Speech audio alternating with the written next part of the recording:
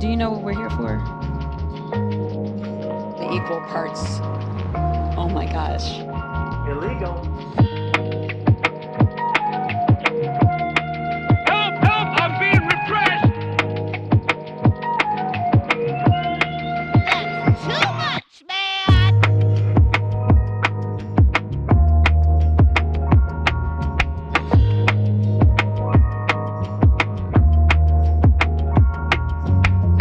Oh, girl, baby girl. What now? Climate and everything are the same word. You should be ashamed of yourself for having that thought.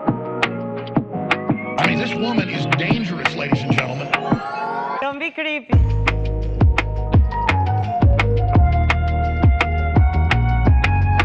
Supercalifragilisticexpialidocious, bitch.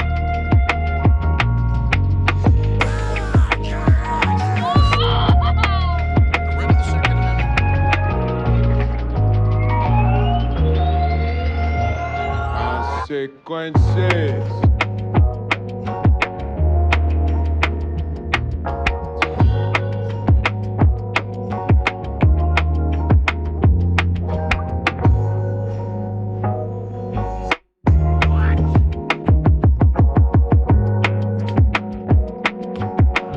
In the Ice Age, how much taxes did people pay? Follow the rich way, man.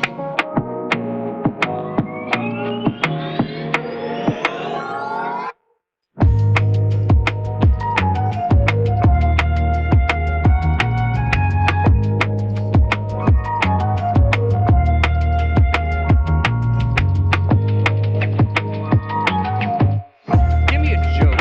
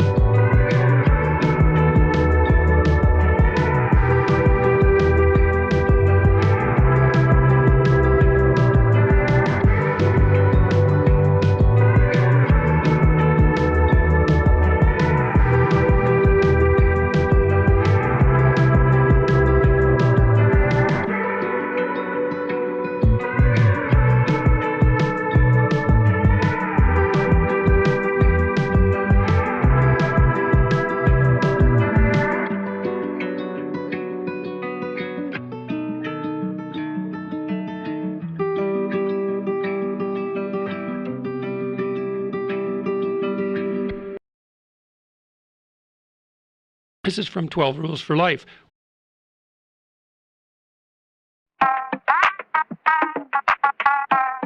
I don't want to...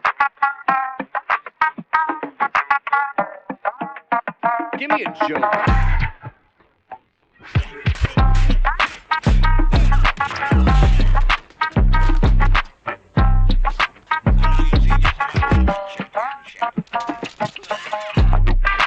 I see that you know your judo.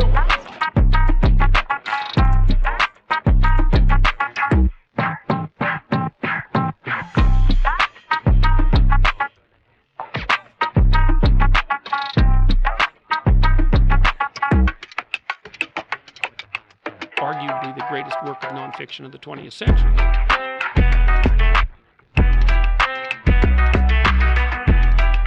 This isn't language. Please.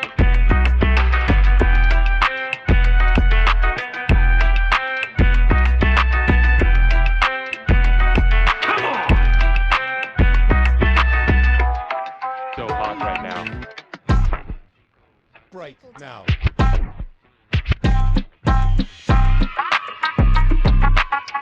Not gonna do it. Wouldn't be prudent at this juncture. Aren't I a good guy? I feel like I'm taking crazy pills!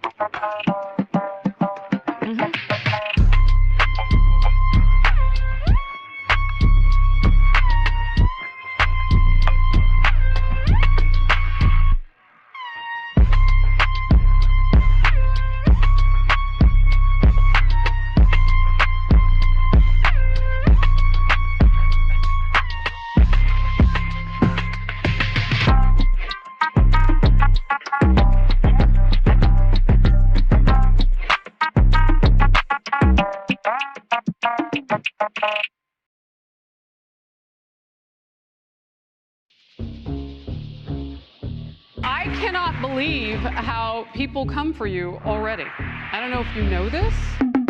Phrasing?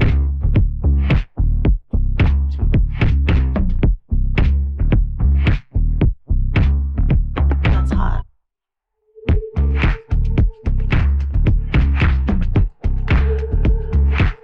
Close it up just like my wife's vagina.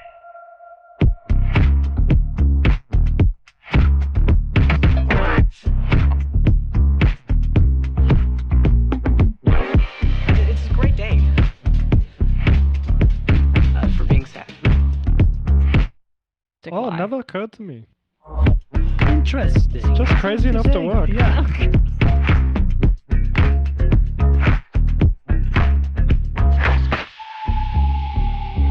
China. China. Have to have my China.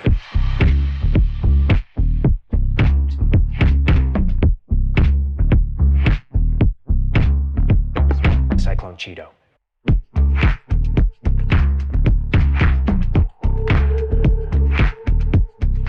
Winter is coming.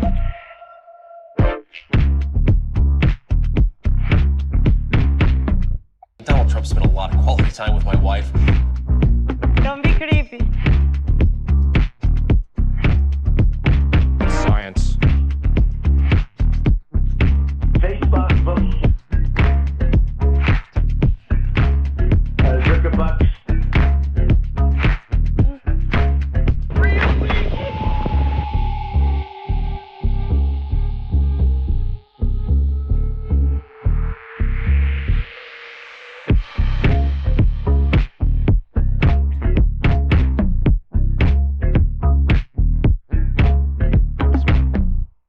I feel like I'm taking crazy pills! Jesus, I say that.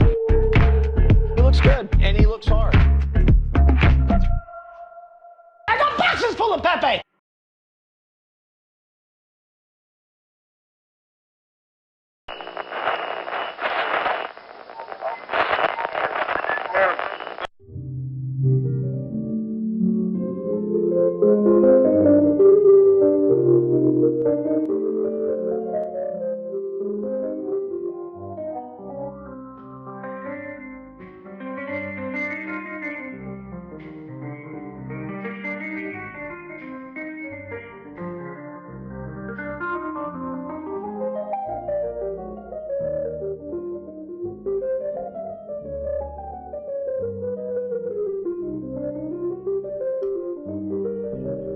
Well, look at us, once again, floating somewhere between Earth and that never-ending void that we call space.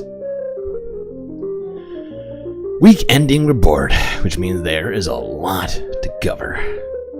So I guess we better get right to it, Space Fams. Don't forget to buckle up those seatbelts, since these journeys through space are often dangerous and filled with turbulent events.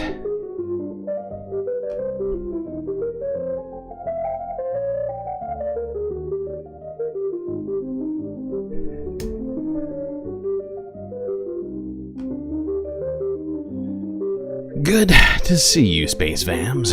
Moa Noah first, Charlie Jinmir second, and Aaron W third.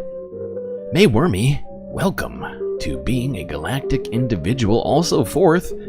So much to congratulate about. Godcat, Bob Carmody, Look Bovine, Sasha G. Wow, that's a short list. Okay, well, good to see all of you. Gotta get straight to it.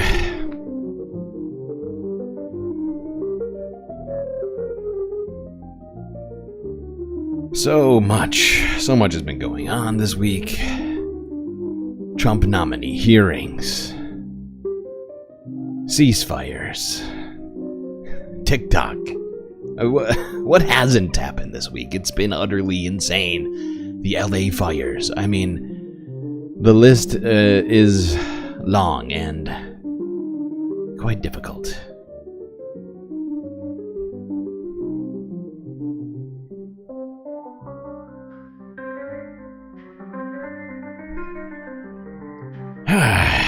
Well, the week is over at least. I'm sure next week's gonna be great.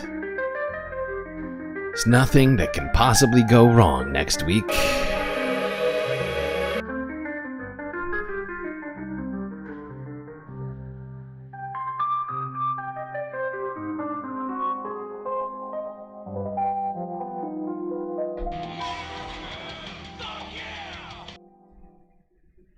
Let's start in that usual place. The United States of America. And unfortunately, there is a health disaster on the precipice, which we should probably talk a little bit about. Emotional support character Ode from yesterday? Well, you hold right on, Jerry. Maybe take a look at this next screen. The bird flu is in overdrive, or the flu is in overdrive. They're also talking about the bird flu, and it literally seems to be almost everywhere. Check this out. If you live in like Montana or Wyoming, you're in the clear. But the rest of us, when it comes to the flu, not so much. NBC medical contributor Dr. Kavita Patel joins us now. Dr. Patel, that was a lot of red on that chart. I got my flu shot last week because I'm a procrastinator, but now I'm like freaking out. Every time my daughter coughs, is it too late for those of us that waited too long? No, it is not too late. Gotti, you're in good company. Everyone around me is having some symptoms. It's hard to know what it is right now, but it's not too late to get the flu shot. In fact, we think this flu season could extend even into the April and May months. So not too late. One shot and just get it done. And the immunity, even though it kicks in about 2 weeks after you get the shot, there's still immunity that you get even in the immediate days after the shot. Yeah, I'll take that immunity. And cold versus flu, like, remind us again what the difference of those symptoms is, because it all just seems like the flu. It does. It does. And a lot of people describe it like I have the flu, but often the technical actual flu has a lot more kind of sudden onset and more severe symptoms than the cold. So flu often includes high fever, body aches. If you feel like you had a workout, but you didn't work out, that's probably the flu. Colds have a little bit less of that and more of like the runny, stuffy nose, sore throat with some mild fatigue. So those are kind of the key differences between the two. But often I've seen people who swear they've got just a cold and it turns out they're flu positive. So getting checked can be helpful just to make sure you know, and especially if you're high risk, because we can do antivirals. I'm the opposite of your patients. I usually have a cold, and I'm like, no, this is definitely the flu. I'm like dying. This is very acute. One other thing. Wow, dramatic much, pal. The CDC seems to be sounding the alarm about the bird flu. Like, what is going on there? I'd like to know. Yeah, we're seeing an uptick in bird flu in animals, including in dairy cows. So this is just in general. We know there's just more bird flu circulating. I just want to temper set. We have had no human-to-human transmission. We also have had, in almost all of the cases, we can say that they had exposure to some of these animals. So I think the key here, Gotti, is just if you handle, or even in your backyard, if you have animals that seem sick, be very careful. Do not handle them. Call the public health service. And if you, of course, have any symptoms, we should be checking to see, and you can do a quick test just to see if it might be the bird flu, not at home, but in a doctor's office and in hospitals. Yeah, always good advice, no matter what season it is. Dr. Kavita Patel, thanks so much. Great. Well, there you go. CDC urging faster testing on especially farm workers, but unfortunately, many farm workers are also, in, not all cases, but in many cases, immigrants, many of whom are undocumented, and their employers aren't at all interested in, spending that money if they don't have to. So it's kind of being left up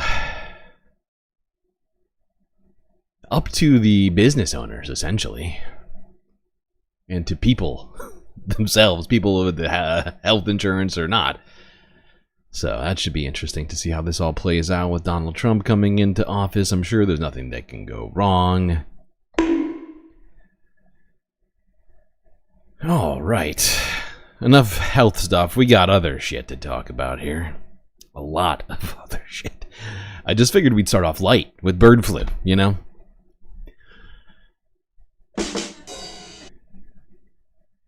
All right, let's talk about our government and the future of it. Seems to be headed in a weird, kind of fucked up direction. But before we talk about the future government, let's quickly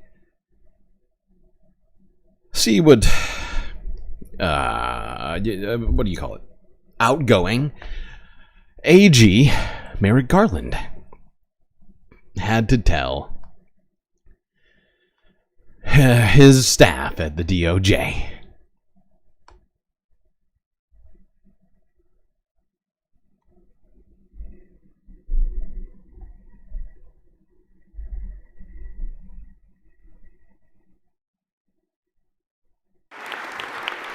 U.S. Attorney General Merrick Garland delivered a farewell address on Thursday as he prepares to step down from his post. In it, he urged career civil servants at the Justice Department to abide by norms.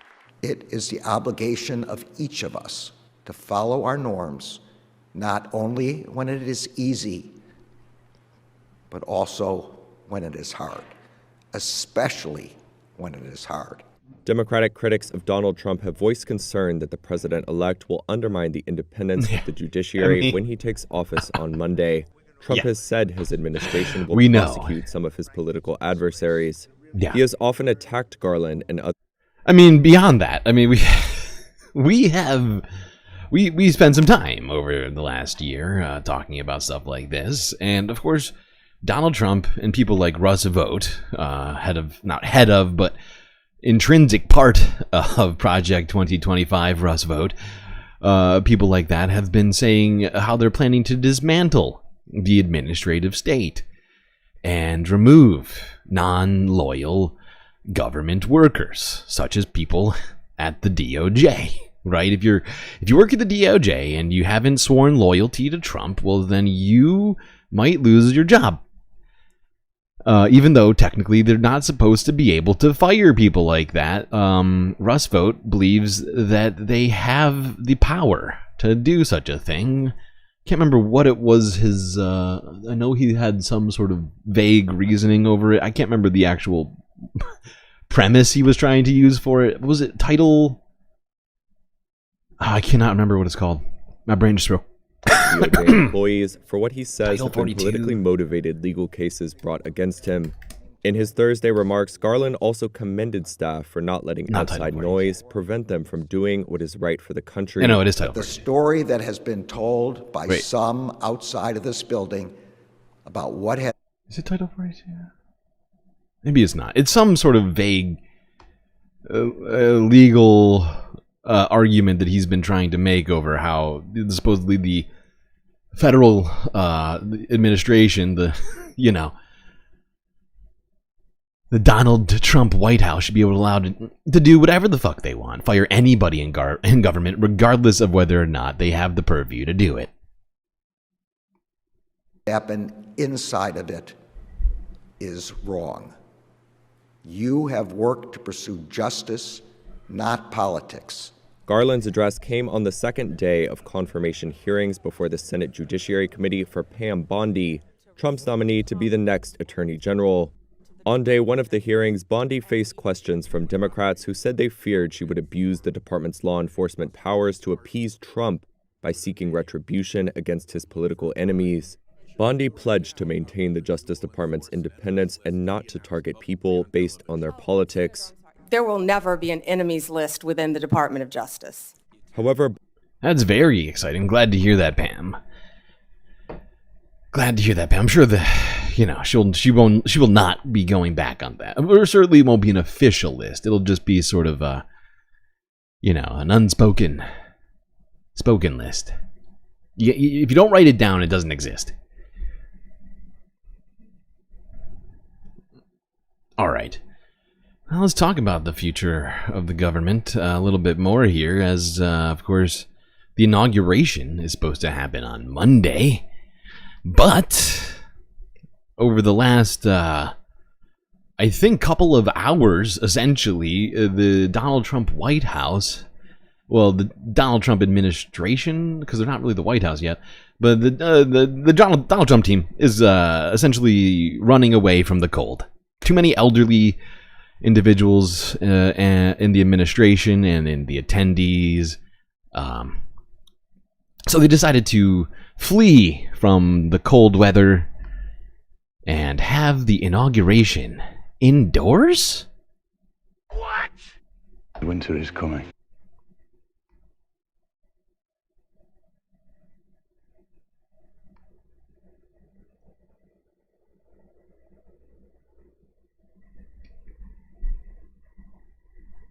President-elect Donald Trump will no longer take the oath of office from the west front of the U.S. Capitol Monday due to below freezing temperatures. That means thousands of people visiting Washington will not be able to see Trump's second inauguration ceremony in person.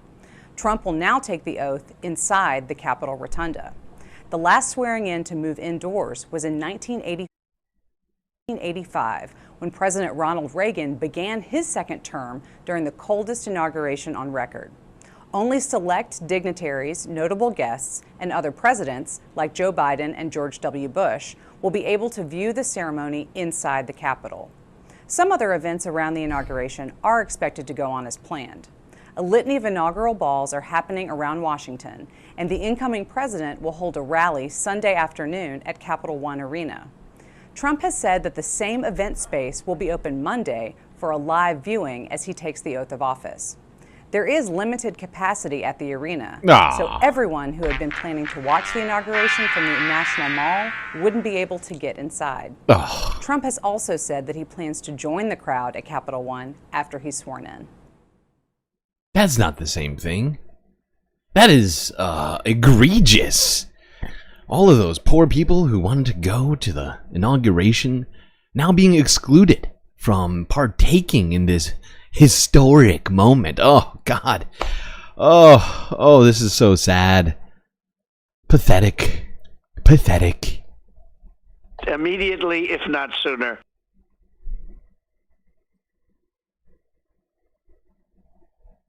The nation's capital right here is preparing for Donald Trump's inauguration on Monday, but a polar vortex is forcing a major change to the plan. Exactly, Rob Skelts. But the millions, what about the millions of people who were clearly going to come to this inauguration? They're now, I'll bet some of them already had plane tickets or train tickets or whatever else. And now all of that is for naught. Go fuck yourself, San Diego. Moving the ceremony indoors for the first time since Ronald Reagan's second inauguration 40 years ago. We get more now from CBS's Ed O'Keefe. After months of preparation and weeks of rehearsals, President-elect Trump is now set to take the oath of office and address the nation in the Capitol Rotunda, rather than the traditional west front of the Capitol. Trump cited the Arctic blast sweeping the country and said he doesn't want to see people hurt or injured in any way. Just hours after the decision to move the inauguration indoors here in the Rotunda, they're already setting up the new platform where Donald Trump will be sworn in. Instead of thousands of people watching outside, it'll just be a few hundred in here, the most important of those VIPs, members of Congress, former presidents, cabinet officials, and those visiting dignitaries from around the world. But Trump supporters we met today, who traveled to Washington for the event, he's already there. Would have been better. They should dress warmly. Oh, these poor guys. To come out because it's a historical event, and I really feel for them. It should be outside. I agree. In the it's pathetic. Weather in order to support what a coward. What he did in the past, afraid of the cold. Moving it all indoors has happened before, exactly 40 years ago, when temperatures for Ronald Reagan's second inaugural plunged to 7 degrees. President of the United States. As for security, about 25,000 law enforcement officers are already on hand. Helicopters and drones will help track crowds, but with 250,000 tickets for people on the National Mall, there are new challenges. You have a lot of people. I love how there's going to be 20,000 security for the inauguration. I feel like they're preparing for the wrong inauguration right now, because I highly doubt that there's going to be some sort of attempted leftist coup of the inauguration. I feel like all of those fences are going to be, somewhat superfluous at this event. People that were hoping to watch this inauguration physically present who are no longer going to be able to do so.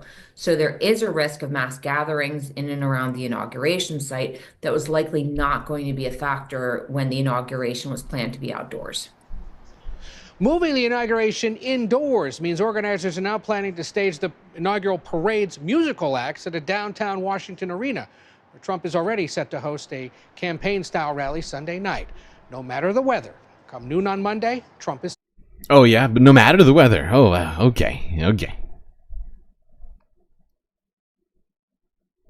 It's not 11:11. I know, we started at the normal time. We started at 10:10. But there we go, people. Donald Trump and his group of cronies fleeing the cold. Winter is coming. For indoors and warmth and comfort. Screw the people. Who needs to watch the inauguration in person? Unnecessary. Go fuck yourself. Alright, now, if you're not aware, there's gonna be at least, somewhere close to, 20 different Florida people, entering the Donald Trump administration. And, in my opinion, I believe this sort of cements the Floridification of the United States.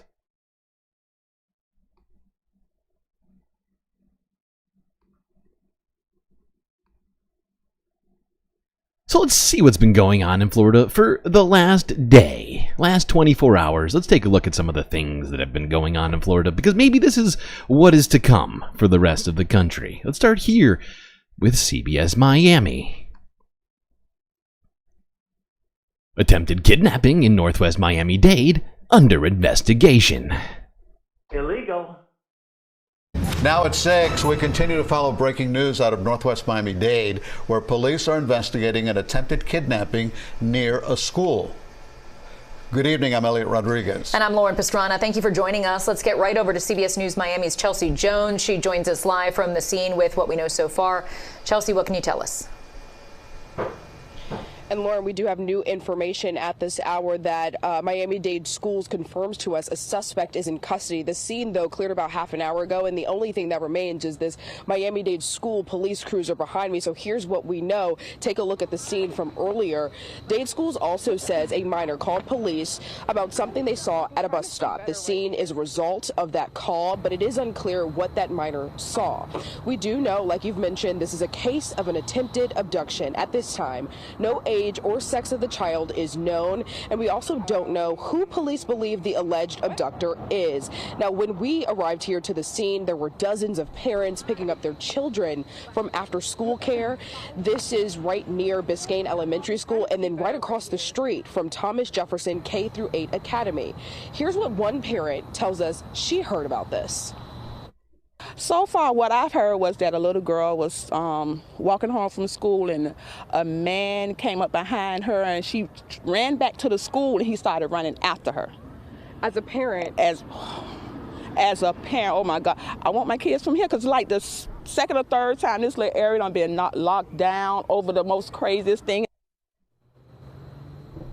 And at this hour, police have not confirmed to us how this alleged abduction happened, but we will continue to ask questions and bring you the latest information as we get it. Live in Northwest Miami-Dade, I'm Chelsea Jones, CBS News, Miami. All right, let's go here. This was shortly after that. And now at 6, police are investigating a vicious attack that left 2 people killed and 2 others hurt. Investigators say all the victims were experiencing homelessness. And tonight, police say the person behind the brutal attack is in custody. CBS News Miami's Peter Dench joins us live from Miami with what we're learning about the suspect. Peter? Well, Lauren and Elliot, a big question right now is the motive for these attacks. Miami police are still not identifying the man in his 30s who was taken into custody at this point, and they still have a lot of questions as to why this happened. Miami police rushed to the scene just after 6 in the morning after 4 homeless people are attacked. It's always outrageous when someone exploits the most vulnerable of our society. Here you have multiple victims. 2 of the victims do not survive. 2 that are hospitalized, 1 in critical, 1 in stable condition. Ron Book, the chairman of the Miami-Dade Homeless Trust, is deeply troubled. It's an unprovoked attack to the best of what we know. And quite honestly, whether it's a homeless on a homeless attack or it's someone in the non-homeless world, when you do harm to those that are so vulnerable in our society, what does it really say about you as a human being? Miami police say they received multiple calls about a man with a stick beating up people. Beating people with a stick. And my patient has a large laceration to the head. The first attack occurred on 6th Street at Northwest 1st Avenue, and the second one happened a block away at North Miami Avenue. Turning his attention across the street, he then attacked a homeless couple that were there. Miami Police Chief Wow, first 2 stories in Florida not looking great. 1 attempted kidnapping of a child, and 2 homeless people murdered on the street, 3 others critically injured in one day. Oh, but there's more. Let's go to Fort Lauderdale. Same day, same shit. In Fort Lauderdale, a business owner shot and killed in the street, and now police are searching for whoever pulled the trigger. We're hearing from a witness who says he saw the victim moments before shots rang out. CBS News Miami's Ted Scouten reports from Fort Lauderdale. A man shot in the street I'm of Fort sorry. Lauderdale. It happened right here in front of a row of businesses. We gotta pause. What is this idiocy that I see in chat? Rock, $100 Latino. Any takers? We will not be betting on racialized sort of perpetrator guessing. It's really gross. It's really gross. I think you should settle down, pal. And of course, it was around 11. You know, if you piss off the mods enough, you're just going to get banned. So do remember that. Witnesses say they heard a volley of gunfire. Bullet holes are left behind in this van after a man was shot on Southwest 3rd Avenue and 16th Court in Fort Lauderdale. We came in, and then 3 seconds later, we heard gunshots, like 5, 6 gunshots. Pedro Lopez was just steps away and saw the victim right before the fatal gunfire. The victim's shop was right next to us, so as soon as we walked into our shop, he was walking out. And then 5 seconds later, we heard gunshots. You know, we just dug down. I can't get the shots out of my head. I can't get his significant other's scream. Well, there we go. Fort Lauderdale business owner shot dead in the street in Florida. Same day as all of this other stuff happening. Wow. Wow, wow, wow. Florida's really, really doing good over here. Republican-led Florida. Just filled with crime and murderers. What's going on there? Now at 6, scary moments on the road for a South Florida driver after he says a car pulled up next to him and the person shattered his driver's side window. Tonight, police are investigating the scene as a possible shooting. CBS News Miami's Joe Murray is joining us live from Miami. And Joan, the chaos unfolded at the busy Golden Glades interchange. What happened? Yeah, and we've all been there. You know how busy it is trying to get from the Palmetto onto the interstate and with all that construction going on. So you can imagine this man's shock when suddenly he finds his windows are shattered. Now investigators want to know why it happened and how it happened. We have a shooting on State Road 826 and I-95 Expressway. Complainants on the overpass to go onto I-95 northbound direction, and a red Hyundai Kona parked on the right side. It's a disturbing picture. The front window of this red SUV stopped on State Road 7 at the Golden Glades interchange. The driver, likely hit by flying glass, told investigators he was on the ramp headed to I-95 when a car pulled up beside him, shattering his windows. I-95. My wife was shot in the head. I'm sending the help right now. Stay on the line. It's now the second incident in under a week on South Florida's highways. Last Friday, a woman was shot in the head driving on 595 in Davie. We're trying to have a good day, and I think that you just try to take my life from me for nothing. That truck driver accused of firing that shot has not been caught. Wow, Republicans are really not doing their jobs here in Florida. They're just allowing violence all over the place. Gosh, you would think that they'd be more on top of this. They're always talking about law and order and all this other crap and police, and yet somehow, even with Republicans in charge of every single branch of government in Florida, they can't seem to manage to stop all of this horrifying violence. What is going on? I am very confused. If this is the future for our country, I'm not really looking forward to it.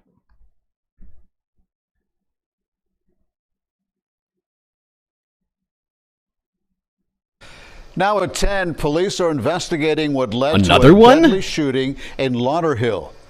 Let's get straight out to CBS News Miami's Chelsea Jones, who's live at the scene of this breaking story. Chelsea, what's happening out there? Well, Elliot, the scene is still active as it heads into its 5th hour. You can see police lights behind me, but I want to show you a better look at the scene from inside of the complex here where police are focusing their investigation. In the video, you can see police tape and crime scene investigators on the scene focusing their attention on a parking lot. That is where police say this shooting happened. Wow. Lauderhill police say they responded to the scene here at 2500 Northwest 56th Avenue around 5 o'clock. And when officers got here, they found a male in the parking lot suffering from a gunshot wound. At this time, the age and identity of that young person, or person rather, is unclear, but we do know that the male in question was taken to Broward Health Medical Center where he was pronounced dead. Now, as for a... Wow, this is all within 24 hours. Oh, wait. What? There's another one? Shut up. What you talking about?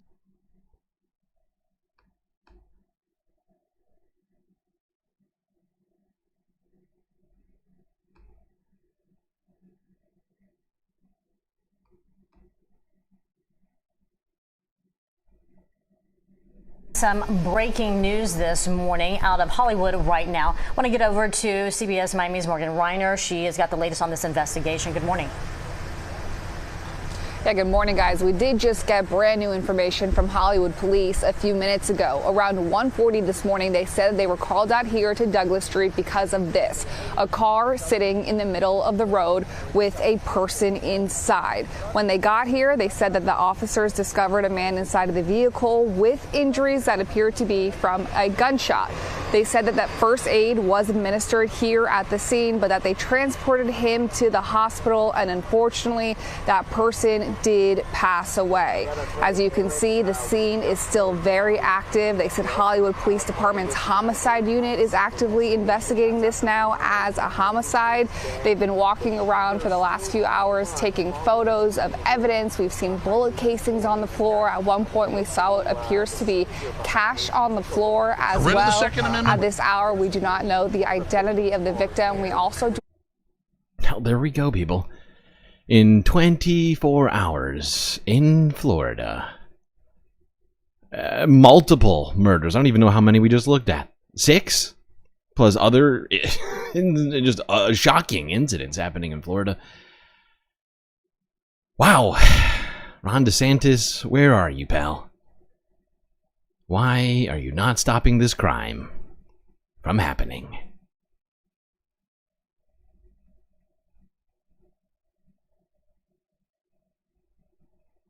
Yeah, if you're somehow unfamiliar, there is a Hollywood in Florida. I know it's confusing. There are, in fact, multiple cities, all named the same thing in the United States. Alrighty, let's go on and talk about that government that's about to bring us the Floridification. But first, let's talk about the people that are leaving the office which those people are about to inhabit. Let's go here to the Vice President's ceremonial office.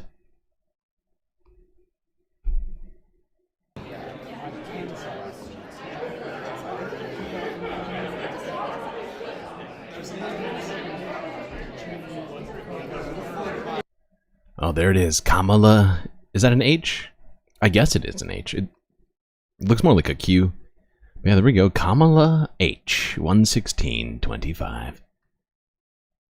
Who else we got on this puppy? Gotta zoom out here. Oh, there's Joe. I see Joe Biden. There's Al Gore. Dick Cheney.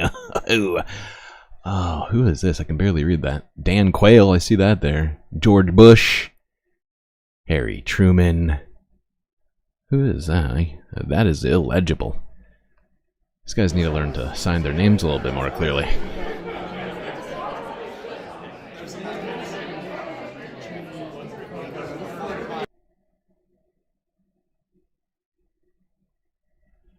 Well, there we go.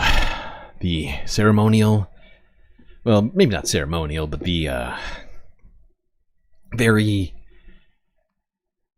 historical desk in the ceremonial office where vice presidents sign their names as they head out. You did see Dick Cheney's name. It's on there. Alrighty. Let's see really quickly what Donald, not Donald, my God.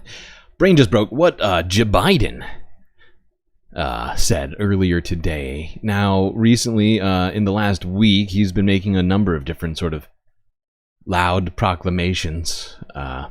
Whether or not any of those will be, in fact, taken to their logical conclusions, is another question. I certainly have my doubts about some of the things he's been saying need to happen as to whether or not they will happen, but hey. Stay optimistic, just for a minute. Just over 100 years ago, a pioneering group of women proposed the Equal Rights Amendment to enshrine the principles of gender equality in our Constitution. Throughout my career, I've been clear. No one should be discriminated against based on their sex. And in order for the amendment to be ratified, it requires 3/4 of the states to ratify it. That benchmark was passed when Virginia ratified the ERA a few years ago. Today, I affirm the Equal Rights Amendment to have cleared all the necessary hurdles to be added to the U.S. Constitution now.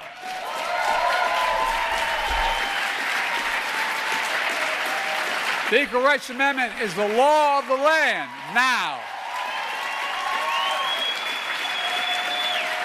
It's the 28th Amendment to the Constitution now.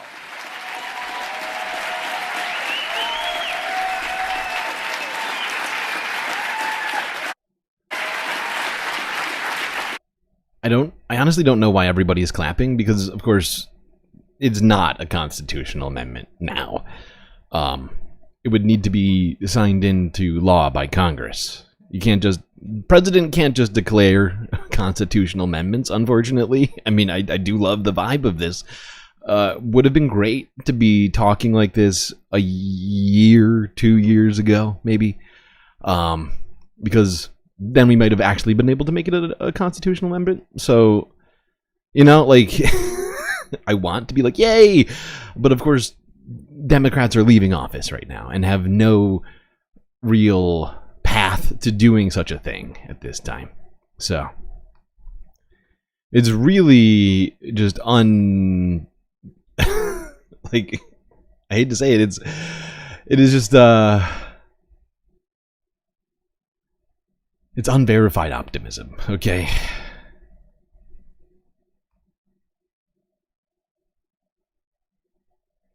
And, honestly, like, a lot of these things that he's coming out and saying right now are bugging me because of that fact, right? It's like, why are you coming out and telling us about all this stuff when you can't actually do any of it now? Any sort of executive orders he tries to put in place could be just as easily undone by the next administration. And we should have used the majority we had in the first 2 years to get stuff like this done. If it was on Joe Biden's mind, should have been talking like this years ago.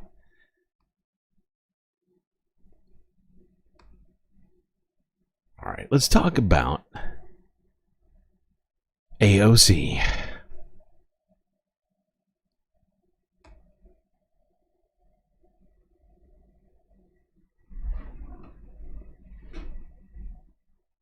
As we turn from, how do we with our ideologies react to these type of fights?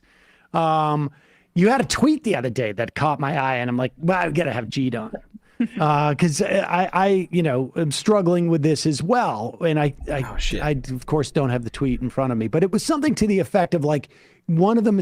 Sorry, I got to pause. I almost forgot. You all have been vocalizing your desire for your deserved emotional support characters. Please hold. 3 and wait, that's another Gary. We can't have 2 Garys. 15.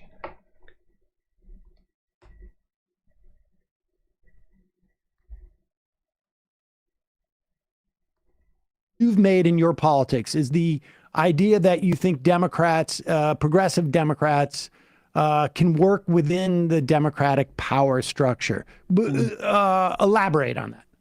Yeah, sure. I mean, obviously, I think people, with the broadly left politics were very disappointed that neither, Sanders nor Elizabeth Warren became the nominee in 2020, and it was Biden. But once Biden came in, Biden did try to co-opt elements of the Sanders-Warren agenda, especially instead of hiring a lot of Warren people who ended up doing good work within his administration, and also a lot of Bernie's goals. And so, I mean, the good aspects of Biden's administration really came from that sort of insider strategy, and I don't want to downplay that.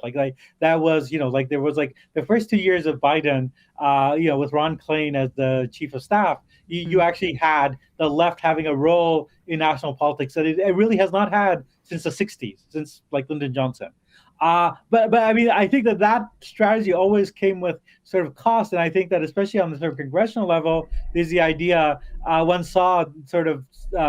I think there's a divide in the squad between people who have become completely oppositional to the Democratic Party and someone like AOC, who I think has been pursuing an insider strategy. But one saw this actually when Biden was kind of going down, where they, both Sanders and AOC were supporting Biden even after the that horrible debate, and they were trying to they got concessions from him. They actually got Biden to admit to he went out was going to cap rent at 5 or 9% or something. Right. At the time I had defended that, and but actually now we're kind of seeing, especially with how they had a choice between Jerry Connolly and AOC, and to head the oversight committee, and they went with the 74-year-old guy who has throat cancer, who all sympathy for him and his family as he struggles with this. But when this guy goes on TV, he can barely speak. And this is this is but gee, I mean, honestly though, for the 75-year-olds with esophageal cancer, he's got a pep in his step that a lot of them don't. Yeah, but I mean, to me, that thing, the fact that AOC played the inside game, and still and really tried to show I'm the good soldier. I will work with the coalition. She was not Bowman. She was not Cori Bush. This party, the party elite is so committed, and I think there's actually a danger that if you're seen as the good soldier, that actually undermines your ability to challenge the party from the left and to win over people who are skeptical of the party, which I think Bernie Sanders was able to do in 2016 and 2020, precisely because he was not a Democrat. And this was the accusation: he's not a real Democrat. Well, guess what? If people associate the Democratic Party with neoliberalism, then not being a Democrat, makes you more popular. So I think going forward, I think that the inside strategy doesn't have much more juice in it. And I think that there might be a role to play, I think, in organizing outside the party and then to challenge the party. And I think especially if you're thinking in terms of presidential race, but also in sort of other primaries for Senate and Congress, to get people who are outside the party, doing political agitation, political work, building a political base, and then coming into the party as an outside force. So I would imagine someone imagine a union leader like Sean Fain, or there are others, but organizing events, organizing a draft Sean Fain movement, but it's outside the Democratic Party, and that he only comes into the party as an outside force and doesn't try to play nice or beforehand. So let me just see if I understand, because Sanders said something similar in his interview with John Nichols, but it was he was talking more about in red states, try and encourage Dan Osborne's. But what you're saying, if I understand correctly, is there's two things. One, and maybe Emma's going to take issue with this as well. The analysis that working within the party somehow diminishes your electoral power. I mean, because that's one assertion, and maybe your ability to bring people into maybe ability to bring people into it. I mean, it's unclear to me that you can make that case with AOC. Frankly, because she did very well in her district, particularly relative to Harris. But the idea of organizing outside of what people traditionally perceive as partisan politics, building a power base and then moving laterally into the Democratic Party so that you already come. But that's sort of like what AOC did in some ways in her primary, right? Yeah, I mean, she did it's also. I'm trying to think of it's also exactly what happened with Bernie Sanders, right? All right, what is this garbage? Why do you I'm sorry, pal, but you're getting timed out. You're just bugging me and saying random garbage. So enjoy this. All right, here you go. You've just gotten out of control. Morbius Dragon with the gifted galactic membership. Thank you, Morbius.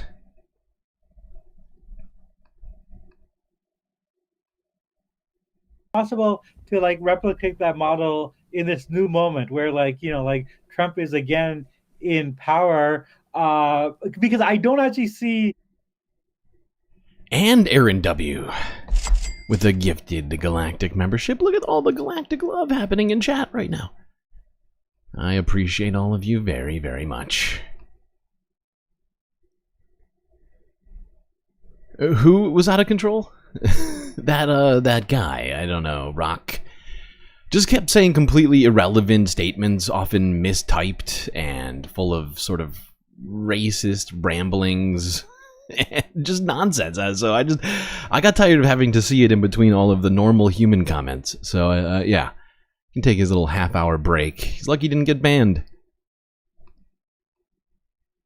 The party, I mean, maybe Ben Winkler will become head of the DNC. There might be a few other moves still to play, but I'm not sure that the sort of centrist faction of the party is willing to give up power. Oh, they're definitely not willing to give up power. I mean, the question is how do we dislodge them? How do we dislodge them, right? Yes.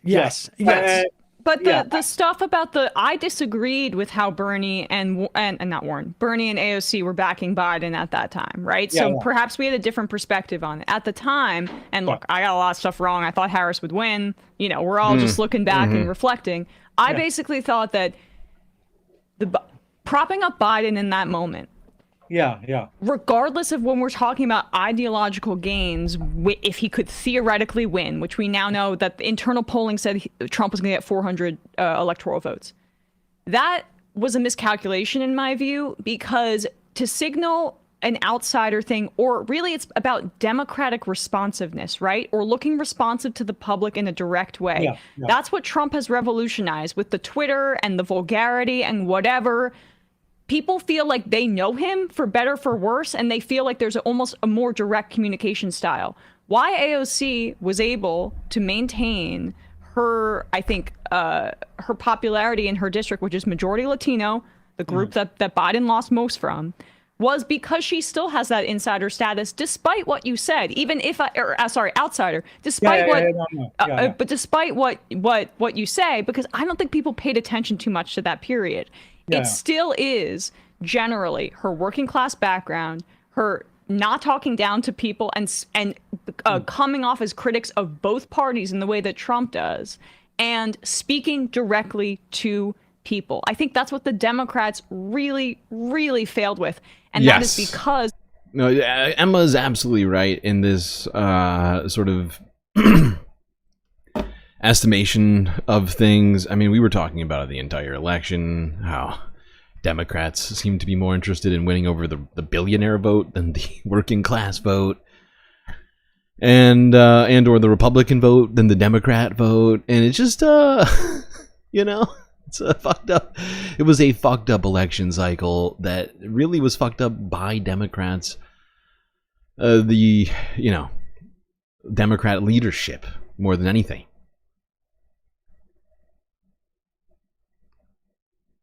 Because of all of the, big wigs in the Democratic Party, the Joe Biden people had switched over to the Kamala Harris team, essentially. And it was the same form of politics that, I think a lot of people have rejected. One of the reasons why I think some people have just completely removed themselves from all of this and or disengaged, like Emma said, right? Because there is a serious amount of disengagement in this country. And it's not, it's a pretty easy line to draw, in my opinion. All right, how are we doing on time? Yeah, let's keep this going. We got more shit to talk about. We talked about this a little bit yesterday, and I made some allegations, I opined on this subject earlier. I suggested a number of things in relation to this most recent deal, which was reached by Rudy Giuliani, his lawyers, and the lawyers of the two election workers who he defamed in the media. And, well, other people in the media are also now coming to similar conclusions. Before we get to those, let's just remind you of what I'm talking about.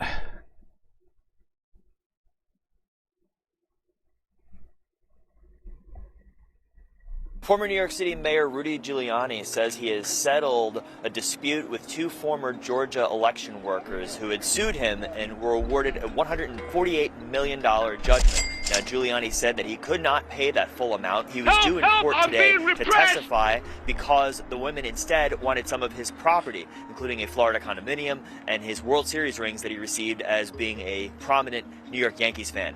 Now, Giuliani's lawyers said that instead of coming to court today, Giuliani has settled with the women. He has reached an agreement whereby he will retain all of his property, including his New York City apartment and his Florida condominium and the World Series rings. And instead, according to a statement from the women, he will pay them compensation.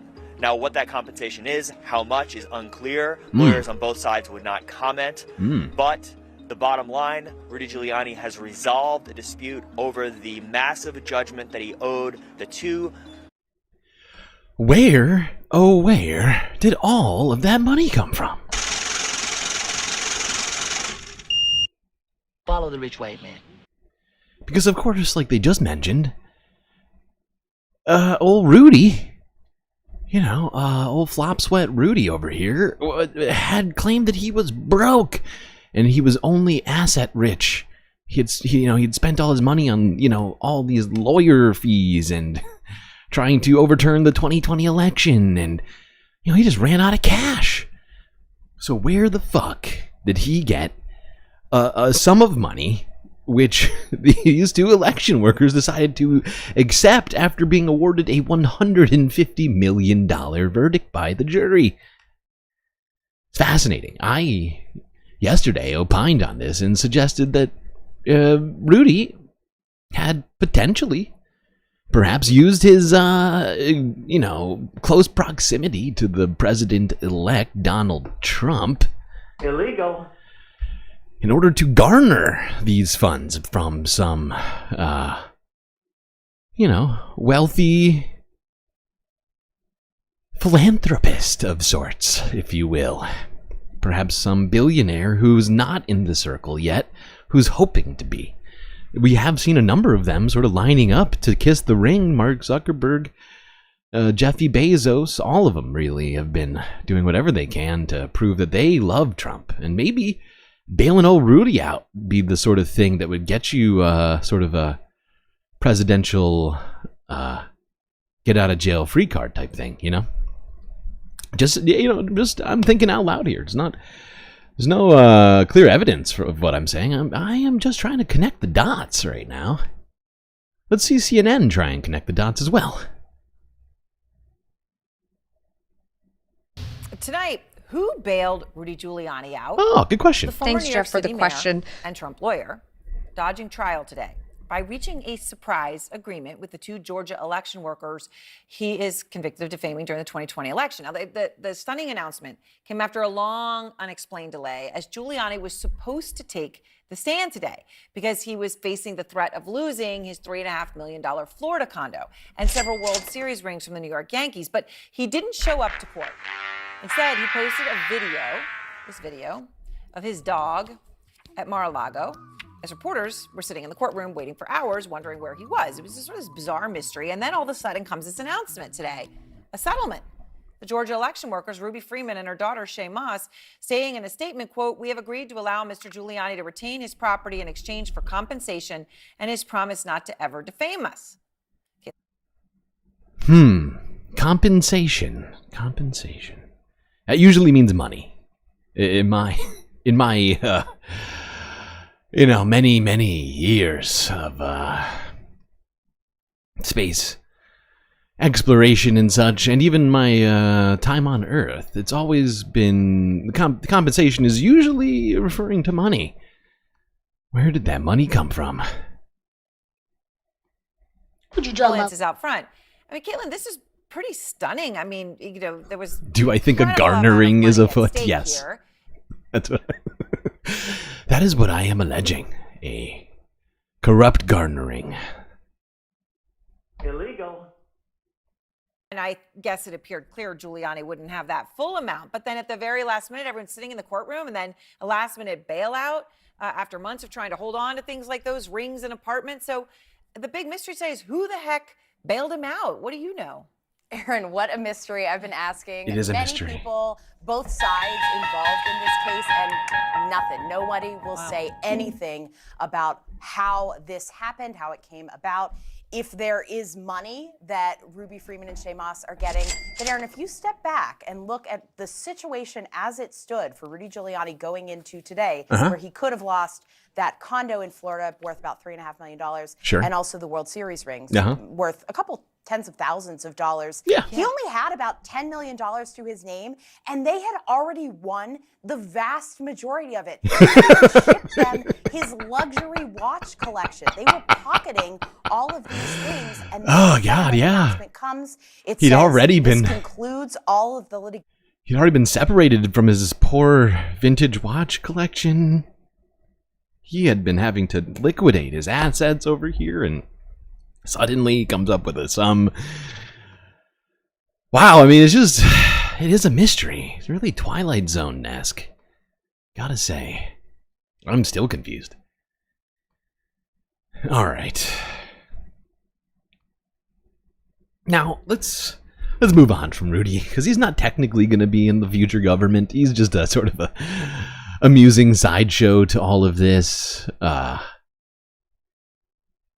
So let's talk about some of the individuals who are, in fact, going to be in the Donald Trump administration.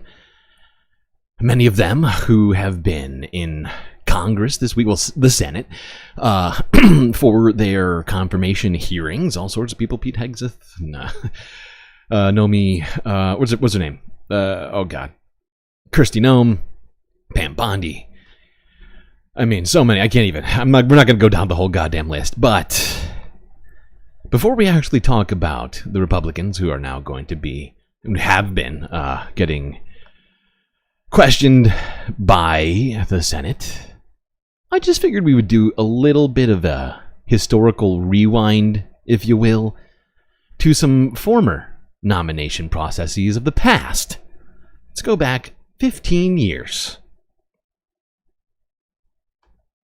We have no permanent Surgeon General. And the reason is as simple as it is mind-boggling. Republicans in the Senate refused to confirm President Obama's exceptionally qualified nominee for this job. Illegal. I'll try to explain the Republican reason for the refusal, but with so many other things they oppose, a rationale simply does not exist. Senate Republicans are simply so opposed to everything, absolutely everything, that they even oppose putting people in some of the most important positions in our government. During the first Bush administration, the first year, there wasn't a single cloture petition that had to be filed. He got basically everyone he wanted. But that isn't the way it is here. In the first 4 months of the Obama administration, Republicans filibustered 8 of his nominees in the first 4 months. Wow. That means that President Obama faced twice as many filibusters of his nominees in his first 4 months as President Bush faced in his first 4 years. So it's obvious that these...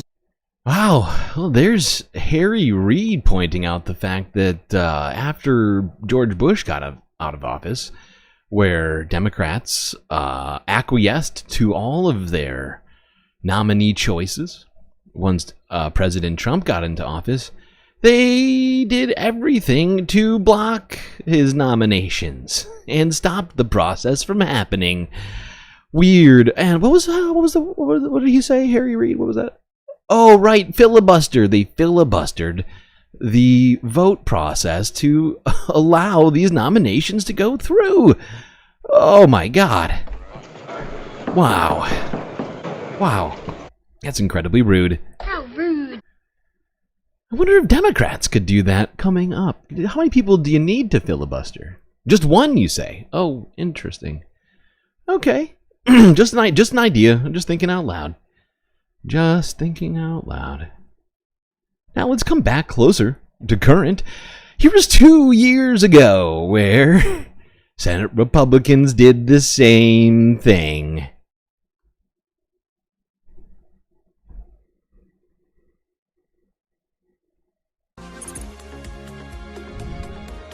Well, the nominees to the Federal Reserve are having some trouble getting through. That's because Senate Republicans are blocking the votes. Our Brian Chung has the very latest on what's going on here. Brian? Yeah, what is going on, Brian? Please explain. Yeah, a dramatic scene playing out in the Senate Banking Committee yesterday afternoon when it was expected that the Biden administration's 5 nominees for vacancies at the Federal Reserve were expected to pass through the committee and then move on to the next step, which would be a full Senate vote. That committee vote never happened, and the reason why was because none of the Republican members of that committee showed up for the executive session. That throttled the quorum that's needed.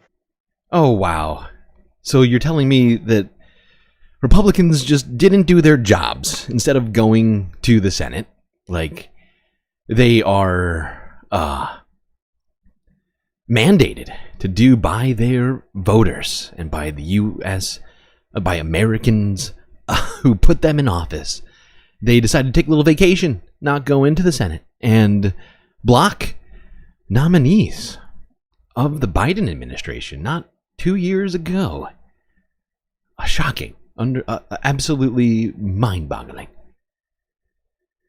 I wonder if Democrats could do something similar coming up. How many do you need for a quorum again? Should be interesting to see how this all goes here in the future.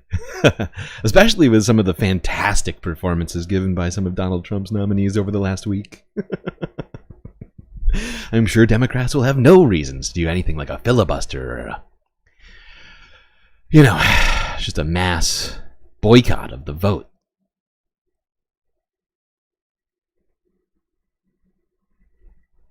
Now, will Democrats do that? I don't know. But I encourage them to do the same things that Republicans were doing to stop the agendas of former Democratic presidents. All right, let's go to this fucking idiot. This guy is about to be head of the U.S. Treasury. As long as he gets confirmed. One Scott Bessent.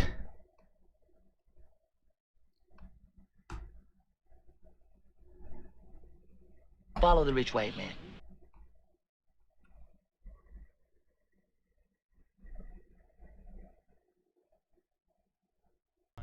Donald Trump's pick for Treasury Secretary Scott Bessent on Thursday said the U.S. dollar should remain the world's dominant currency. The Federal Reserve should stay independent, and tougher sanctions should be imposed on Russian oil. But he said extending Trump's 2017 tax cuts was his top priority in testimony at a Senate Finance Committee confirmation hearing. If we do not renew and extend, then we will be facing an economic calamity. We will see a gigantic middle-class tax increase. The Trump tax cuts are due to expire at the end of this year. Bessent wants to make them permanent. The hedge fund manager and founder of Key Square Capital Management also voiced support for Trump's plans to impose steep tariffs in an exchange with Democratic Senator Ron Wyden. I believe these tariffs, you can call it whatever you want in terms of trying to gussy it up. They're going to be paid for by our workers and small businesses. Senator, I would respectfully disagree. And the history of tariffs and tariff theory, optimal tariff theory, does not support what you're saying. Optimal tariff theory, dude. Optimal tariff theory is fucking idiotic. And I think what he's talking about is something that was written over 100 years ago, if I'm not mistaken. And the fact is the economy has changed in the last 100 years. If Scott's not aware, there's more places than China for people to manufacture in. And the cost of building factories is more, in many cases, than the cost of just having consumers eat tariffs, right? It's an idiotic suggestion. It's always been an idiotic suggestion certainly in the last, I don't know, 20 years, I would say, ever since all of the factories were moved to China. It just doesn't make any sense anymore. China! Oh, God. But this guy is the sort of guy who just, regurgitates nonsense, sort of Keynesian economic bullshit.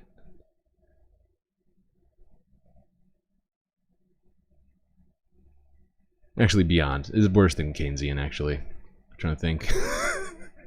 My brain just... But we're not done with Scott. Scott is somebody we really got to talk about here, since he's going to be in charge of the Treasury, which is a pretty important job in this country, considering how large our budgets are and things like that. This guy is going to be... He's going to have his hand on the till of America.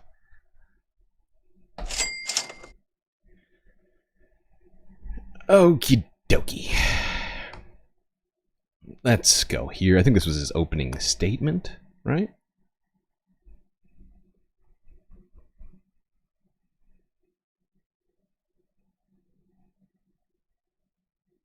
For being here and time in the office. Oh, sorry. I think it's this one. Yeah, no, yeah, okay.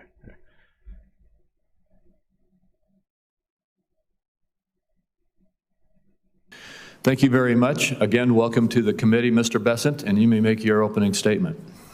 Good. Thank you. Chairman Crapo, Ranking Member Wyden, members of the Finance Committee.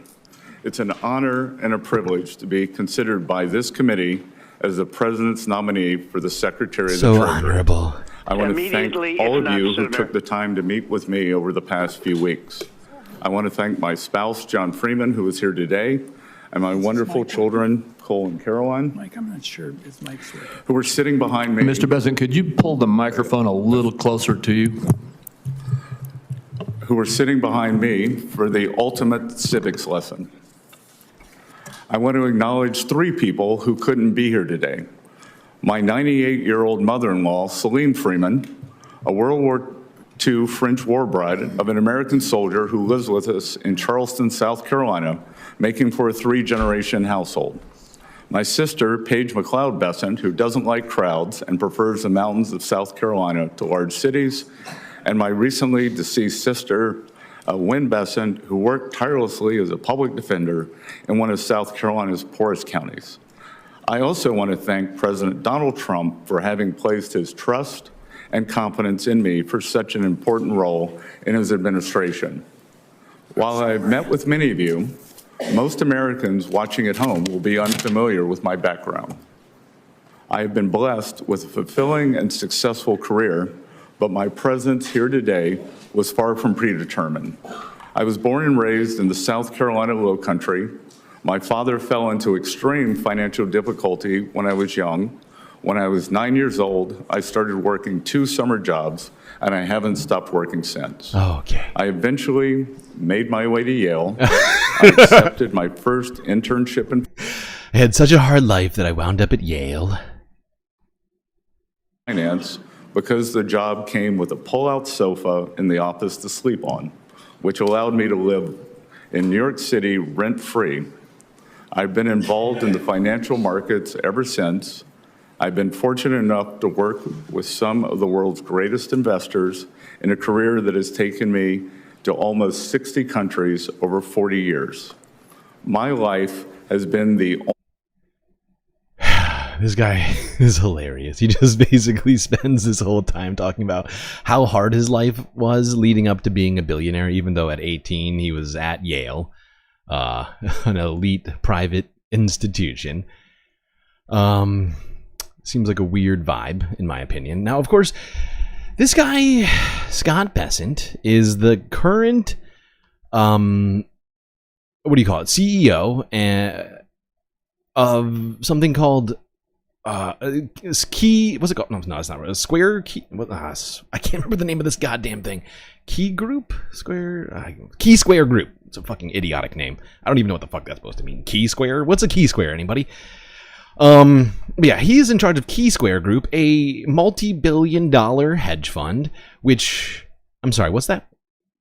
Oh, it had seed money. $1 billion in seed money from who? George Soros? What? What you talking about? That's right. Scott Bessent. A puppet, a George Soros puppet about to be at the head of the Treasury. My God.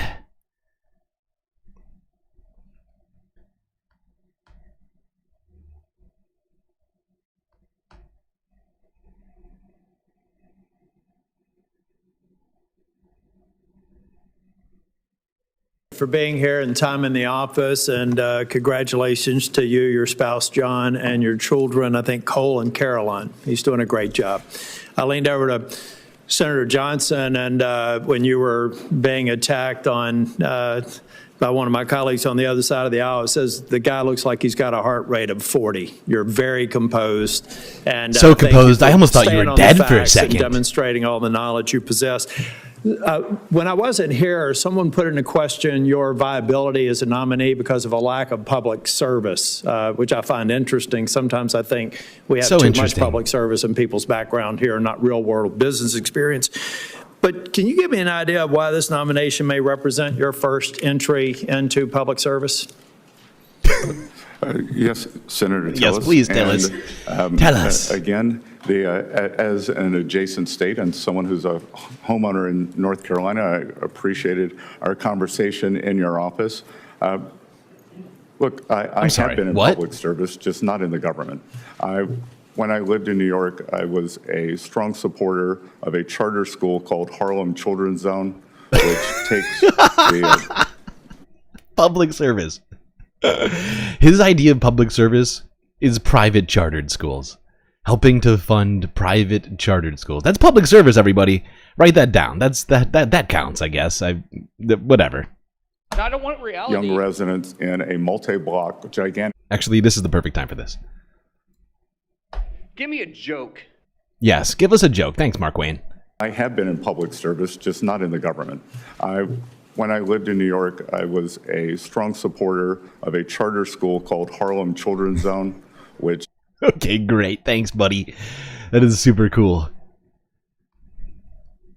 Takes the young residents in a multi-block, gigantic block, keeps getting bigger area of Harlem, and takes them from cradle through high school. He was about to say cradle to grave, dude. Oh my God, this guy is a sicko. This guy is a full-on sicko. I'm sure, you know, people who donated to this charter school didn't receive tax benefits. Oh, they did? Oh, okay. Okay.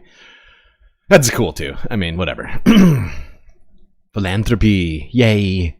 Gotta love it.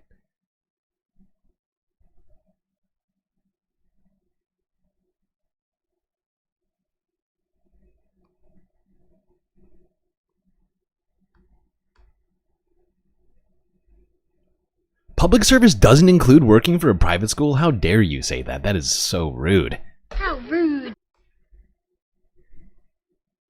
The colleagues have already raised the urgency of more sanctions on Russia's shadow fleet, particularly as it is sabotaging our allies' infrastructure in the Baltic, and urged that it is unfair for Chinese manufacturers to be able to underprice U.S. manufacturers by virtue of lower environmental standards. So I just want to give two big thumbs ups to both of those notions. As we talked about in my office, I think that the most immediate danger of a major economic collapse is going to come through the insurance industry.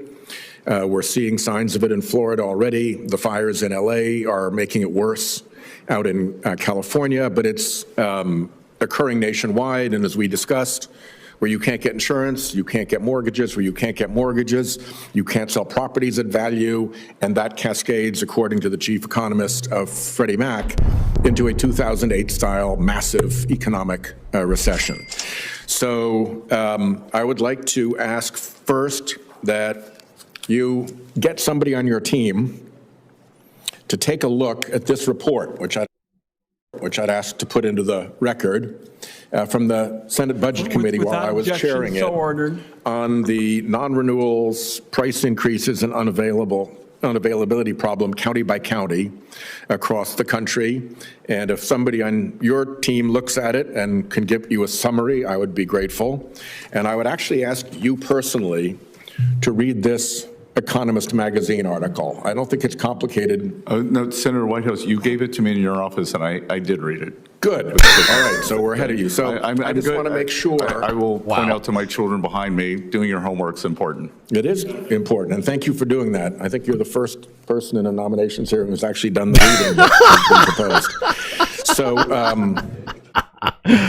I don't find it at all shocking that only one of the Senate hearing or the nominees have actually read things. That really does check out. Pete Hegseth doesn't seem like a dude who reads a lot. Neither does Pam Bondi. Even though she's a lawyer, she seems more focused on other stuff. But there we go. It's just very interesting. Apparently, Scott Bessent actually did read it. I wonder what he thought about all of that, actually. Wait, does he say? I can't remember whether or not he actually says what he thought about it. Wait on. Let's listen to the rest of this. I just think that all of us need to be alert to this problem. I think it's actually started. Ernest Hemingway famously said that bankruptcies happen gradually and then suddenly. I think we're in gradually on a climate change-driven insurance crisis that will cascade out into the whole economy. I gave my Environment Public Works colleagues a book this thick. I gave your team a similar book of all the many high-level, serious, peer-reviewed studies that have shown these economic risks. And I just don't think we're ready for it. And I think it's really important that we be ready for it. And I don't want anybody to say that they weren't warned about it. So. Okay, well, I guess he doesn't respond to that, or at least not in this clip from Forbes. I might have to dig deeper into this and see what he actually had to say about it. Because as Treasury Secretary, that's actually, it's very important what he thinks about that specific topic. Because he will be essentially the head financial advisor to Donald Trump. Will be intrinsically linked to all future economic policy for the next 4 years. If he were to be confirmed, if Senate Democrats don't filibuster or force a what's it called? A non-quorum. I know there's another word for what I just tried to say. I can't think of it right now. All right, let's go and see what Bernie Sanders had to ask old Scott here about all of this.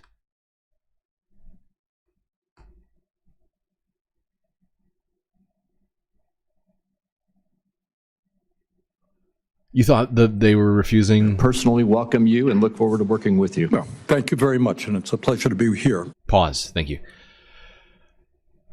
Yeah, okay, Becky D kind of answered yes. So it was sort of that case, right? Many, if not most of the nominees were essentially avoiding talking to Democrats at all because they believe that they can get it confirmed without any Democrats' help. Even though that may not actually be the case, because Democrats could certainly throw some wrenches into these nomination processes with things like boycotting them and filibustering them. So, that may have been short-sighted from many of these nominees, like Pete Hegseth, who only met with Republicans. And I think he's not the only one either. I think there was at least a few who were all just like, nah, fuck it, we'll just talk to Republicans, it'll be fine, we'll get through. NBD. I don't want reality. Mr. Bessent, thanks very much for being in the office the other day. Mr. Bessent, the United States today has more income and wealth inequality than has ever existed in the history of our country. You got three people on top, Mr. Musk, Mr. Bezos, and Mr. Zuckerberg, who are now worth almost $1 trillion. That is more than half of the bottom of our society, some 170 million people. Three people, more wealth than the bottom, 170 million. We have more concentration of ownership today than we have ever had. We have more concentration of ownership in the media, where a handful of billionaires like Musk, Bezos, Rupert Murdoch, increasingly own the media and the information that the American people receive. We have a corrupt campaign finance system in which a small number of billionaires in both political parties make huge contributions into the presidential and congressional campaigns. When you have a small number of multi-billionaires who have enormous economic, media, and political power, would you agree with President Biden, who last night stated, and I quote, "An oligarchy is taking shape in America of extreme wealth, power, and influence that threatens our entire democracy, our basic rights, and freedoms," end of quote. That's what President Biden said last night. I agree with him. Do you? Senator Sanders, I enjoyed our visit. Talk a little bit closer into the mic. I enjoyed our visit, and I hope you got my follow-up materials that on the discussions, my previous writings on the tariffs and China. And look, the three billionaires who you listed that all made the money themselves. Oh, did they? Mr. Musk came to the country as an immigrant. I understand that, but what I'm asking you is, when you have a handful of people like... I love that answer. I love that answer. Elon Musk came as an immigrant, a poor millionaire immigrant, and then made himself a billionaire, all of his own volition. Of course, that makes perfect sense. Thanks, Scott. He was not incredibly wealthy beforehand, you're saying? Oh, he was. Okay, yeah. Asking you is, when you have a handful of people like Musk, who will soon be part of the Trump administration, and others, when you have three people owning more wealth than the bottom half of American society, when these people have enormous influence over the media, when they spend huge amounts of money in both political parties to elect candidates, what Biden said last night is we're moving toward an oligarchy. I'm asking you that question. Do you think, forget how they made their money, do you think that when so few people have so much wealth and so much economic and political power, that is an oligarchic form of society? Well, I would note that President Biden gave the Presidential Medal of Freedom to two people who I think would qualify for his oligarchs. So saying that just because Joe Biden gave somebody... Oh, wait, you're talking about your former boss, George Soros, is the one he's... Oh, okay. That's weird. So him and his billionaire boss, George Soros, not oligarchs, because Joe Biden gave George Soros Medal of Freedom for giving the Democrats a ton of money. That doesn't actually check out. That is the reverse. He's just... he's trying to think through it, but he just can't manage to actually draw the lines between the very clearly connected dots here. Yes, he is in fact an oligarch. And him getting the Medal of Freedom, in fact, was a sign of the oligarchy being in control of our government. George Soros donated a massive sum, has been donating a massive sum to Democrats. And Joe Biden just, I'm staying in the race. Decided to give him a medal for all that. And, if we didn't allow money in our politics, oligarchs wouldn't have the kind of power that they have. And they wouldn't be getting medals of freedom. This is not a condemnation of any one individual. I'm just asking you, would so few people have so much wealth and power? But do you think that is an oligarchic form of society? Senator, I think it depends on the ability to move up and down the income. No, that's not really the answer. I mean, even if you had that mobility, no matter who those individuals might be. All right, but let me ask you another question. Right now in America, we have over 22 million workers who are making less than $15 an hour, and nearly 40 million people in our country earning less than $17 an hour. Shamefully, the federal minimum wage, despite the efforts of myself and other people here, have not been raised since 2009 and remains an unbelievable $7.25 an hour. Will you work with those of us who want to raise the federal minimum wage to a living wage to take millions of Americans out of poverty? Senator, I believe that the minimum wage is more of a statewide and regional issue. So you don't think we should change the federal minimum wage of $7.25 an hour? No, sir. Okay. Wow. Help! I'm being repressed. So that's going to be your future Treasury Secretary. a guy who thinks billionaires aren't oligarchs and that the working class should be able to live off of $7.25 an hour. What is the problem? I don't get it. This guy, he made himself a billionaire. Well, not quite. I mean, George Soros gave him a lot of money. Seed money, like we just talked about. George Soros gave him $1 billion in seed money for Key Square Group to create that hedge fund, which he now runs, literally still runs it right now, as he's doing this Senate hearing, owns and manages that hedge fund, multi-billion-dollar hedge fund. I'm sure that won't create any sort of conflicts of interest or anything. Now, he has promised, if he is confirmed, to wind down Key Square Group. Now, I don't fucking know what the term wind down is supposed to mean in specifics, because it's pretty vague. How long does it take to wind something down? I don't know. It's not very clear. Shutdown would have been a more clear sort of term to use, in my opinion. But no, that is at least what I understand as it relates to him and his ownership of Key Square Group. It will be wound down over time. I don't know when, but supposedly it will happen. I'm sure we can trust him on that, and he will definitely divest himself from a company able to literally move financial markets on their own while he's Treasury Secretary. That, of course, doesn't create any sort of fucking conflicts, of course. Oh, my God. I don't want reality.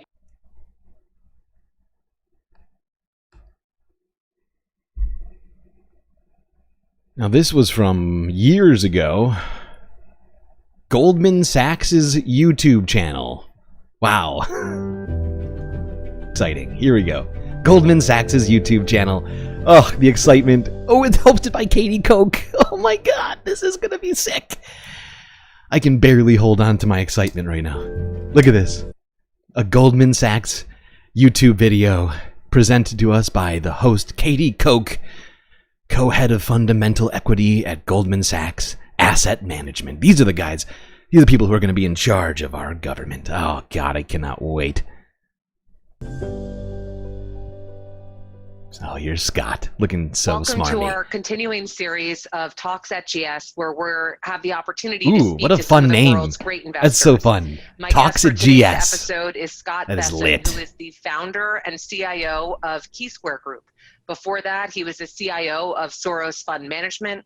He's one of the best-known macro investors out there with the tremendous long-term track record and a penchant for taking big bets. Scott, thanks so much for being with us today.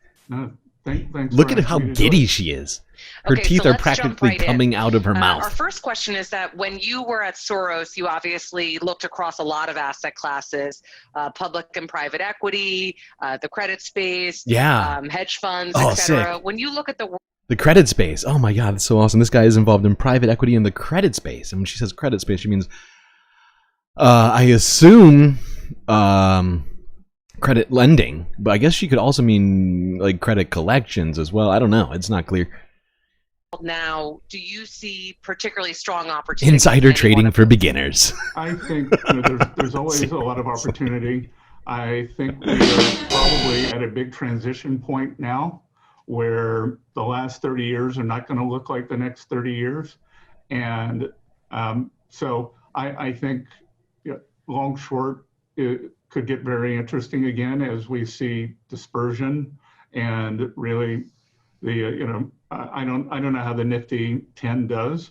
Doesn't have to go down, but there are probably bigger gains elsewhere. I think that private equity as we know it, leveraging up long duration assets in the US probably isn't that interesting. I am very intrigued by what KKR is doing in Japan. I think there's a big opportunity. Wait. Let me make sure I hold on. I think I know what he's talking about, but I'm trying to remember exactly what these guys did.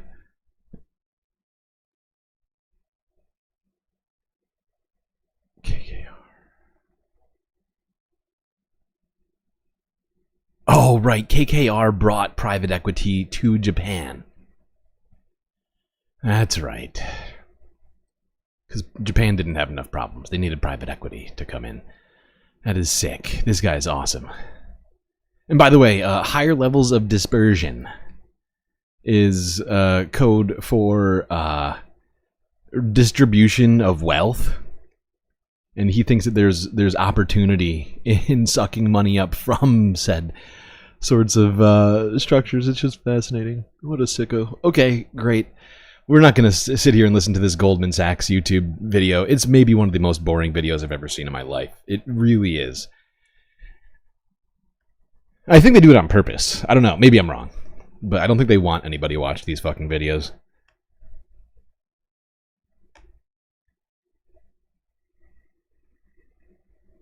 Confirmation hearings in the Senate all this week, probably into next week.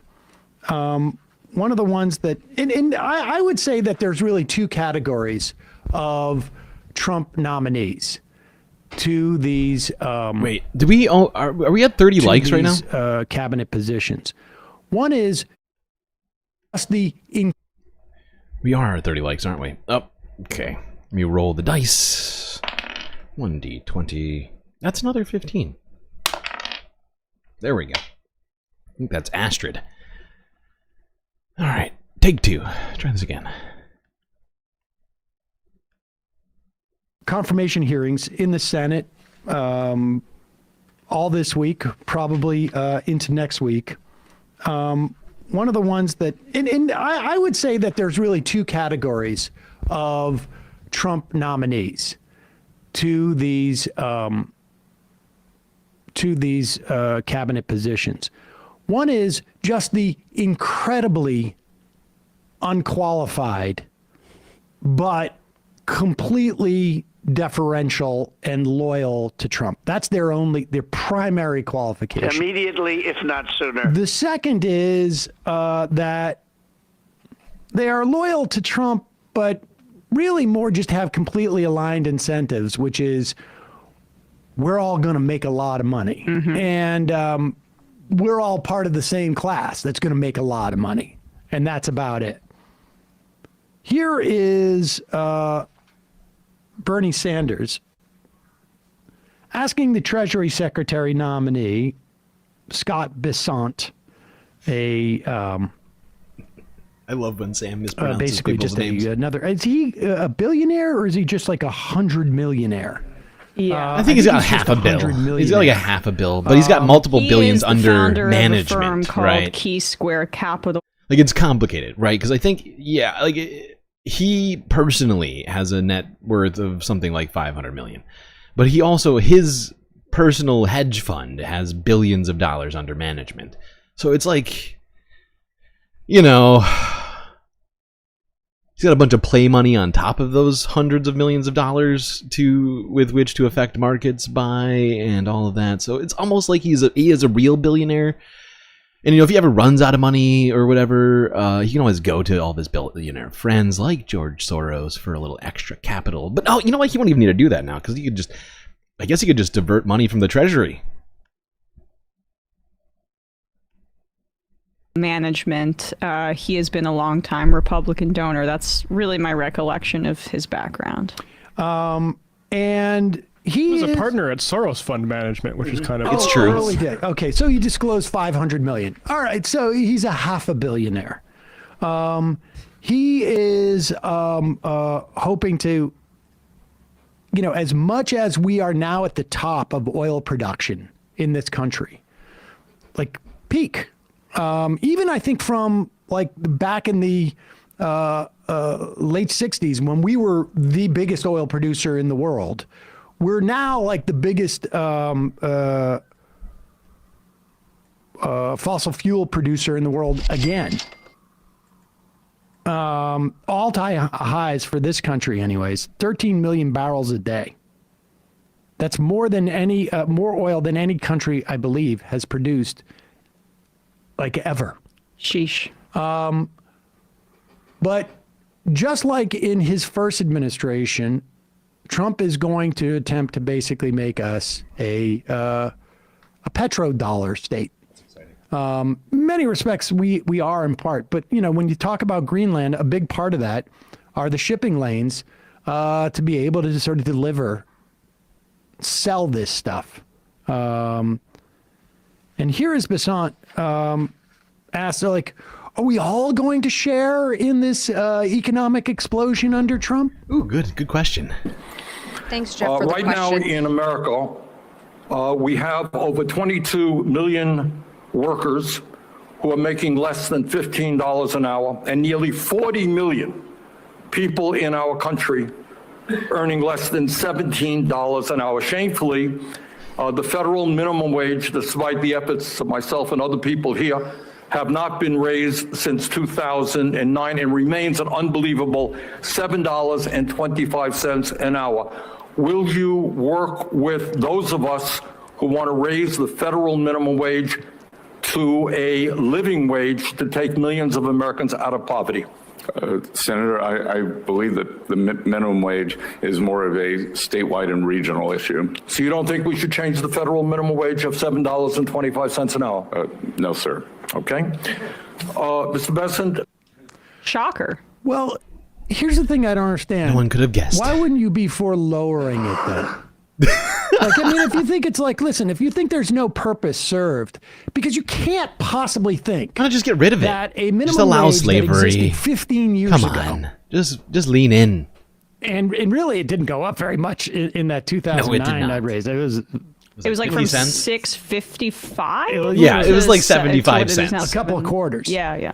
To think that the minimum wage has not risen along that time, when we've had obviously massive inflation, but also just steady inflation as you do, even 2% a year over the course of 15 years is significant. We've also had increases in productivity during that time. So somebody's making all that extra money. But the idea that if you don't even think that it should keep up, then why wouldn't you just advocate for it and come out and say, like, I think it should be abolished? That there should be no federal minimum wage. Reinstitute slavery. And he probably does. Bring He it just back. knows that it's politically unpalatable to say so. But understand, when they talk about making America great, it is primarily, we'll bring a couple other people along because, in any, when you're going out fishing, you're going to get some fish that you didn't mean to get in those big nets. So true. It is to enrich maybe a the dolphin. wealthiest in this country. And which is not to say that the Biden administration did a particularly great job in minimizing wealth inequality. But they're going to take another $20 billion out of the IRS.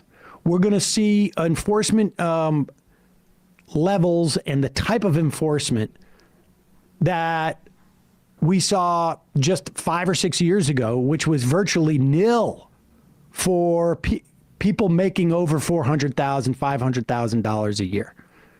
And when you get up into the $500 million range of these guys, forget about it. It was supposed to be, if we were to have kept up with inflation during the Bernie campaign, the most conservative estimate would have been a $15 minimum wage would have been right to make sure that people are living above the poverty line and they're still able to work one job. This is the thing. Like, if by the way, if it's a states issue, as Bessent says, then why do the states that are the most Republican just have their minimum wage at what the federal minimum wage is, right? Because the federal minimum wage sets the standard for states that want to be as exploitative as possible with their workforce. And a lot of those states, by the way, including Arkansas, where Huckabee Sanders is the governor, just signed into law recently Aunt Lydia. elimination of paperwork requirements for undocumented, or not for child labor, but it really is for undocumented young kids, and some of them get caught and killed in like meatpacking facilities. This has happened before. They're also, so in those states, they're paying those workers the federal minimum wage, but there's also a sub workforce that is beneath the cloak of secrecy in a lot of these areas. And those are undocumented laborers who they can pay even less than that.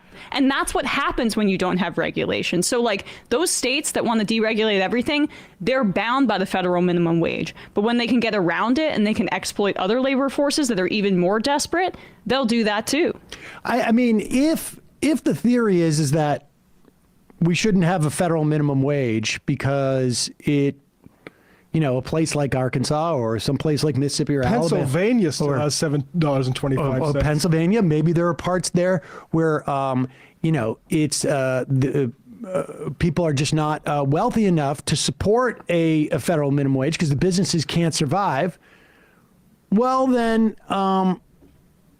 why wouldn't the theory also be that we should be raising taxes on the highest income brackets in those states? Because, the presence of really wealthy people amongst people who can't, people who are low income, raises the prices for other people. And B, I think it makes more sense. You could deliver that money back down into the state. It is a one-way street with these folks. It is a one-way street. States, we should be sensitive to localities when it comes to making sure that people making the lowest amount possible are not making more. But why wouldn't we do the same? Why don't we put a cap on how much you can make in a state like that? Yeah, it's a great question. It's a great question. If we want to cap what low wage earners make, why wouldn't we also cap the rich? It only makes sense. It's just logically consistent, is all it is. All right, that's enough of Scott Bessent and the future of the billionaire-run Treasury. But there's been more nominees filtering through the whole Senate. Let's see who some of those people are. Oh, good. We're at this point now. That's very exciting.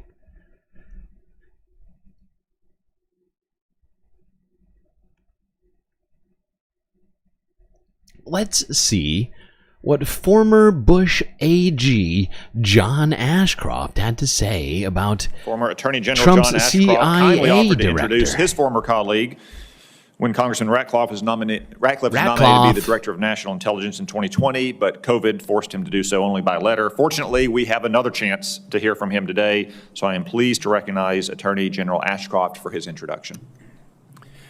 Well, good morning, Chairman Cotton and Vice Chairman Warner. Thank you.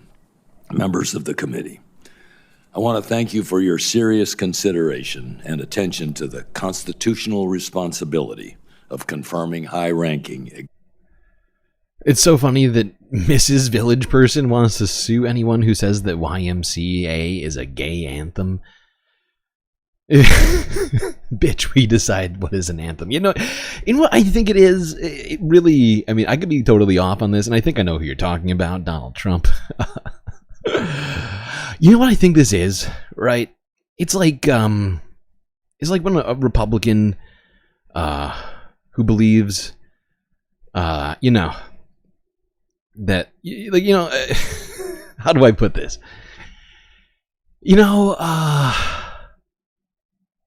It's like Republicans who want to get rid of trans people because one time they swiped right on a trans woman and then realized after the fact that they were attracted to a trans person, right? It's the same idea, right? They're like, oh, no, this can't be a gay song because I like it, okay? I like this. I want to dance to this. That means it can't be gay, even though, history and everything. That's how I see it, right? It's just complete and utter denial, right? It's like, this can't be reality. We have to legislate against this. This is unacceptable. It can't possibly be true. Members of the committee, I want to thank you for your serious consideration and attention to the constitutional responsibility of confirming high-ranking executive branch officials.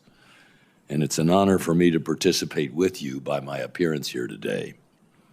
Testifying and sharing my profound support for the nomination of the Honorable John Radcliffe as the Director of the Central Intelligence Agency is something for which I'm deeply grateful. Good national security decisions proceed from the combination of valid intelligence, information, and considered judgment. and integrity is an indispensable imperative. Integrity coming from the Bush Attorney General. Fascinating. How much integrity would people here say the Bush White House and administration had exactly? I mean, John Ashcroft here seems to think that it's an incredible amount. He believes that he was full of integrity during that time, of course. You know. History would perhaps like to differ on some of that stuff. The best friend of national security. And national security is the singular, unfortunately, is the singular portfolio most allergic to the infection and devaluation that results from inaccuracy and distortion. For high-quality decision-making, sound intelligence must never be diluted or contaminated by personal bias or political.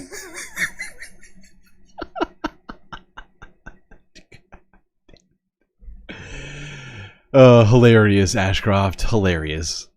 You think John Ratcliffe has zero personal bias that he's going to bring to the job? Really? That's fascinating. Fascinating. I'm sure he'll be incredibly unbiased as director of the CIA. No way that goes wrong. -1. What's the -1 for?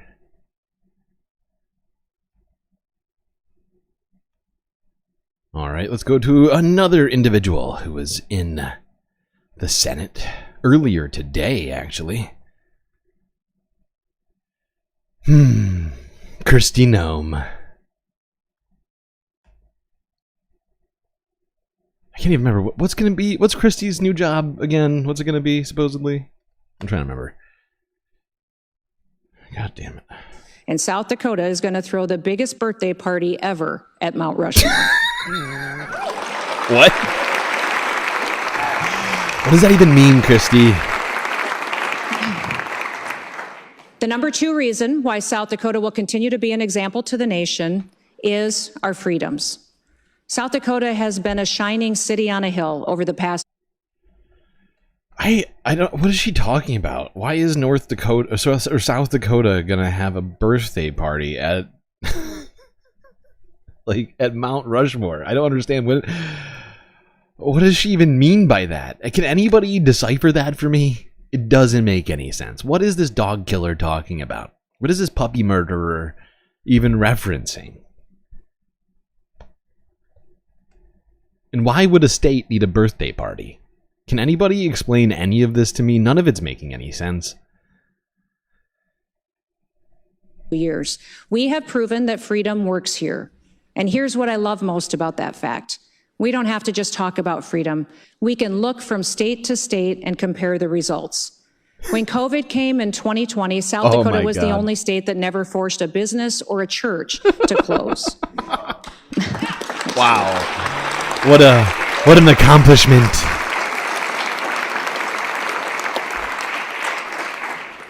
I never mandated anything. I trusted our people to use their personal responsibility to make the best decisions for themselves and for their loved ones. We defended the First Amendment, including the freedom of assembly, in ways that no other state did. And later that year, when other states attacked and defunded our law enforcement, South Dakota invited officers to move to our state and to our state that would respect them when they got here. And several times over the past now, of course, years when other states accepted. Now, of course, no one goes to South Dakota intentionally, right? It's not a place where smart people, wish to be. It's, one of the least visited states in the United States. And even with all of that said, they had thousands of COVID deaths. Maybe they should have had some lockdowns. I don't know. Piles of federal money with strings attached to leftist policies, South Dakota said, no thanks. We've defended our Second Amendment more than any other state. The first bill I signed as governor was constitutional carry.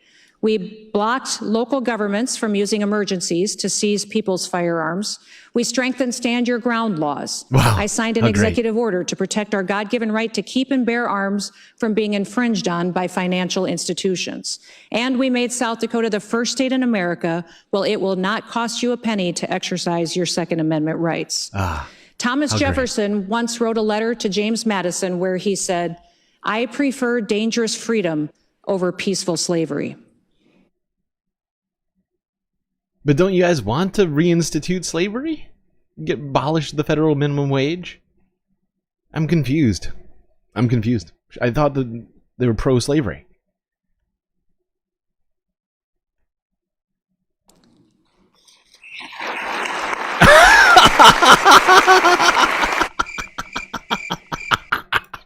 Oh my god, did you see that? She was expecting so much applause and then sort of gave everybody a nod. You should applaud now. Thank you.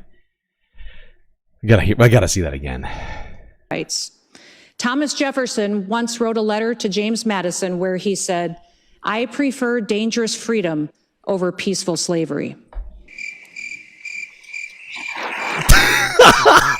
So awkward. Oh my god, Christy. Please clap. Please clap now. Thank you. She didn't say it, but she did with her eyes. Those scary, puppy murdering eyes. And apparently she's going to be the Director of Homeland Security. I'm sure she'll keep the homeland very, very safe. All the babies will have guns to protect us from the terrorists, so that's exciting. I cannot wait. No, yeah, no, seriously though. It's a full-on Jeb Bush moment. Please clap. Thank you. That was a quote. A very, very clap-worthy quote.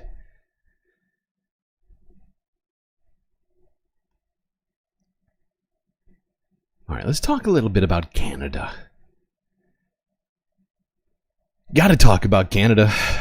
You know, they are an important part of America. North America, of course. Not the United States of America, but the continent itself. They are, you know, a big part of that. So we must talk about them while we are on the continent, as things are going on up there. And with the future Donald Trump administration coming into office, some provinces in Canada are doing the math, and if they're right, these tariffs which Donald Trump has been promising to inflict on our biggest trade partners like Canada could cost the Canadian economy billions and billions of dollars.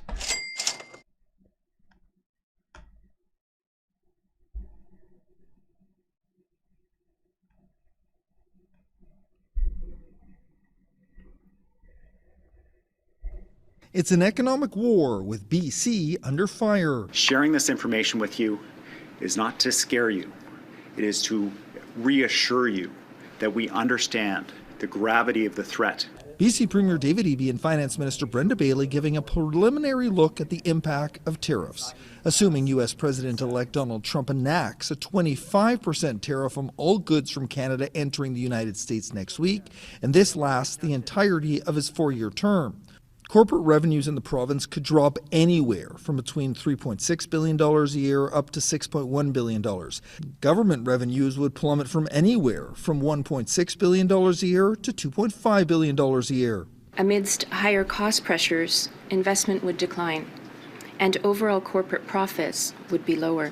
BC is supporting retaliatory actions against the United States, and Eby argues those counter tariffs should be distributed back to impacted provinces, but concedes his election promise, the $1,000 tax credit to families, may be on the chopping block. What we're needing to do is to be agile, to be able to respond quickly to support British Columbians as these effects materialize, to assume the worst, but hope for the best. It's an excuse to...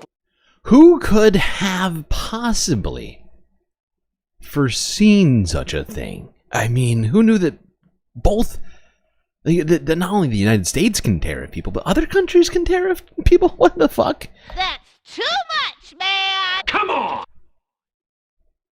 I never could have guessed that Donald Trump waging a trade war would cause other people to return suit. That is shocking. Wow. Unbelievable. Looks like Canada's going to start building the wall.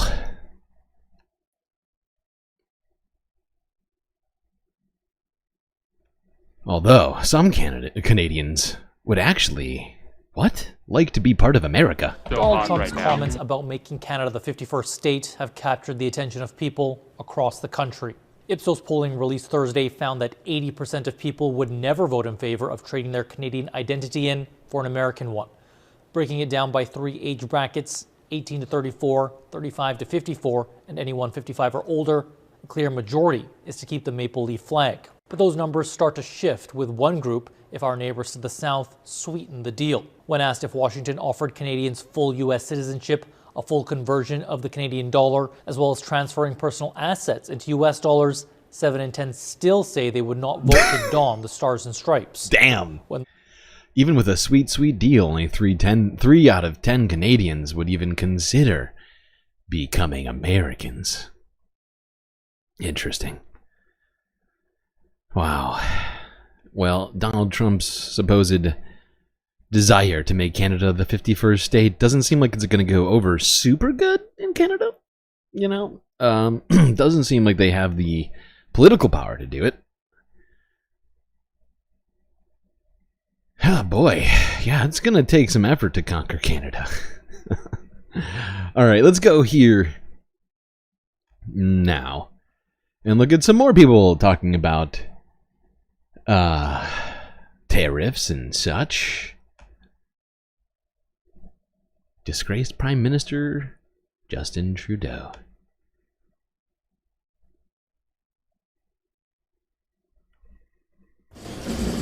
On the morning, he announced a new Council on Canada-U.S. Relations. One of the Prime Minister's events was a meeting with members of Unifor, the country's largest private sector union.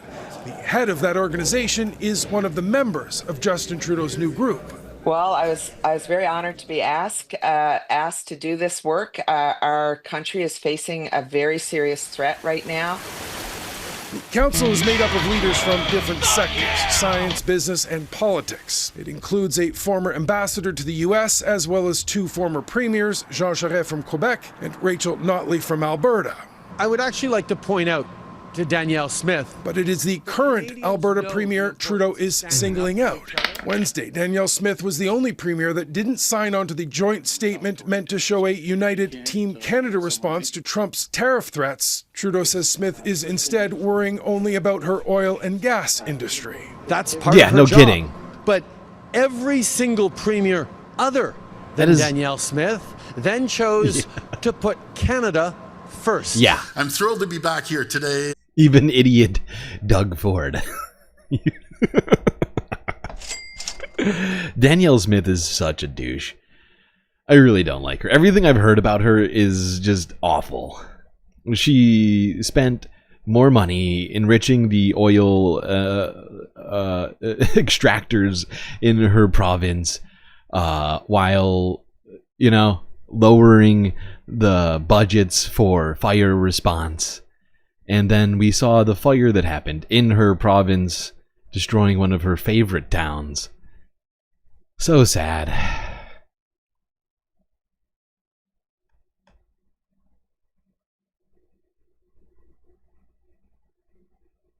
Oh, you're back? You're back, Rock? How great. Am I teaching people? No, I'm entertaining people right now, actually. At least hopefully I'm entertaining some people. All right. Wow. Looks like the tariff wars are about to start Monday in full. Are you here to bother us with poorly typed, grammatically improper statements and sort of racist ramblings? Because that's exciting. I'm excited about that.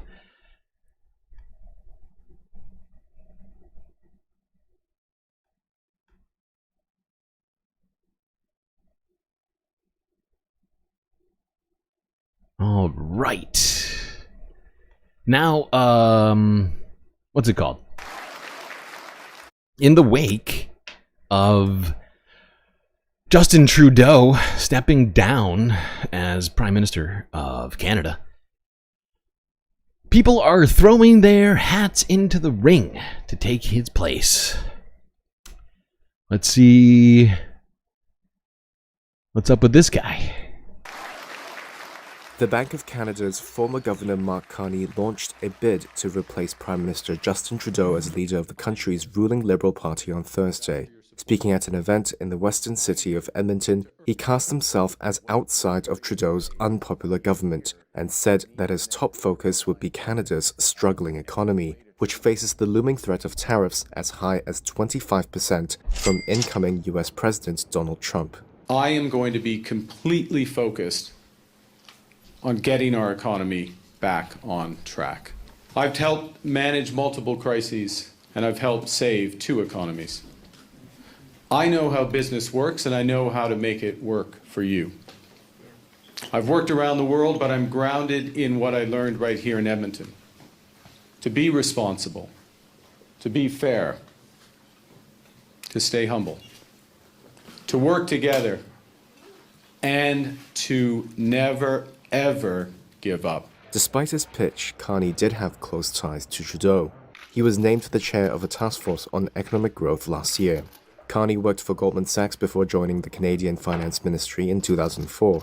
He was named Bank of Canada Governor in 2007 and later a Governor of the Bank of England. His main rival looks to be former Finance Minister Chrystia Freeland. She resigned last month over policy differences with Now, this guy, Carney, Mark Carney, who was, like they mentioned, the former governor of the Bank of Canada, who is now attempting to replace Justin Trudeau, big time sort of neoliberal, apparently worked at Goldman Sachs for a baker's dozen years.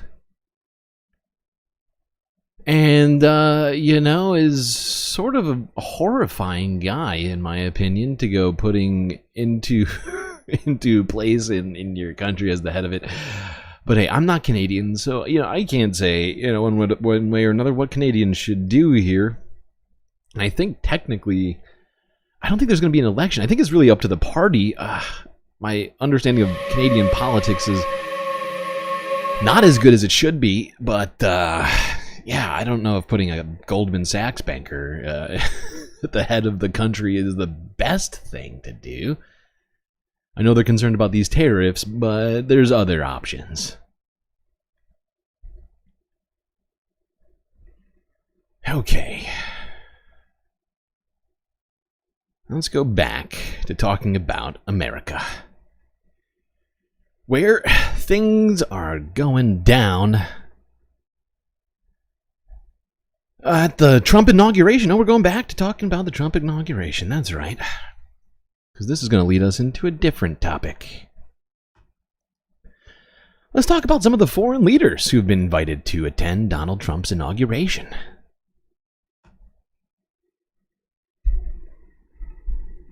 President-elect Trump revealed today that he spoke with China's President Xi Jinping on the phone today, discussing not just TikTok, but also trade and fentanyl and other topics.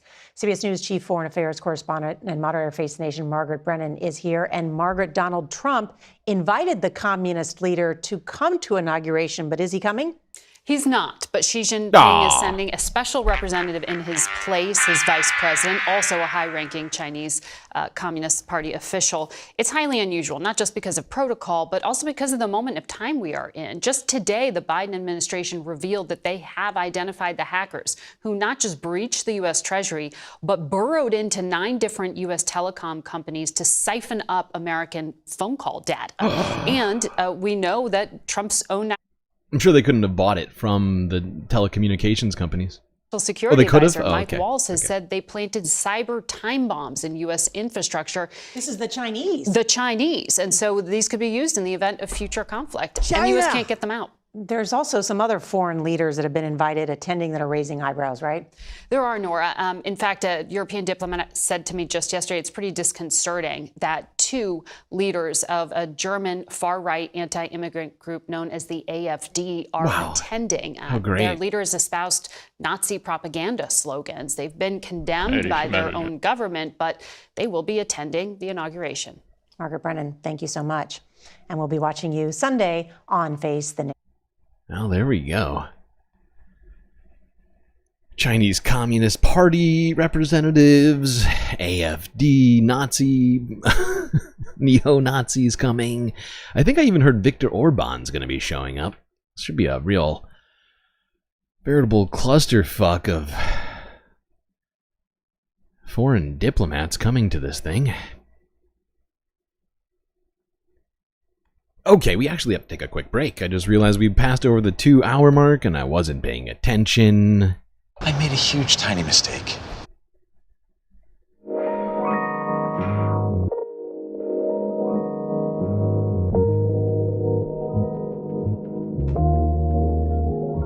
Well, I hope everybody's been enjoying the show so far. If you haven't already, hit the like button and don't forget to subscribe. Once you've done those two very, very important things, do consider contributing to the Galactic News Network, as we are completely funded by viewers like you. So many great ways to do it. YouTube, Twitch, Cash App, PayPal, and Patreon, where you can get the most most benefits for your Earth dollars. That's right. Get a avatar here on stream with me, shoutouts, and so much more. But of course, we do have other ways, so if you're not a fan of Patreon, you could, super chat, super stickers, you got the memberships, which, are pretty great now on YouTube, since we have over a baker's dozen emotes now available to you. Of course, if you're not on YouTube, you're on Twitch, do consider subscribing or sending some bits in my direction. Or if you don't want any benefits, you could just send money straight to me on Cash App or PayPal. Alright, chat, enjoy this short space break. Grab yourselves a drink, perhaps a snack, and I'll be right back.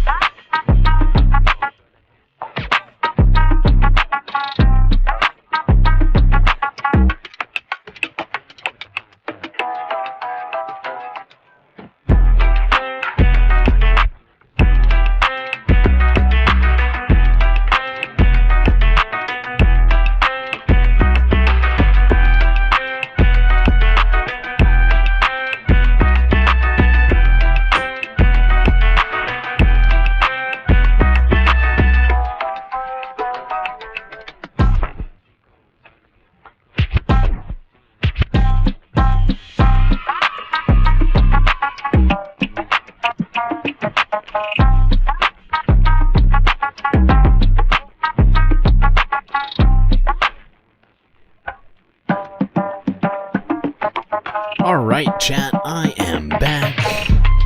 Which means, of course, it's time for you to get back to your seat, Space Fams. Otherwise, you're gonna miss some of that sweet, sweet galactic content.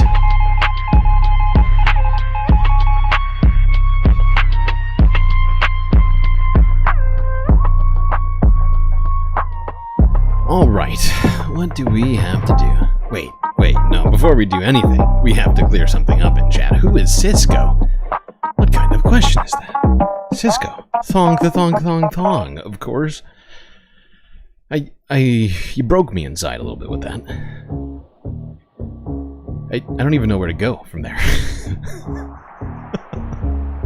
But please look up Thong Song at your discretion, and you will understand who our bartender / bar proprietor is. Of course, me and Cisco are partners in the Galactic Tiki Bar, and you know, anybody, any of our space fams can always frequent that bar. But, you know, not knowing who Cisco is going to be a problem when you ask Cisco for a drink. Alright, chat. Okay. Let us get back to all that American news and shit. And we still got some stuff to talk about here in the United States before we get on to the environmental half. Let's talk about TikTok a little bit.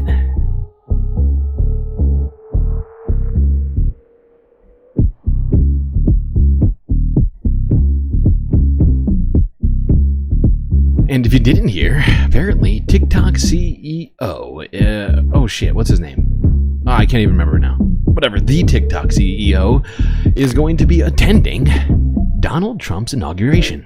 Immediately, if not sooner. What? That's right. China. Let's see what some of the Republicans had to say about all of that.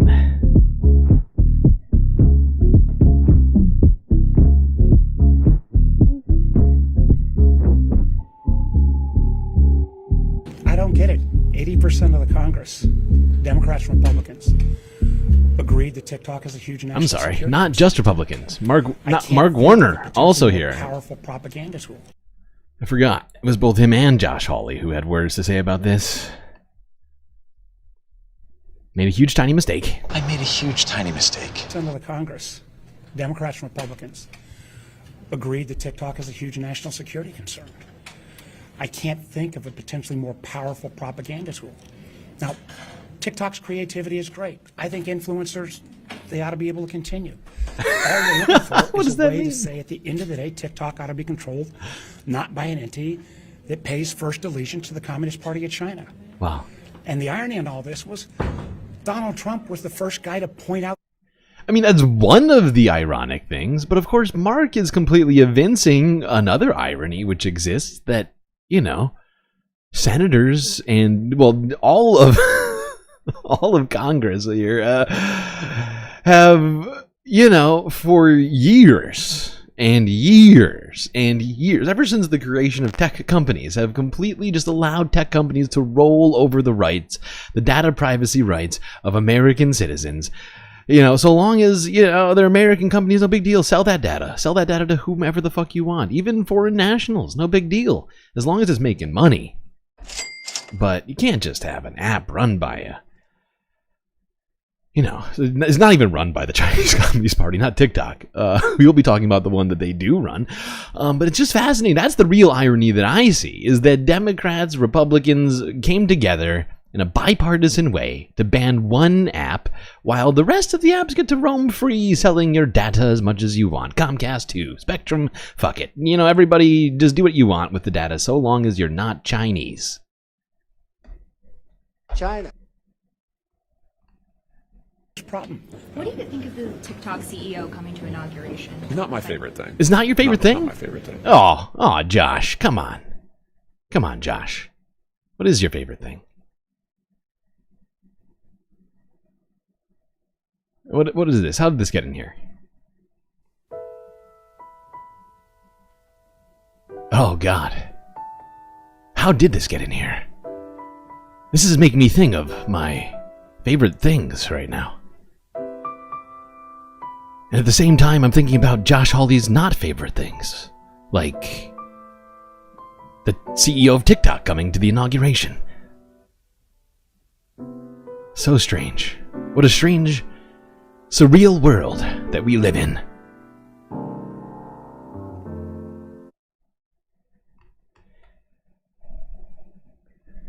Whiskers on kittens and warm woolen mittens. Indeed. Now let's go and talk about a lot of Americans' favorite thing, that being TikTok.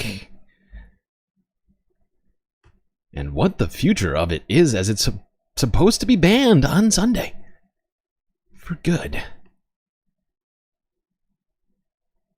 Tonight, a major reversal concerning one of America's most popular apps. The White House saying they will not implement the ban on TikTok, set to go into effect this Sunday, according to 2 administration officials. I really feel like this is happening because of us. The fight isn't over. It's just going to be extended. The battle over the future of the app has gone all the way to the Supreme Court, but now the administration says it won't enforce massive fines on the companies who provide users access to TikTok. It's a stark shift from when the law was passed with massive bipartisan support, the president signing it into law. It feels like we're losing, a community. Now, sources say Democratic lawmakers called the White House asking for intervention. And President-elect Trump, who once opposed the app, has signaled he'll intervene. I'm going to save TikTok. But national security officials still warn I'm gonna save TikTok's it. Chinese parent company Immediately, if not ByteDance sooner. could steal American user data or manipulate content shown in the app, which TikTok denies. Then FBI Director Christopher Wray had this warning, speaking with Lester last year. We have to sort of step back and say, who is TikTok? And ultimately, it all boils down to the hand, which is a matter of... Wow. You know what? This has nothing to do with the TikTok ban, but I'm just reminded right now by looking at Chris Wray's face and hearing his name that he's going to be on one of those lists that Pam Bondi said wasn't going to exist. In fact, he already is on a list. We saw... What was his name? Kash Patel. He went over the list on the, not the PBD podcast, the other fascist podcast. Sean Ryan show, right? We saw Kash Patel go on to the Sean Ryan show and say this guy right here, FBI Director Chris Wray, is on his list when he becomes FBI Director. Christopher Wray had this warning, speaking with Lester last year. We have to sort of step back and say, who is TikTok? And ultimately, it all boils down to the hand, which is a matter of Chinese law, of the Chinese government and the Chinese Communist Party. It all comes just days before Mr. Trump's inauguration. According to 3 sources, TikTok CEO Shou Chew is expected to attend, along with the world's 3 richest men, tech titan Elon Musk, Amazon's Jeff Bezos, and Meta's Mark Zuckerberg. Just last night, President Biden took aim at big tech and what he called the dangerous concentration of power among a select few. I'm equally concerned about the potential rise of a tech industrial complex. The truth is smothered The potential rise. Told for power and for profit. It tells you TikTok. We're still waiting to hear from the Supreme Court as to whether it upholds. Honestly, that sort of statement just, in my opinion, tells me just how sort of out of touch Joe Biden really is. The rise of a tech industrial complex, it exists, okay? It has existed for quite a while. Literally trillions of dollars these tech companies control. This is gonna it might happen, people. It's potential. It doesn't exist yet, actually, as it turns out. But Joe Biden made another statement as well around all of this. Apparently, after all of that work that he and Senate Democrats and Republicans came together on, phrasing. Hush. You know, he's actually decided that was all, just for fun. That was all just for funsies, not actually important. Let's see what he had to say.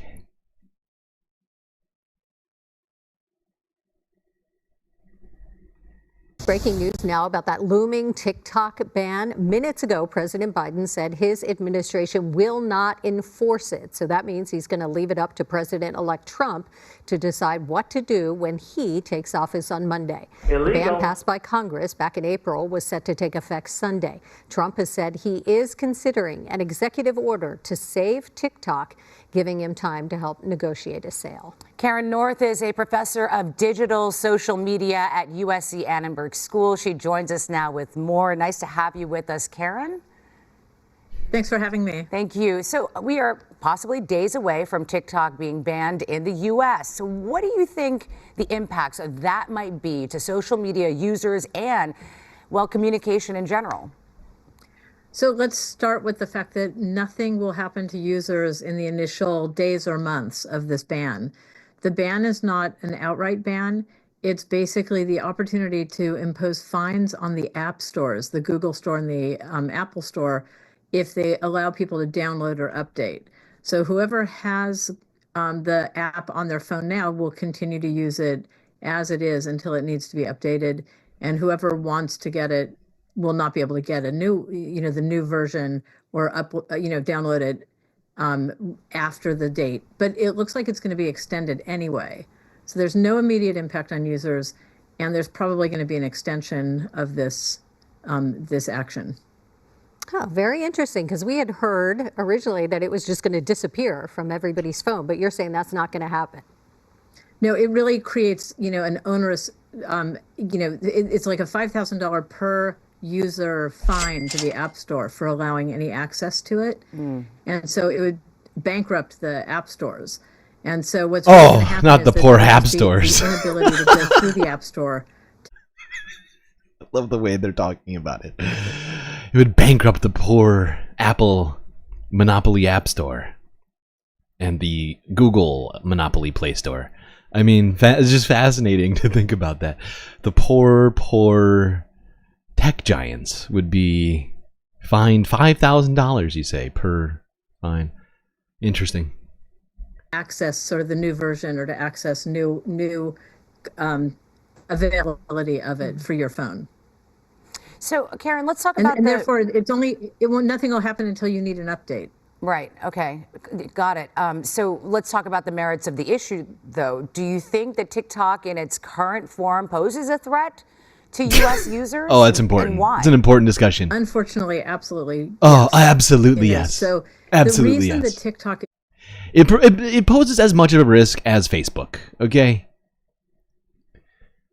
We gotta hold on. I'm gonna move this up to where they actually talk about Joe Biden's decision. I don't think she mentioned that yet, but that's fucking idiotic. It's just as much of a threat to users as any other tech company. Facebook, Instagram, Snapchat.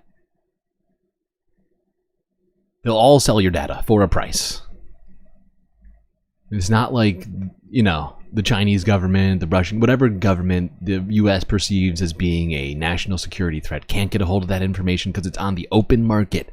Okay?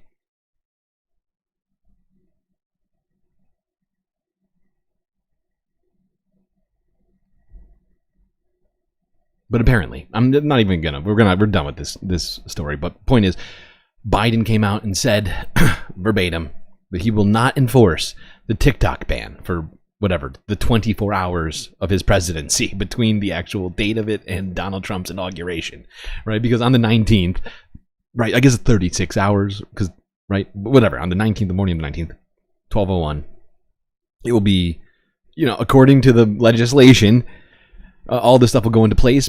So I guess for 36 hours, that will not go into place, and then it'll be on Donald Trump. And I kind of love that move. Like, essentially passing the buck, although it's real ironical, if you ask me, considering how much they've talked about how TikTok is fucking dangerous to America, and now it's like, actually, we'll leave it up to the guy we've been saying is a fascist. Totally fine. I love our country. It's so good. We do everything just so good. It all just makes sense. Every time I hear news about the United States, I'm just like, you know what? That all makes sense. No questions.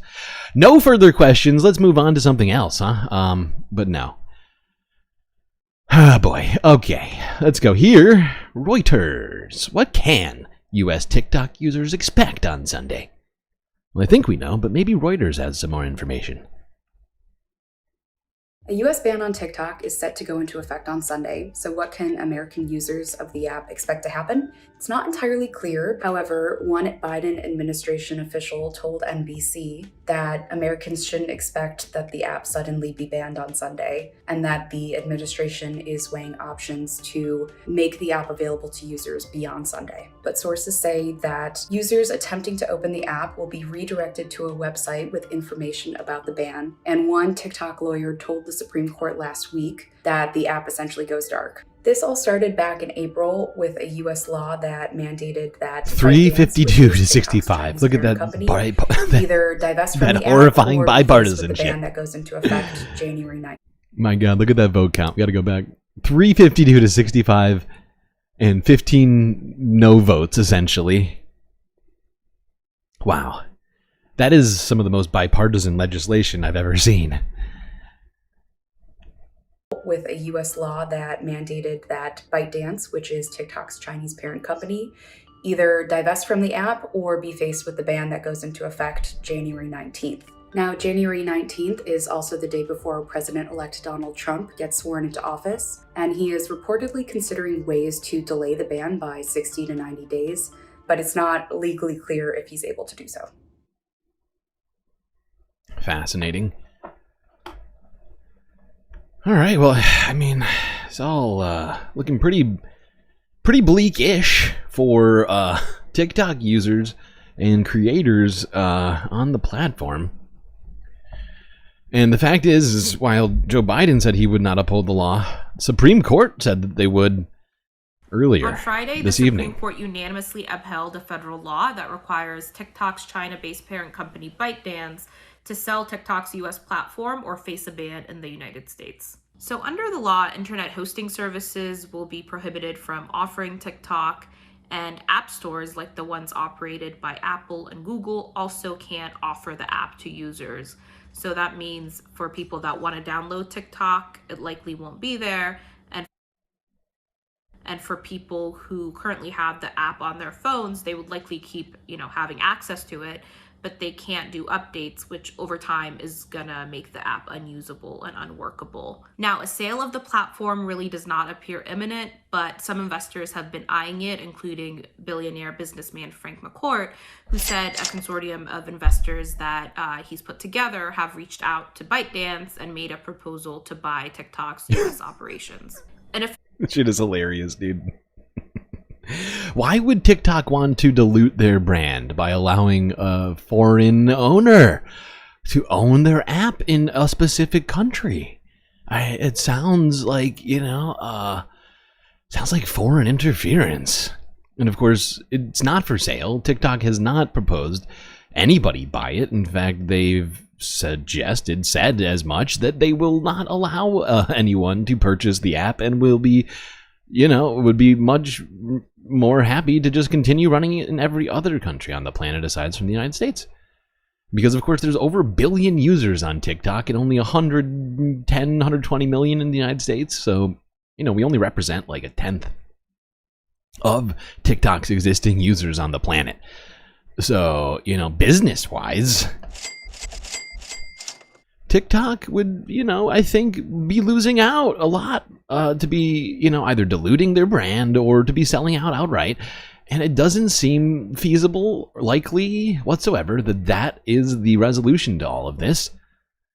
No matter how much the capitalist corporate media continues to push that idea as if it's a possibility.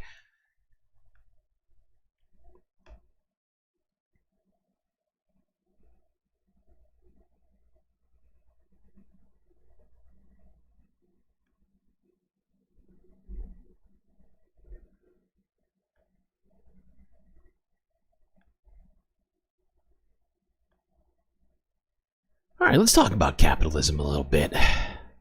Reuters from yesterday. Market talk. Ooh, business transactions. Markets breathe a sigh of relief over inflation. So, can investors stop worrying about it? Oh, thank God the markets are breathing a sigh of relief over inflation. Phew! Oh, the markets at least. I mean, how about the people? Have the people breathed? Are the people breathing a sigh of relief over inflation? Here, chat. Press a 1 in chat if you've been breathing sighs of relief over the recent inflation numbers. If they are giving you any sort of, what do you call it? Like a solace, if you will. Are you feeling good about the inflation right now? Surged on Wednesday after US consumer price inflation came in softer than expected, leading traders to price in a Federal Reserve cut in June, plus one more later in the year. Chris Beecham is Chief Market Analyst at IG. Chris, do you think that forecast is reasonable? Yes, I think so. By the way, this shit is fucking hilarious. Okay, real quick. Just to show you what they're talking about, let's look at this Barron's chart. Not chart, but, The markets breathe a sigh of relief over consumer prices only increasing 2.9% versus 2.8%. Wow. Wow, how great. That is so awesome. That is, I can barely hold back my excitement over that. You said, wow, 0.1% difference from what was expected by the market. That's great news. Great news for everybody.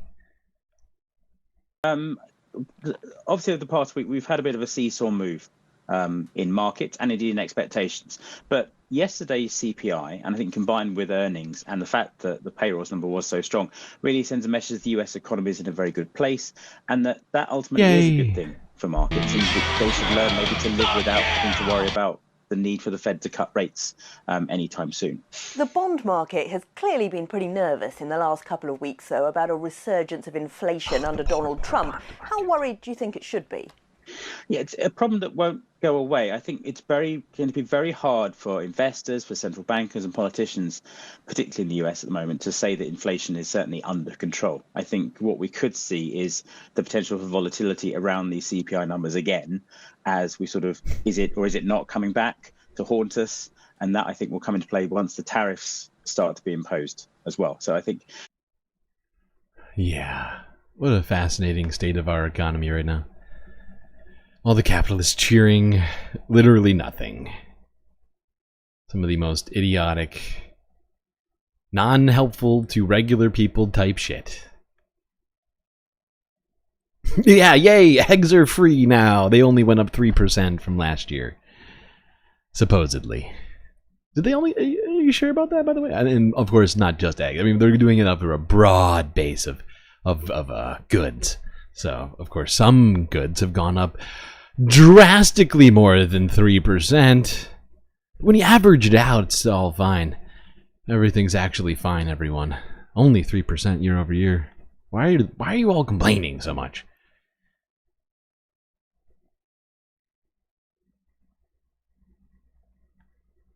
The fact is, I've mentioned it multiple times. I'm going to mention it again, real quick. But never forget that when they say that inflation is ticked down or whatever else, they're literally never talking about deflation. They're never talking about prices going down, right? By the way, if they ever do go down, you will hear about it. Oh boy, will you hear about it. There will be pandemonium in the markets.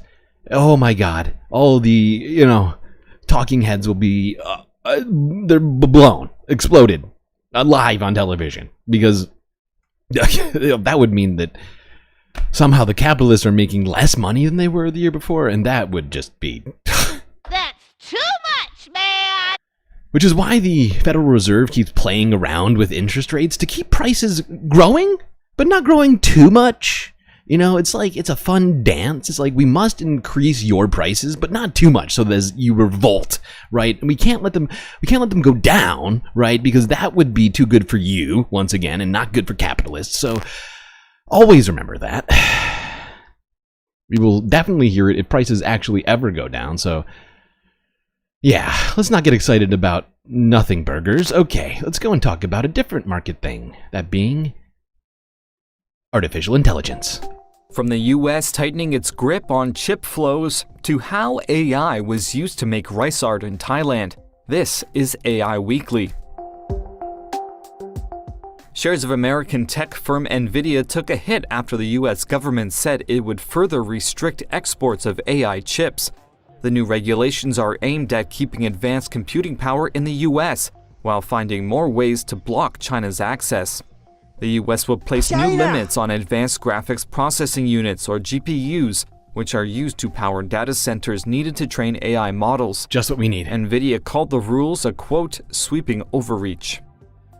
Britain's Prime Minister Keir Starmer says he wants to make the UK an AI superpower.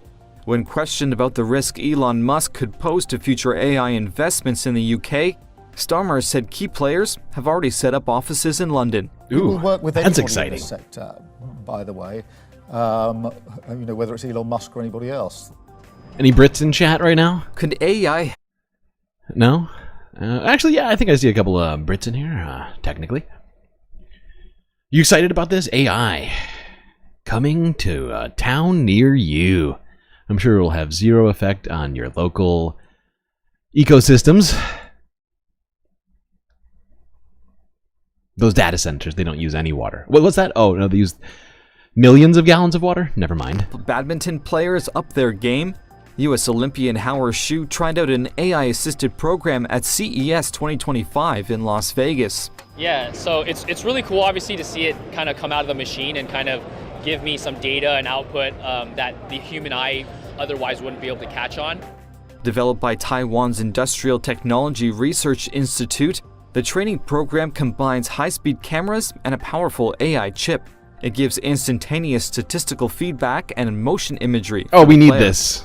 Oh, this is very important. In Thailand, a farmer has transformed rice fields into Before this, I was like, dude, there's no way to properly train to play badminton. A very, very serious sport, of course. God. And thankfully, we have an AI badminton trainer. There's no other way to learn how to play badminton but then to have an AI to explain it to you, right? For literally centuries, of course, this game has been played. But there was no previous way to learn it. You just had to be gifted at birth. And now we have the solutions. Oh, God. I take it all back, guys.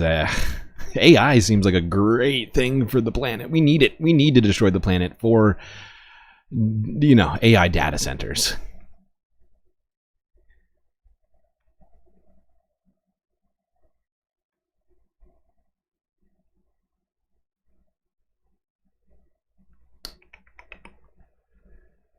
All right, let's talk about some of the effects of those AI data centers, which we have been talking about their climate impacts for quite some time. Not today specifically, but over many, many months. We have, mentioned some of their negative effects. And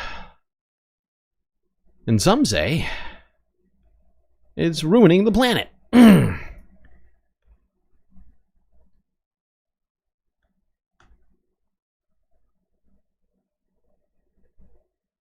Yes, we do need more data. I take it all back.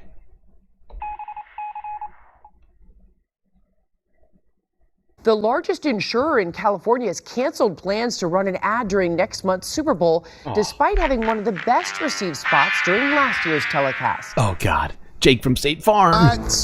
Neighbor. Yeah, neighbor. Just like it's written khakis? on the paper. This lady's in labor. Cut! Look at this. This is labor. Like a good neighbor. That was the sheep. And you know it. You like badminton? I'm not saying there's anything wrong with liking or playing badminton. I'm just pointing out that, badminton is a game that has existed for literally centuries, played by kings, if I'm not mistaken, a long, long time ago. And of course, there was in fact ways to learn how to play badminton before some idiot decided we needed an AI badminton trainer to tell you all about how bad you are at badminton. I'm sure we couldn't have gotten a human being to do that. There's no way that we could have somehow gotten a person to teach people how to play badminton. That's ridiculous. That's too much, man! We need a computer for that. Thank you.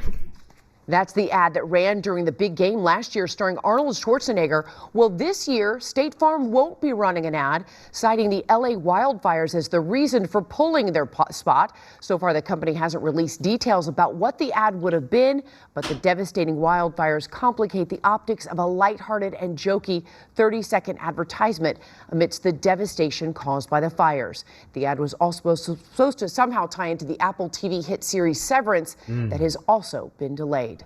Honestly, that is hilarious to me that State Farm did a crossover with Severance for a commercial when, in fact, you know, State Farm is sort of the kind of system I feel like is being criticized to some degree in the show Severance. If you haven't seen it, I'm not going to spoil or anything else for you, but it's just, it's weird. It's a weird vibe.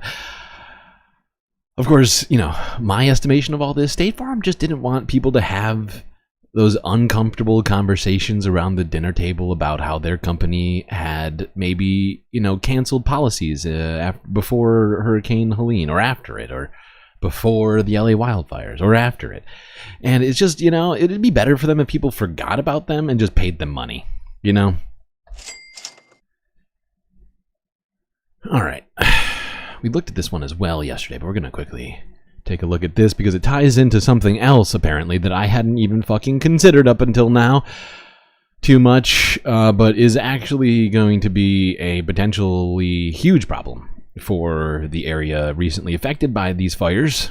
California is finally getting a break from those strong Santa Ana winds and wildfire danger. But take a look at the new threat in the Pacific Palisades. NBC4's Lauren Coronado is live with some new video of this home that was actually split into pieces by a landslide. Lynette, Adrian, good morning. We're right off PCH and Sunset, and of course we've seen a lot of the homes that are burned to the ground. It's just so tough to see those images. And now there's this, a home split in half just behind me. It's surrounded by mud and debris that had slipped from the hillside. It's really just terrible to see what happened here. And it doesn't even appear to have been touched by flames, but the homes above it certainly were. You can only imagine a difficult loss for the homeowner to come to terms with. Having thought it survived the fire, then so fucked. This slide, you can see it split literally in half. And check out this video we captured, a view from the homes above the one you're looking at. These were ocean view properties, piles of charred debris. In one shot, you can see where one home was ripped from its foundation. We don't have a clear timeline of when the slide happened, if it happened during the fire, right after, or a few days after. But the destruction is heart-wrenching, and it certainly adds to the fear of other slides in an already slide-prone community. Yeah, and let's talk a little bit more about that, because actually there is a huge danger sort of lying in wait for this entire region built on a hill that just got burnt to the ground. And, you know, it's not that far from California's rainy season. We're like a month or so until we're probably going to start seeing, you know, atmospheric river warnings and shit like that. And of course, with all of this debris and all of that, you know, sort of infrastructure sort of destroyed that maybe was holding back the land from doing things like this is now gone. And the concerns of more mudslides here in the coming months, weeks, whatever it might be, is growing among residents. There's a new concern in areas wiped out by the deadly wildfires, the threat of mudslides when rains finally do come, as tens of thousands still have not been allowed to return to their homes. Morgan Chesky now with the latest. Tonight, a new danger emerging across a fire-stricken city. This Palisades home split in half after officials say a water leak caused a scorched hillside to give way. No one was hurt, but the still smoldering scene piling on anxiety ahead of any future rain. If you were in a fire evacuation zone, is there a likely chance you'll be evacuated come rainy season from mudslides? There is a very likely chance. We're going to have to tell homeowners to remain alert. Teams still facing 36 square miles of door-to-door inspections before more than 80,000 evacuated residents can safely return to their neighborhoods. They're shutting off the natural gas. They're cutting the electrical lines, so there's nothing that you can touch and get electrocuted if it was re-energized by accident. Los Angeles water and power crews testing hydrants to find the source of that ongoing water leak. The department now the target of a civil lawsuit over a reservoir that was offline for maintenance. Some Palisades fire victims alleging a 117 million gallon water storage complex was empty, leaving fire crews little to no water to fight the Palisades fire. Dan Grigsby lost his home of 37 years. What do you hope to accomplish with this lawsuit? Accountability, I would say, and make sure it absolutely never happens again. LA's water system already under investigation after crews reported shortages on both the Palisades and Eaton fires. He's suing who? I gotta hear that again. What was that idiocy? What do you hope to accomplish with this lawsuit? Leaving fire crews little to no water to fight the Palisades fire. Dan Grigsby lost his home of 37 years. What do you hope to accomplish with this lawsuit? Accountability, I would say, and make sure it absolutely never happens again. LA's water system already under investigation after crews reported shortages on both the Palisades and Eaton fires. Out of every fire hydrant you've seen, what have you found? Right now, we're finding most of them are down or low pressure. If you had a hydrant for this building, if we had a hydrant for this building, we might have been able to save the back out. Last year, Martin Adams retired from leading Los Angeles Water and Power. what would you tell those homeowners who saw that water go dry in a time of need? The one thing that is important to understand up front is that there's no water system in the world that could provide the kind of water demand that was required in this fire. And tonight, officials say there are now more than 5,000 firefighters that have converged to join this firefight. Their key mission, putting out those hotspots. I gotta say, you know, suing the power company when it's not even clear what what caused the fires for someone who died in the blaze seems a little premature to me. You know, might want to get some clarity on who actually caused the fire first, because we've heard all sorts of different what do you call it, reasons for the, you know, fires having broken out, including fireworks activity in the hills above the city, and I don't think the power company was lighting off fireworks, but what do I know?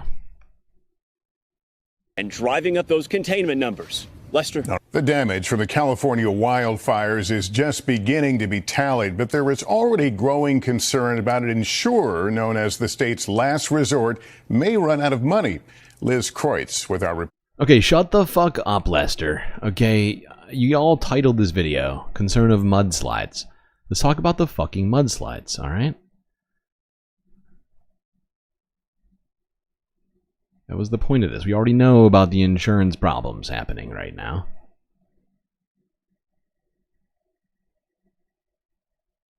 Wait, is that it? That's all they did on the mudslides on this? Why do I think they said more on this? Fuck it. Alright, whatever. We're skipping past this.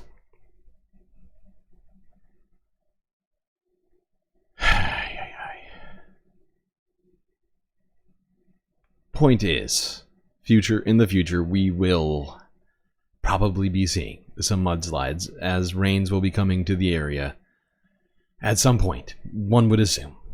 And when they do, well, let's hope that most of that debris has been cleaned up.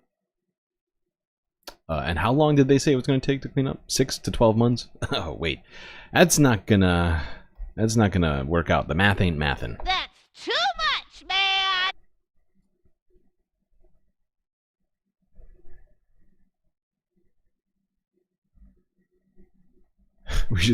They should sue Elon Musk. That's hilarious. Because if anybody recalls, when this first happened, and we were talking about who to blame for this, I was like, let's hope that Elon Musk is involved in this, because he's going to be one of the only people able to actually pay for all this fucking damage. $150 billion is a number I heard floated on a number of occasions. It's so, you know, to make up for that, I just, you know, who has $150 billion just sitting around aside from Elon Musk? Literally can't think of anything.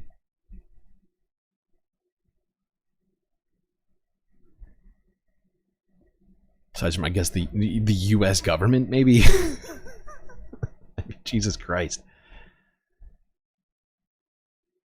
Fucking hell. Alright. Some other stories to talk about with all this. Let's go and see this. Story of a AP journalist whose home burned down while covering this story.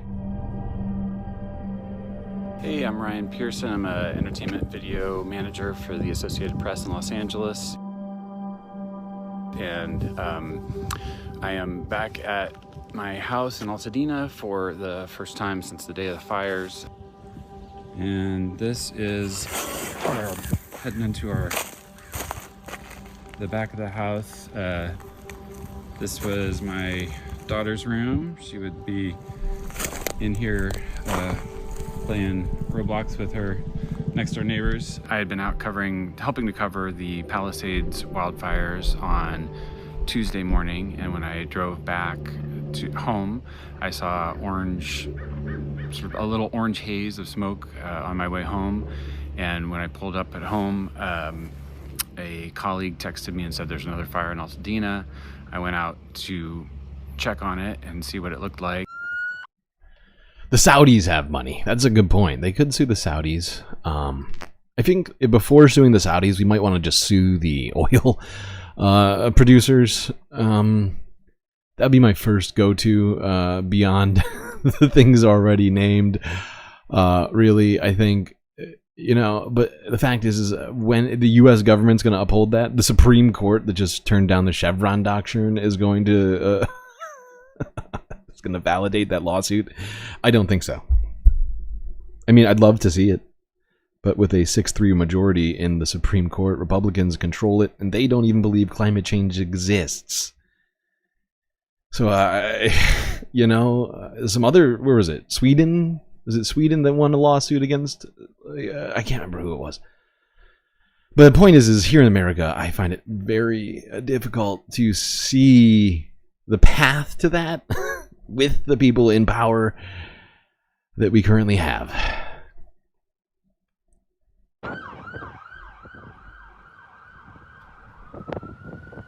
I came back home and told my wife to pack up, and we packed for probably an hour, which felt like both 5 minutes and 24 hours. And we're kind of walking around in circles trying to figure out what do you pack, what do you not pack. And fortunately, I think we got a lot more out than most. We have a 13-year-old daughter who was away on a school trip this week, which ended up being very fortuitous for us that she didn't have to go through this. On the day of the fire, I drove from the home that we had evacuated to back up to Altadena, and started as soon as I got off the freeway and started to take my route home. There were homes on fire. I pretty much knew then that our home would be gone. My wife is a home stager, and so we had a whole bunch of really lovely decor. She had she had gotten an inheritance after her father died, and we spent it on remodeling and modernizing the house, which was built in 1958. And so it's hitting especially hard for her. The remodel of the bathroom included concrete, sort of pink concrete, and she had a picture of her dad in there. Her dad was a concrete contractor, and she had sort of made the home totally perfect in the way that she wanted to live it, and it was a beautiful home for our family, and we're planning to be living here forever. I'm now in our backyard, and the ping pong table survived. Yay! Oh, it never occurred to me. Whoops, wrong one. So what's next for us is we reached out to our insurance, and they've been very responsive, and that's been amazing. But we were underinsured for what the house was, and hadn't updated our insurance since we moved in, and we'd done that big renovation. So that we'll figure that out. But there are many people who are much less fortunate than. Yeah, I mean, at least you have some insurance on the home. Not having the whole value of the home insured, not great. I can understand being upset about that, but he makes a great point. They're luckier than a lot of people who had their insurance canceled or never had it to begin with. Didn't own their own home. Will have nothing to rebuild. God, so fucking depressing.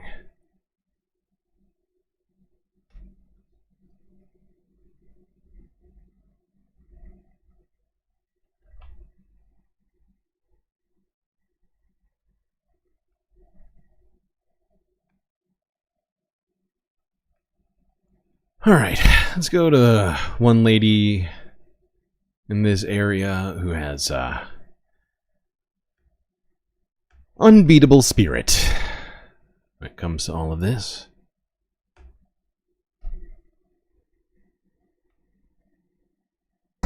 We know that many wildfire victims are feeling a real sense of despair as they face the idea of restarting their lives. But one elderly victim believes the tragedy is also an opportunity, and it was her words of wisdom recorded by her granddaughter that spread across social media. KTLA's John Fenolio is live in Pasadena tonight with the grandmother who lost everything but her spirit for life. John. Sheriff Sandra, Ruth Judkins turns 90 years old next month. Despite losing her home and everything she owns in last week's wildfires, her resolve, along with a simple message about sustainability, is resonating with millions of people. I've been there in that house 48 years. In all that time, Altadena resident Ruth Judkins had seen plenty of brush fires in the San Gabriel Mountain foothills. But nothing prepared her for the wind-driven Eaton fire on January 7th. We were a street of 12 houses. 6 survived, 6 burned. Ruth lost everything, escaping only with a change of clothes and her beloved 10-year-old pup named Louie. He's means the world to me. All my grandchildren, my children, they don't need me as much. So he is like my little child. At almost 90 years old, you may be wondering how this grandmother of 4 is coping with such a devastating loss. I know I don't need all those things. Everything's going to be downsized. I don't need 2 closets full of clothes.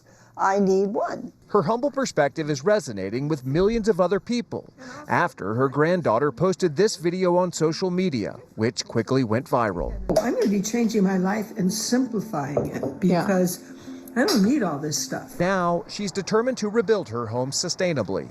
But everybody who builds a new house, which we're going to have to build, over 7,000, should be making sure that everything is sustainable and cost effective. We have to think sustainably. We have to be in the 21st century, and no matter how old you are, you should be doing that. Ruth says it's simple. She has what she needs, and that's more than enough. I'm a very positive person. I always think of best of people, and what do I do in the situation? I just think that way, and I figure things out. And warriors don't worry. They figure it out. Words of wisdom. And it's pretty wise, undoubtedly. But, unfortunately not everybody had 2 closets of clothes to begin with. But, I do like her very sort of down-to-earth take on this.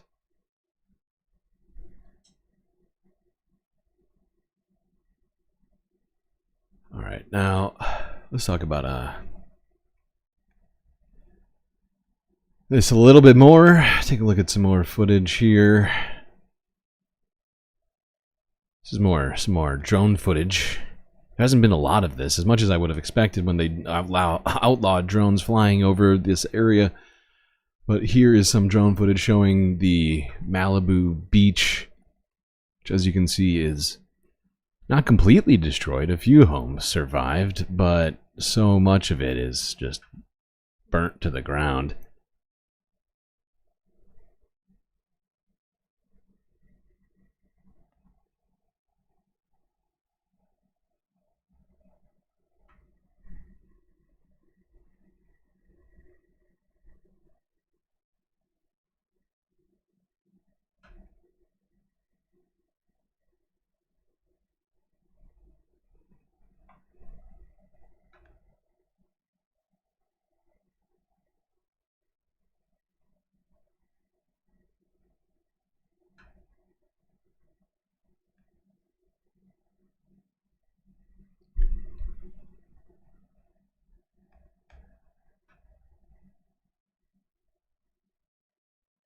Yeah, I mean, Chatters, you're making a fair point about, you know, her optimism perhaps coming from a place of privilege. For many people don't have the money or the ability to rebuild and are just homeless right now and have nothing. I get what you're saying. I get what you're saying.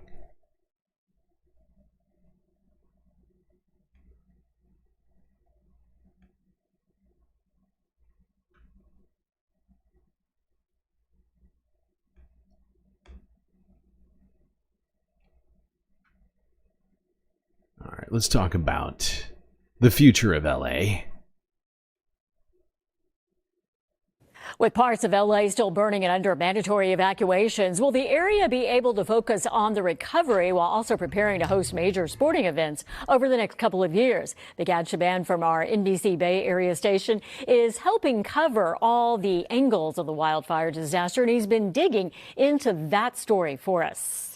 You're looking at the evolution of a city right now. Inglewood Mayor James Butts says looking out over a city, he sees first-rate venues ready to host some of the world's biggest sporting events in the coming years, including the World Cup, Super Bowl, and portions of the 2028 Summer Olympics.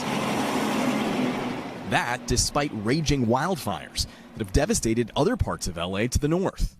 County of Los Angeles has 88 cities. This fire is involved in 3. This is a terrible event, and we have firefighter and police personnel working 24 hours a day to combat it. But the reality is this is not consuming the entirety of LA County or the entirety of LA City. Inglewood's Intuit Dome and SoFi Stadium are slated to host portions of the Summer Olympic Games in 2028, along with other venues in downtown LA and USC.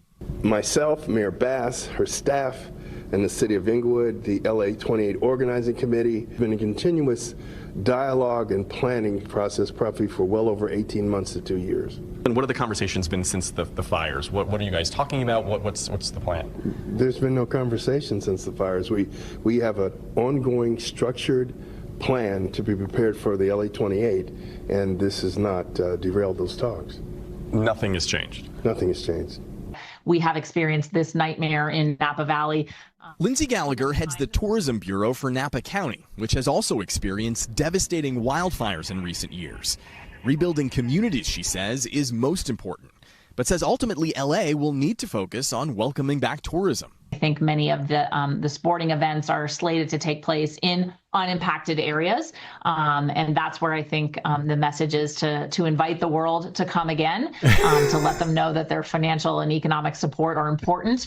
It was during Okay, yeah, just invite the world to the non-burnt areas in LA so that they can continue their plans to host the World Cup and the Olympics and apparently the Super Bowl, I guess. I don't know. I honestly don't pay that much attention to all these sporting events, but I know that LA spent billions of dollars, if I'm not mistaken, bidding to be the next host of the Olympics. And, you know, I don't really care if the Olympics are held at LA or not. It doesn't matter to me. Changes nothing in the world in a good way. Doesn't really, doesn't get me excited. Maybe other people disagree with that, but it's just not that important right now. I feel like they should be focused on other shit. And usually Olympics suck money from the cities that they go to. Almost never do they actually contribute to the local economy. Usually winds up costing the local governments more money than it brings in. So it just doesn't seem like a good time for that. I'm pretty sure I could have sworn, like, the bid... Hold on.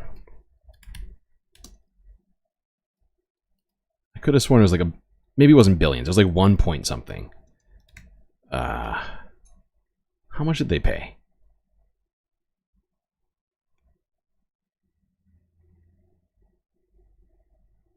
What was their bid?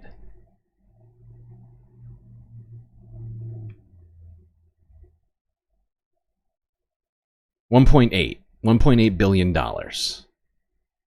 in funding to the International Olympic Committee. So not billions, almost billions, but I was short by 200 million, and I'm sorry for that. I made a huge, tiny mistake. All right, let's go to a tragic story here.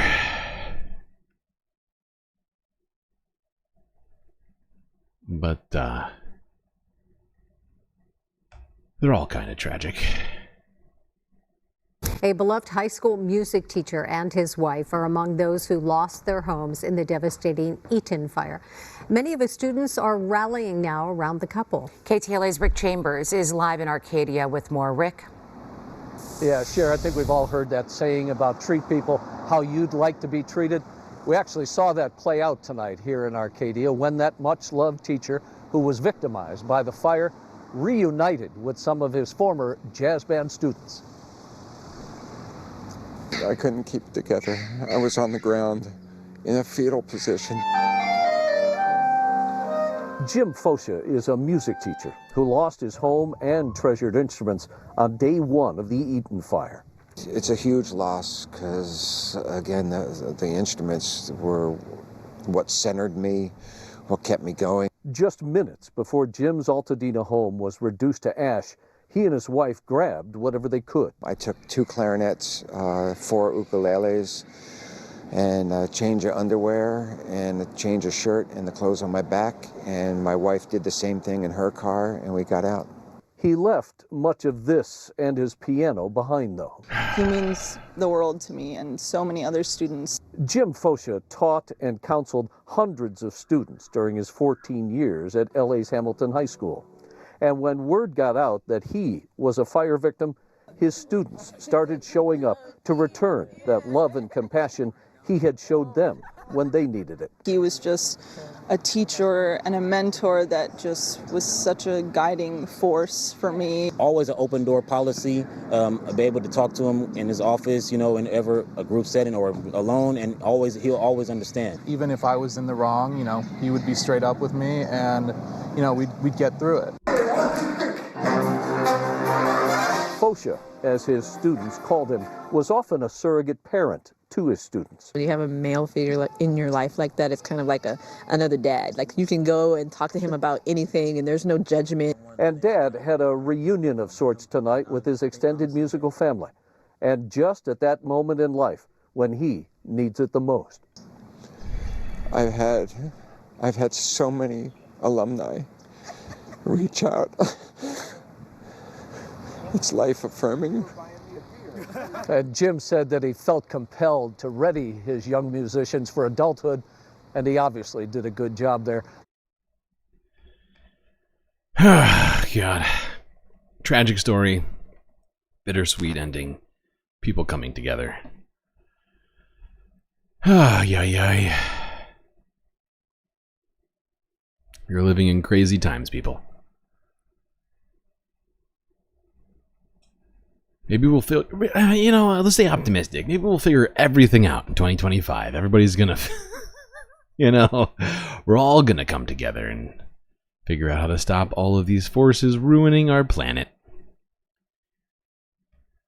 Burning it all to the, rather than letting it all burn to the ground. Maybe we can build each other up and stop, you know, stop allowing these things to continue. Let's look at this story where one artist is trying to help people who have lost LA-based artist everything. Asher Bingham is preserving memories. But it's like, what can I bring out of this to make this more magical? This started because I did it for a friend who lost her home. And I was like, I can't help you in any other way. And I truly don't even know what to say to someone that's lost their home. So Asher picked up a pen and shared the artwork to Instagram with a simple offer. To anyone that has lost a home in the LA fires, I will draw your home for free. Then it snowballed. 3 million views on that video later, there's now a waiting list of hundreds of requests. But amid the submitted names, addresses, and reference photos, life stories emerged. I'm like, I will put every detail I can into perfecting this to give you a good memory. It's so heart-wrenching that I wouldn't be able to stop. I'll find a way to get through every house request that comes in because they're beautiful and so sad.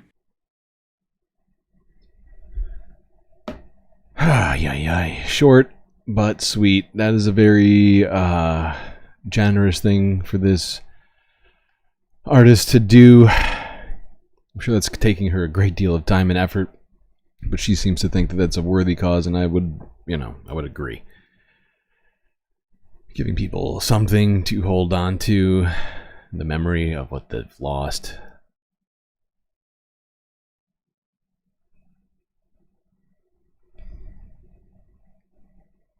Alright, let's move away from the LA fires. Talk about some of the other environmental issues and things. And in fact, there is another fire going on in California right now. Started by a fire at a battery plant in Northern California.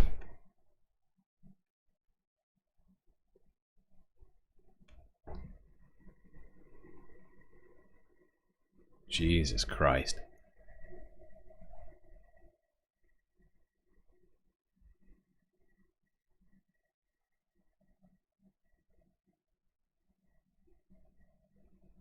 There's no sound here.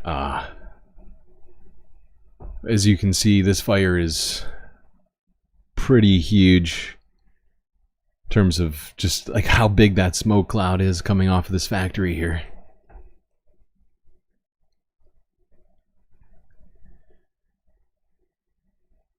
We manned this particular fire all night long. We saw this fire grow to an intensity, and I am happy to announce that at this point, most of that fire has gone out. Yeah, I think this is that's good.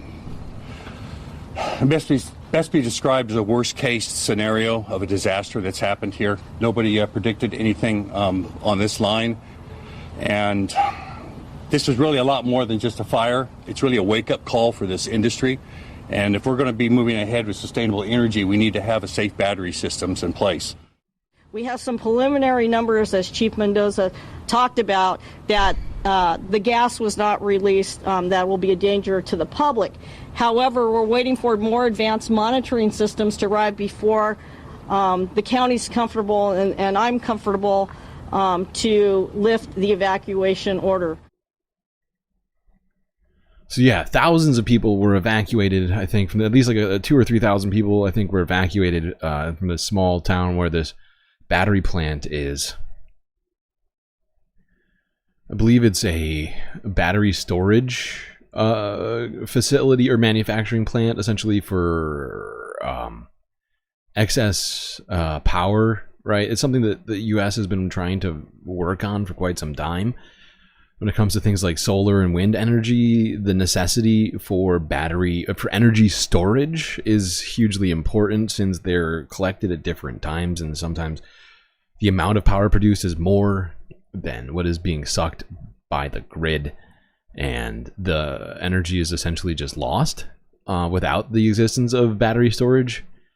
So, like they said, this is an incredibly important facility, and just manufacturing process in general, but safety is also incredibly important, and these companies need to be held accountable to keep workers and everyone else safe in the surrounding areas and avoiding environmental catastrophes as well. Thankfully, it seems like this fire didn't spread to the surrounding area. I guess we'll see what the actual impact of this fire was soon. This just happened literally. It was going on up until about 6 hours ago, I think.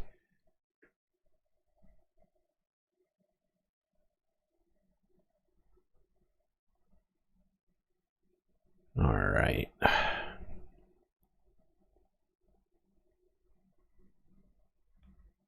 How are we doing on time?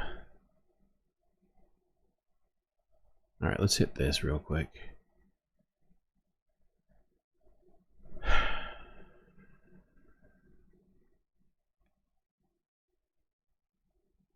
There's another fire that's been going on. All the way south in Argentina's Patagonia, which has been destroying homes in the city of Apuyan. Here's the AP from yesterday.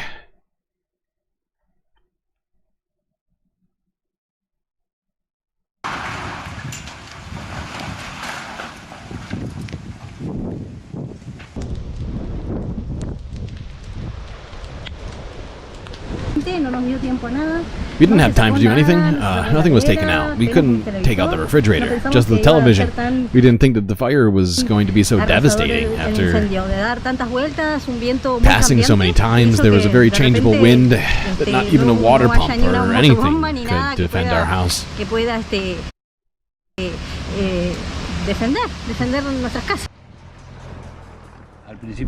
At the beginning, we had gusts of approximately 70 kilometers per hour or 40 miles per hour with a constant wind of 50 kilometers per hour. That caused three very important fronts to form. One, like every interface fire, begins to burn everything that is part of the housing area. Unfortunately, we are talking about many affected homes.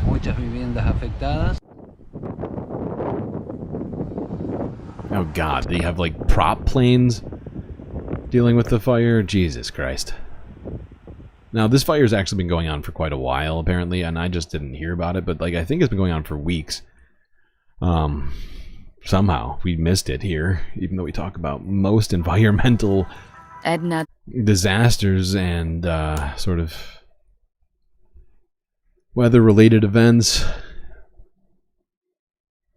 Argentina has woke lesbian firemen too. I guess so. I don't know. No, in fact, this fire is in a pretty rural region.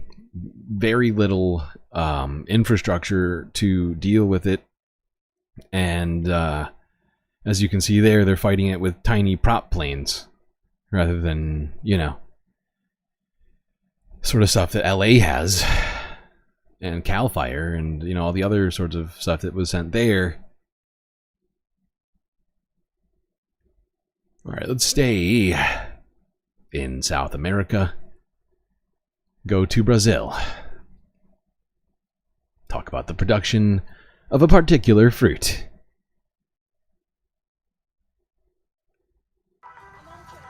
Edna dos Años Nacimiento Siquiera, known as Brazina, climbs an acai palm tree in her village of Ilha da Jussara in Brazil. She's harvesting acai berries, a superfood known for its nutritional benefits and used globally in juices, cosmetics, and supplements. Growing the tart fruit is a major source of income for the village, and production has grown. Okay, who here knew that acai berries came from palm trees, or a varietal of palm? I literally, watching this video, I learned something immediately when I saw this. I was like, wait, is this true? In my mind, they grew on like little bushes on the ground. I had no idea people were climbing trees to get acai berries. They kind of grow like dates, if I'm not mistaken. I think this is the same way that dates usually form on palm trees. And used globally in juices, cosmetics, and supplements. Growing the tart fruit is a major source of income for the village, and production has grown around 50% in the last decade. That's thanks to Bessent and a dozen or so other women in the village who fought to secure sources of credit. There's a lot of value here, but we haven't yet managed to organize ourselves so that we can earn more. This is our black gold, as we say.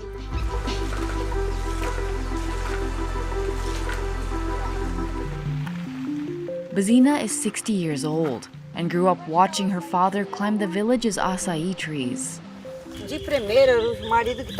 At first, the husbands took care of the product, of the production. Then we, the women, started to move. Can we organize ourselves? She was the first woman to participate in meetings to discuss funding to grow the village business. According to Government Sustainable Development Agency Emitter, the involvement of women in such small-scale businesses has grown fast in rural Brazil. In 2021, almost half of the rural credit from a federal program overseen by Emitter that supports smallholder farmers benefited female producers, it said.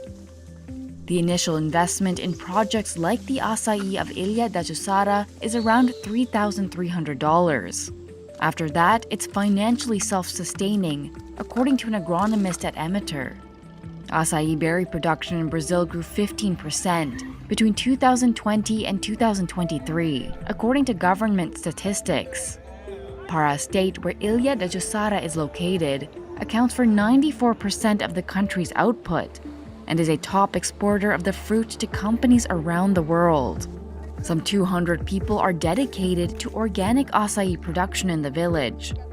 During the harvest, families can make fourfold the region's minimum wage. Total sales are about $225,000 a year, over 85% of the community's income. Bessent says the business has helped villagers prosper. We've achieved a lot with my friends that are part of it. Now we are a bit apart, but we continue in the same business, in the same place. And they are also doing very well. They have their own... The way this guy makes this climbing this tree look just so freaking easy, it's hilarious. I mean, this is tough. You go try and do this real quick. Actually, don't. It's dangerous. But seriously, he climbs this thing like he's Spider-Man. Now we are a bit apart, but we continue in the same business, in the same place. And they are also doing very well. They have their own little house, their own little stove, their own bathroom. And for us, it's changed a lot. Thanks to... Well, local organic acai berry farming is, keeping a part of Brazil's economy alive. Harvesters making 4 times the average minimum wage, or the average wage, they said, in Brazil. So yeah, it's pretty interesting, I thought. A little story to sort of break up the more horrifying shit we have to talk about. Here's one of those horrifying things now. BBC News story from 7 hours ago.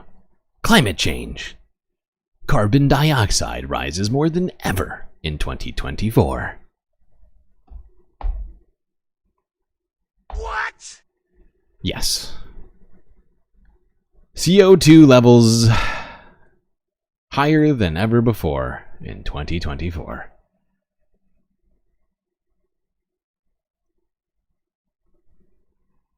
Now, last year saw the fastest annual rise in the concentration of carbon dioxide in the Earth's atmosphere. That's according to data collected and analysis from a research station in Hawaii. The study from the UK's Met Office has warned that CO2 at current levels are incompatible with the target of keeping global temperatures below 1.5 degrees. Concentrations of CO2 are now 50% higher than before humans started burning large amounts of fossil fuels. Last year was the hottest on record, with global temperatures 1.6 degrees above pre-industrial levels. Let's speak now to Professor of Earth System Science at Stanford University and also Chair of the Global Carbon Project, Rob Jackson. Mr. Jackson, hello, welcome to the programme. How worried should we thanks be? for having me. How worried should we be? What do those figures mean? Well, we should be very worried. This is a much larger increase in atmospheric carbon dioxide than we're used to. We're breaching safe temperature levels well past them. And I think the most troubling thing about the increase this year is that it's not caused primarily by a surge in fossil fuel emissions. We estimate fossil fuel emissions are up about 1% last year in 2024. But normally the Earth's lands take up about 1/3 of fossil carbon pollution through tree growth and other things. And the Earth is starting to fight back. The El Nino last year meant thousands of additional fires in the Amazon, record droughts in the Amazon and elsewhere. Plants are not growing as fast, and we're seeing forest death in places. So the Earth is starting to rebel, if you will, and that's. Yeah, and that's, I think, the thing that we need to drive home in this particular situation is that, you know, the planet has been essentially drawing from a bank, if you will, if you want an analogy here, right? And now that bank has basically run out of money, right? That being, you know, the bank of the planet, all of the things that have been sucking up carbon dioxide over this time, not just forests, but also the ocean, right? But at this point, we've been talking about it for like a year now, that, you know, the carbon sinks on our planet are running out of places to store all of this carbon that we're putting into the atmosphere, right? And are now basically creating their own carbon dioxide, whether it's by burning or whatever else, unexpected, you know, what do you call it? Like, my brain just broke. What's the word? Like unexpected thawings of, say, like the permafrost, or things like the forest, like he was mentioning, like the Amazon recently, you know, is no longer sucking up carbon at the same rate it had been in the past, let alone the fires that are adding more carbon dioxide. But the soils, we've been looking at the soil limitations on its ability to capture carbon dioxide, and it has been waning. It has been getting worse and worse, according to all the empirical evidence, and it's not good. Troubling. You say the Earth is fighting back. I mean, the Earth's just going to get on with things, isn't it? It's us that's going to suffer. It's going to correct itself somehow. This figure of 1.6 degrees, you know, I think it's accepted now, isn't it, that we're going to be heading above 2.5. That is the most realistic figure of a temperature rise that we'll be able to attain. Is that the agreed level? Well, I hope not. Certainly we are heading towards that now. We're not slowing down at 1.5. A couple decades ago, it would have been inconceivable that we would have so casually and cavalierly blown by the 1.5 C threshold where we are now, but we did. And we may do the same for 2.0 and head above 2.5, which is a deeply troubling world with sea level rise, ice melt, and extreme weather. We do not want to go there, but we just seem to be sort of whistling down the street, ignoring what's happening around us. Okay, so in terms of what is happening, why are we seeing this fastest rate of carbon dioxide entering the Earth's atmosphere?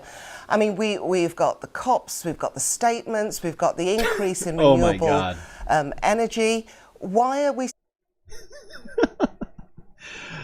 I don't know if this woman's being sarcastic right now, but we talked earlier about the recent COP summit where the richest nations on the planet refused to apportion an adequate amount of money according to climate activists. So, you know, they cut that number by like 2/3 and said, this is the number we'll do, even though we need to do a bigger number. You know, and it's not even, you know, the COP, the climate accords, they're not binding. The countries can do whatever the fuck they want. We need binding agreements, right? Where sanctions and whatever else goes down on it. Whatever country breaks these fucking agreements. Shit like that. Like, we can't just You know, just thinking like, oh, why isn't it working? I don't understand. No, I don't get it. It's so confusing. Statements, we've got the increase in renewable energy. Why are we still burning more fossil fuels? And where is this concentrated? Well, we're burning more fossil fuels in almost all regions of the Earth. Europe is the primary region, really the only region where fossil fuel emissions have actually decreased. So thank you for all of your efforts. But elsewhere, we're burning more. One thing we're doing around the world is producing more and more energy. So we're building wind turbines and solar panels. But because there's so much extra demand for energy, that renewable infrastructure does not mean that we're taking fossil plants like natural gas and in some places coal offline. And we need to take fossil plants offline and replace them with clean energy. Are we going to do that? Do you think it's attainable? Because it looks as if man's development and what needs to be done to protect the Earth, I mean, they don't correspond at all. I mean, one of the latest concerns is that the growth of AI and the energy needed, of course, to cool those huge sources and the power that's needed to generate and all the processing, the energy that's needed there, where is this energy going to come from? Fossil fuel, isn't it? It already is. To some extent, there's a discussion here in the United States about extending the lifetimes of coal plants that were scheduled to be taken offline in the next few years because of so much extra demand for energy, partly coming from data centers and AI and things like that. We have an insatiable appetite for energy, and that appetite means we need renewables. It's really not a we, right? Like, I don't think the way he's framing this is right. It's not we. It's not we. It's a few.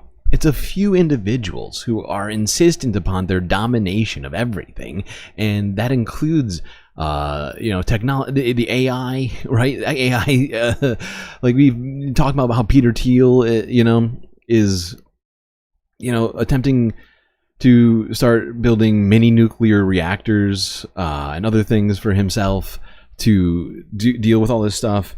All these power needs of his AI models, and he's just one of many, many, many billionaire assholes who are involved in this AI race that are just sucking up whatever energy they can. They don't give a shit where it comes from, honestly. It doesn't seem like any of them give a fuck about renewable energy in any way, any meaningful way, so long as it, benefits their bottom line. That's really that's where the buck stops, right?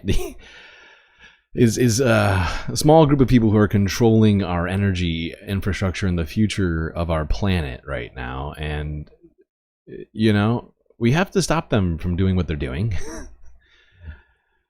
That's one of the reasons why energy prices in the United States have gone up, right? Because all of these tech billionaires are plugged into our grid, and their energy consumption is going up. So the demand is up, therefore the price goes up, of course, because the energy producers, it's just a free market.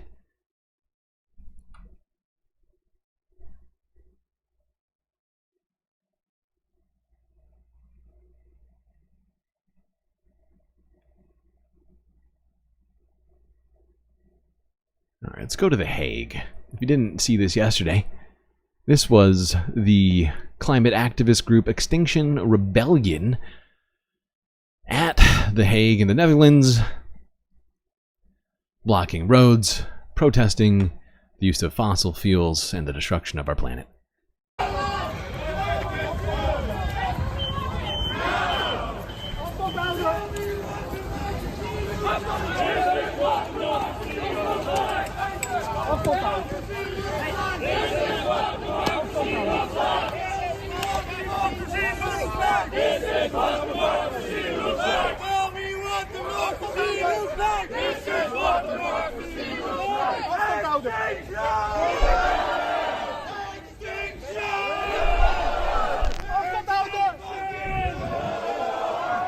I love how the cops are running around. Like, I love this vibe, right? This guy, he's like running around like this is definitely a threat, but it's pretty clear that these are just people walking. We need the police to stop the threat of people walking and shouting.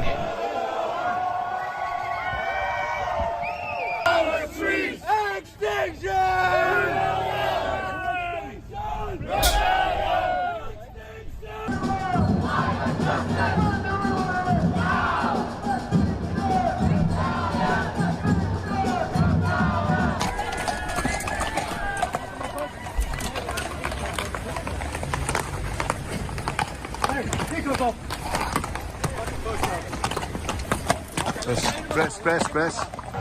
Wij houden links aan. Horen jullie bij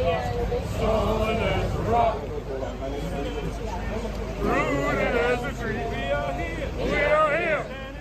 Standing strong.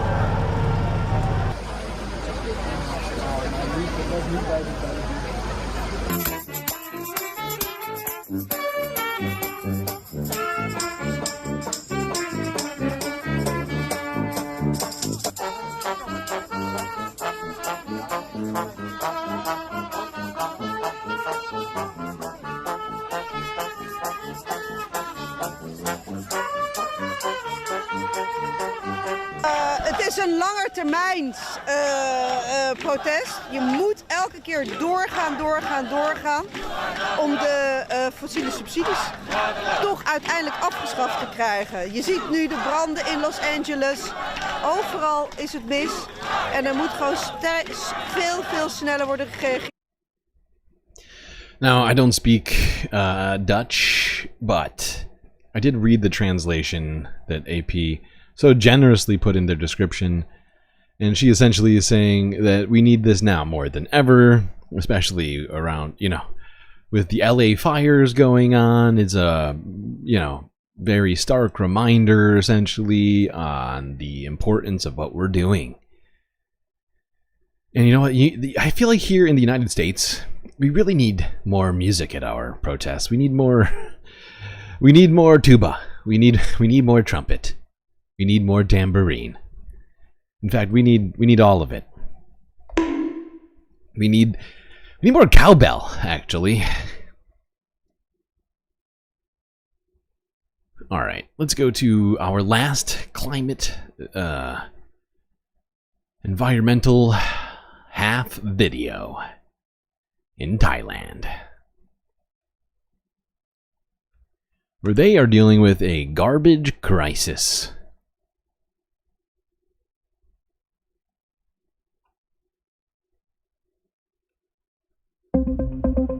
The enchanting Thai island of Phuket is facing a waste management crisis, despite its goal to become a sustainable tourism destination by 2026. Known for its white sand beaches and a vibrant nightlife, Phuket is a popular vacation spot. It has seen rapid town development and a surge in tourists after the pandemic, and that generates a huge amount of waste. Every day, around 1,100 tons of waste collected from towns across Phuket are sent to one single landfill. Only 700 tons are incinerated. That's the maximum capacity of the landfill's only incinerator. The rest continues to be steadily dumped. Hundreds of residents nearby, like Vasana Toyu, have been increasingly suffering from the intensifying smell. There's no life outside the house, we just stay at home. Sometimes you have to wear a mask at home because of the smell. When the smell is very strong, you have to wear a mask and turn on the air conditioner and air purifier all the time. The power bill is very expensive each month, up to $180 per month, because you have to keep everything on all the time. Toyu said her children are not able to go out and get fresh air because of the smell. Her 3-month-old has never been outside at all, she added. Wow. Authorities are scrambling to find solutions for the steadily increasing waste problem. Here is Supachoki Langfet, the deputy mayor of Phuket municipality. The growth of the city has been much more rapid than it should be. Therefore, it could mean a crisis in terms of waste management within Phuket province itself. which the municipality must accommodate. เทศบาลเองก็ต้องรองรับในส่วนของว่า We speak in terms of a crisis, or in the worst case, that we must prepare an area to accommodate 1,400 to 1,500 tons of garbage per day in the next 2 to 3 years until the second incinerator is built. ปีข้างหน้าจนกว่าเตาเผาขยะใหม่จะสร้างเสร็จ Maybe some more sustainable development is in order here in Thailand. Holy shit. Good God. Oh God, this is bad. We have got to stop just living on our future, on our future prosperity, because we are just destroying the fucking earth everywhere. It feels like just for growth.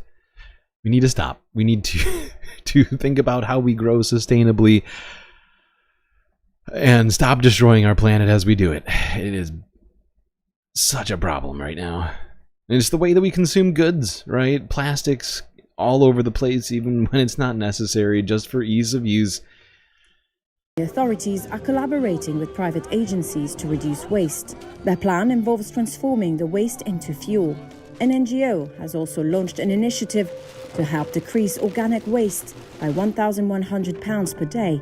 Despite the efforts underway, an expert believes that more needs to be done. Panate Manomaivibo is a solid waste management expert and assistant professor at Burafa University. They need to also focus on waste reduction, waste separation, because if we just keep expanding more waste incinerator, I don't think that would be just the solution. No, it would not. At the end of the day, you have, access, and you would end up using these kind of preset landfill. Yeah, and incinerating the waste isn't going to really help air quality so much. Also, super bad in terms of, emissions. That cannot be the fucking solution. And just from here, I can see that this landfill is just filled with plastic everywhere. The fact is, we gotta stop believing, we gotta start tricking ourselves that plastic is super recyclable. It's not. After just one instance of recycling, plastic quality is greatly reduced, right? Like every time you recycle plastic, your ability to recycle it is made greatly much more difficult, and the quality of the plastic goes down exponentially, and we've been lied to by, plastics manufacturers, oil producers, on its recyclability, and we need to go switching back to some stuff that we used to use back in the day that worked perfectly fine. Glass, aluminum, other sorts of stuff, and in fact, there's other new products that have been coming out in terms of replacements for plastics. It would be great if, as a planet, we could start embracing some of that shit. Of course, the most moneyed interests are the ones that are sort of ensconced in this horrifying system of continued waste, and I don't know, maybe we need to do something about stopping those idiots from ruining it for the rest of us. Alright, chat, it's time. Final space break incoming.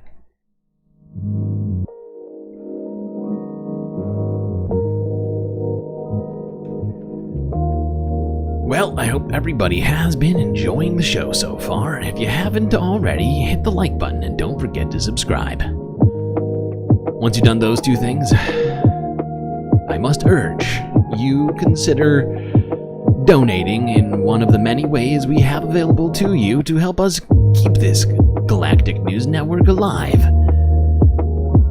As I mentioned, so many great ways for you to do that. YouTube.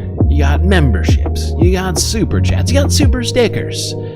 Those are all great ways for you to show your support, and I recently mentioned that if everybody who subscribed to this channel was a member, well, we would have no problem continuing this into eternity.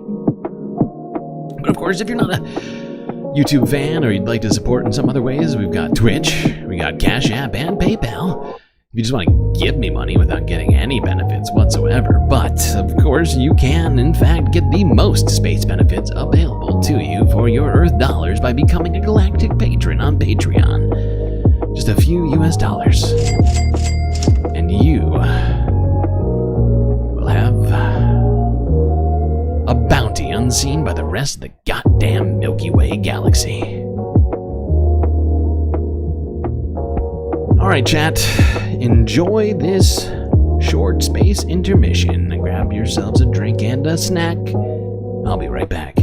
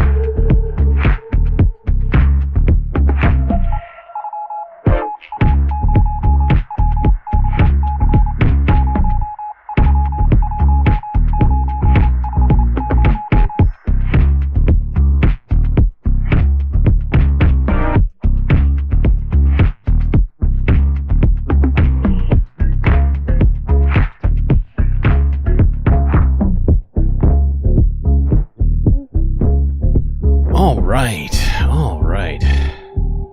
Man. We have talked about all sorts of stuff today here. We have got a whole lot more to talk about. And in fact, just looking at it all, I feel like we might need an extension on this stream. So I'm going to do a thing.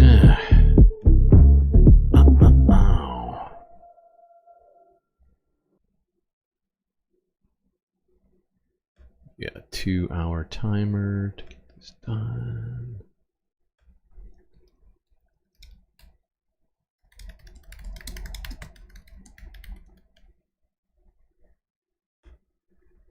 All right, starting a goal here for those of you who would like to keep the content going later this evening and or morning, depending where you are on the planet. As in my estimation, we're going to have more than I have allotted in time to get through all of this stuff. There's just always so much stuff happening on Earth and in space. It's really hard to fit all of this shit, even if it's just a day's worth of news, into one stream.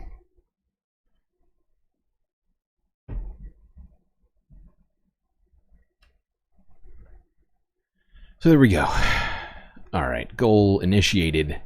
Let's start in space, where a lot has been going on in the last 24 hours. We watched the failed launch of Blue Origin, and then the eventual successful launch of Jeffy Bezos' rocket into the space.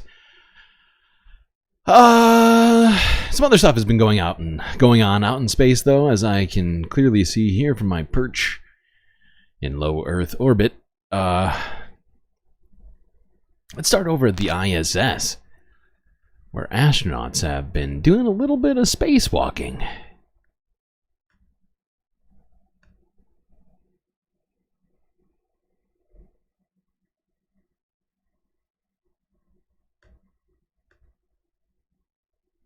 This side of the patch panel. The other side of the patch panel, stick it up maybe an inches higher. All those cables.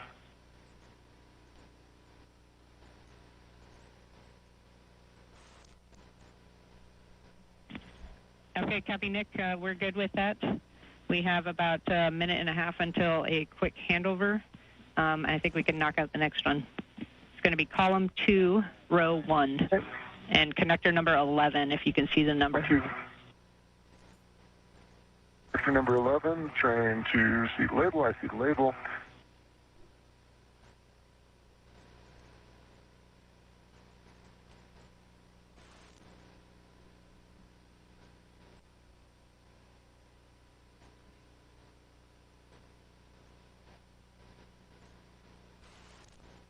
I'm down on it. You use that outward spot, you could rotate, right? Yeah, I can rotate this 170 degrees counterclockwise. I can't see what band it is close to. Okay.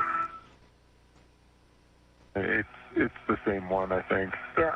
As you rotate around. Probably a height of 9. Okay, copy. Height of 9. That one. That answers that connector's questions. Any other foreseen challenges mating that one? Nope. It's a little bit of a reach compared to the other one just because it's further away. But it's not. Well, let's skip through some of this here, see what these guys are doing out here in space. Oh, you can see the Earth. It's a pretty sweet view. All right, with that one, the last connector we want to check today is column 4, row 5. And if you can see the label, it's Echo 1 Alpha 0. One right below that last one. Yeah, this one's easier. Oh, that's a good idea. Well, I think. Full bundle is pushing me off to the side. So again, I have to put stress on all those cables. I'm probably 20 degrees off vertical. Be able to get it straight. I'd have to bend all those cables could rotate 180 degrees. The handle's in the right location, but those cables What is the are an inch contentious? above the What is the nature of this handle. contentious chat And, right now and between they're some interfering of with being you able in to- here being able to put this over down vertically. plastics in medical supplies? That is actually one of the places where I struggled to understand what the actual like solutions to are in some cases. But my understanding is that you can in fact make plastics from things that aren't petroleum based oil drilled from the ground. If I'm not mistaken, you can make plastic from other oils, right? And so I'm pretty sure we can do it without drilling for oil, if I'm not mistaken, but the infrastructure just doesn't exist.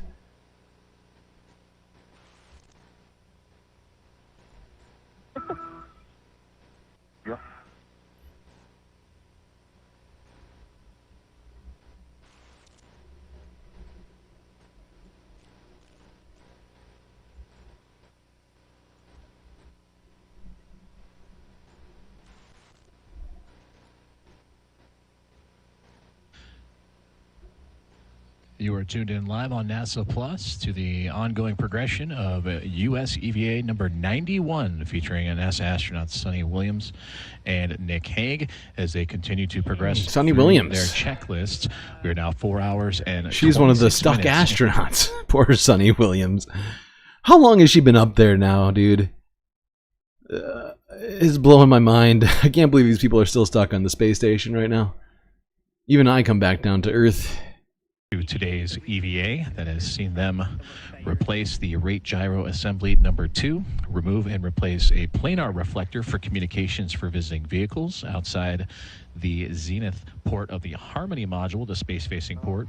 Also installing patches for the damaged NICER experiment, the X-ray telescope that was allowing unwanted sunlight into its sensitive instrumentations inside. So those patches have since been complete, and now both Williams and Hague working together to take a look at the alpha magnetic spectrometer and the work site, taking diligent notes of body positionings, tool configurations, and more surrounding a patch panel for future upgrades on future EVE.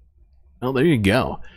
ISS astronauts, including the stuck NASA Boeing Starliner astronauts, out there doing spacewalks. Trying to make little upgrades here to the ISS.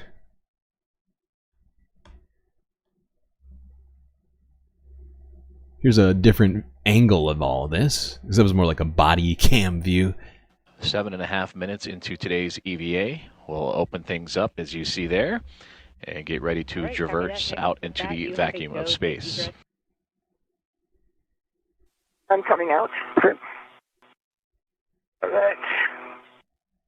NASA astronaut Nick Hague wearing the suit with red stripes, EV-1, exit the Quest airlock, and Sonny Williams was just making her way out of the hatch herself. And while they make their way across, flight controllers have given the command to power down the rate gyro assembly number 2. That rate gyro, to remove and replace, provides orientation data on all 3 axes of the International Space Station. That is today's priority task of U.S. Spacewalk number 91. And there is a great look at Expedition 72 Commander Sonny Williams, with Nick Hague just above her on the truss of the International Space Station.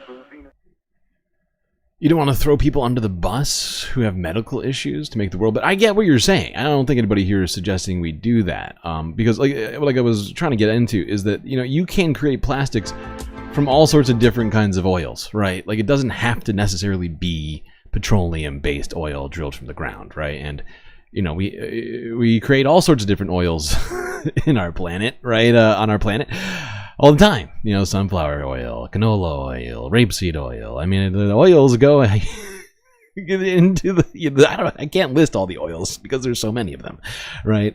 And now, like I was saying, the technology is in sort of what I would call a transitional phase, and the transitional being like it exists but is not prevalent enough to take over the current plastics industry, And much of that has to do with, in my understanding, the sort of profit incentive, the current system being ossified into this, what it is. And we need to somehow get those people to transition or do it ourselves. But I do get what you're saying. Read the whole thread. I feel like I've been trying to.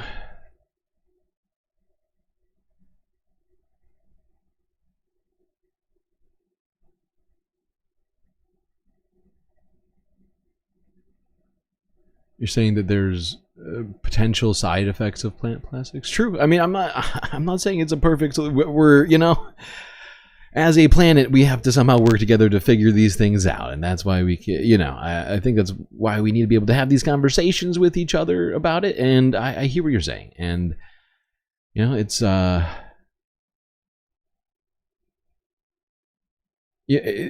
it's a situation that we have to get ourselves to, because we just can't continue to ceaselessly pull plastic, make plastic from petroleum oil, which we know we're destroying our planet for. And there's also a very finite amount of oil, unlike plants, currently live plants, right, and other sorts of oil producing things.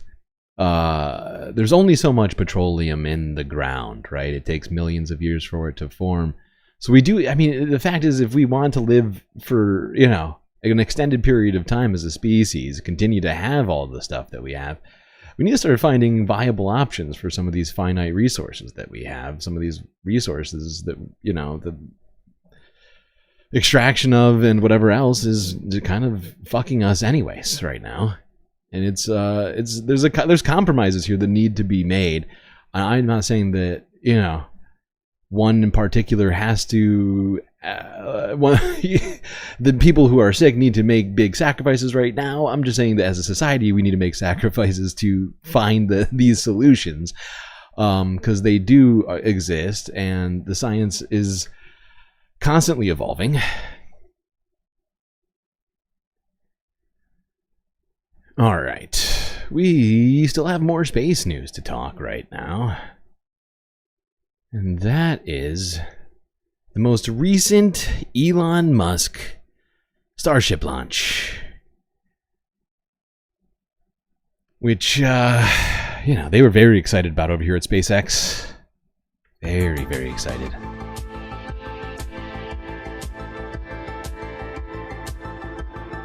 No more dinosaurs to make oil. Yeah, well, most oil isn't in fact dinosaurs. I know you're making a joke, but yeah, I mean, if I'm not mistaken, most oil that exists on the planet is from decayed plants, millions of years old plants. There are some dinosaur in there, I'm sure, mixed in.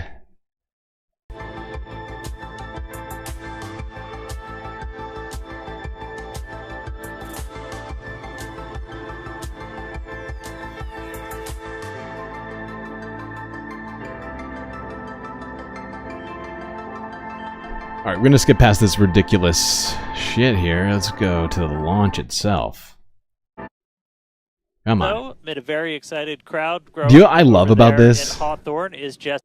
I love how everybody needs to wear the same hoodie for this. It's so great.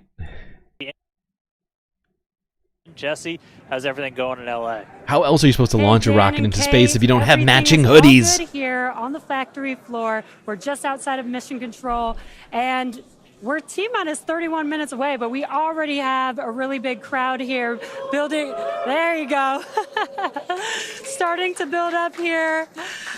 Every flight of Starship has made huge progress, and today is another exciting one. We're joined by Starship, Raptor, and Starlink teams here with me today, and everyone is getting super excited for this flight test. So with that in mind, I expect it to get very loud in here soon.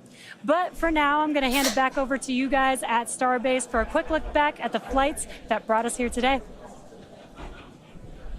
Hey, thanks, Jesse. Now, more we fly safely, the faster we learn. Faster we learn, the sooner we realize full and rapid reuse.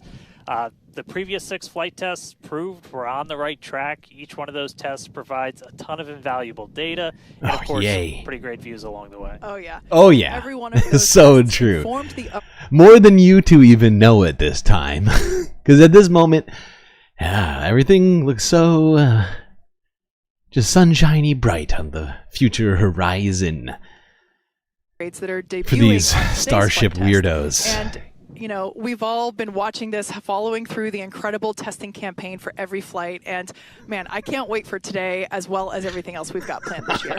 Just to Joke's on me, those jumpers are actually made of AI. Wow. Bad Lefty's got jokes over here.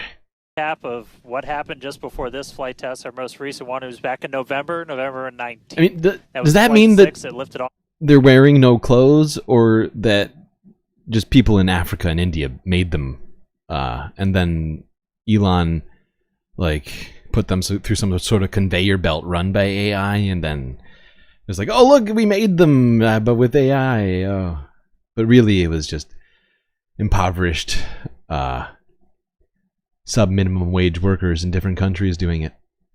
4 p.m. Central from Starbase, Texas, just a couple miles over our shoulders. It was a gorgeous sunset ascent. Let's take a look. Oh my god, this music is epic.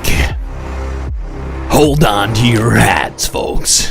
This is about to get serious. It's been just over a month since Flight 5. The goal is to get that turnaround time down to hours. You know it's serious when you got a beat like this. Oh yeah, baby. Who doesn't love a good phallic rocket getting shot into space? Sorry, said no catch decision. Booster offshore by the...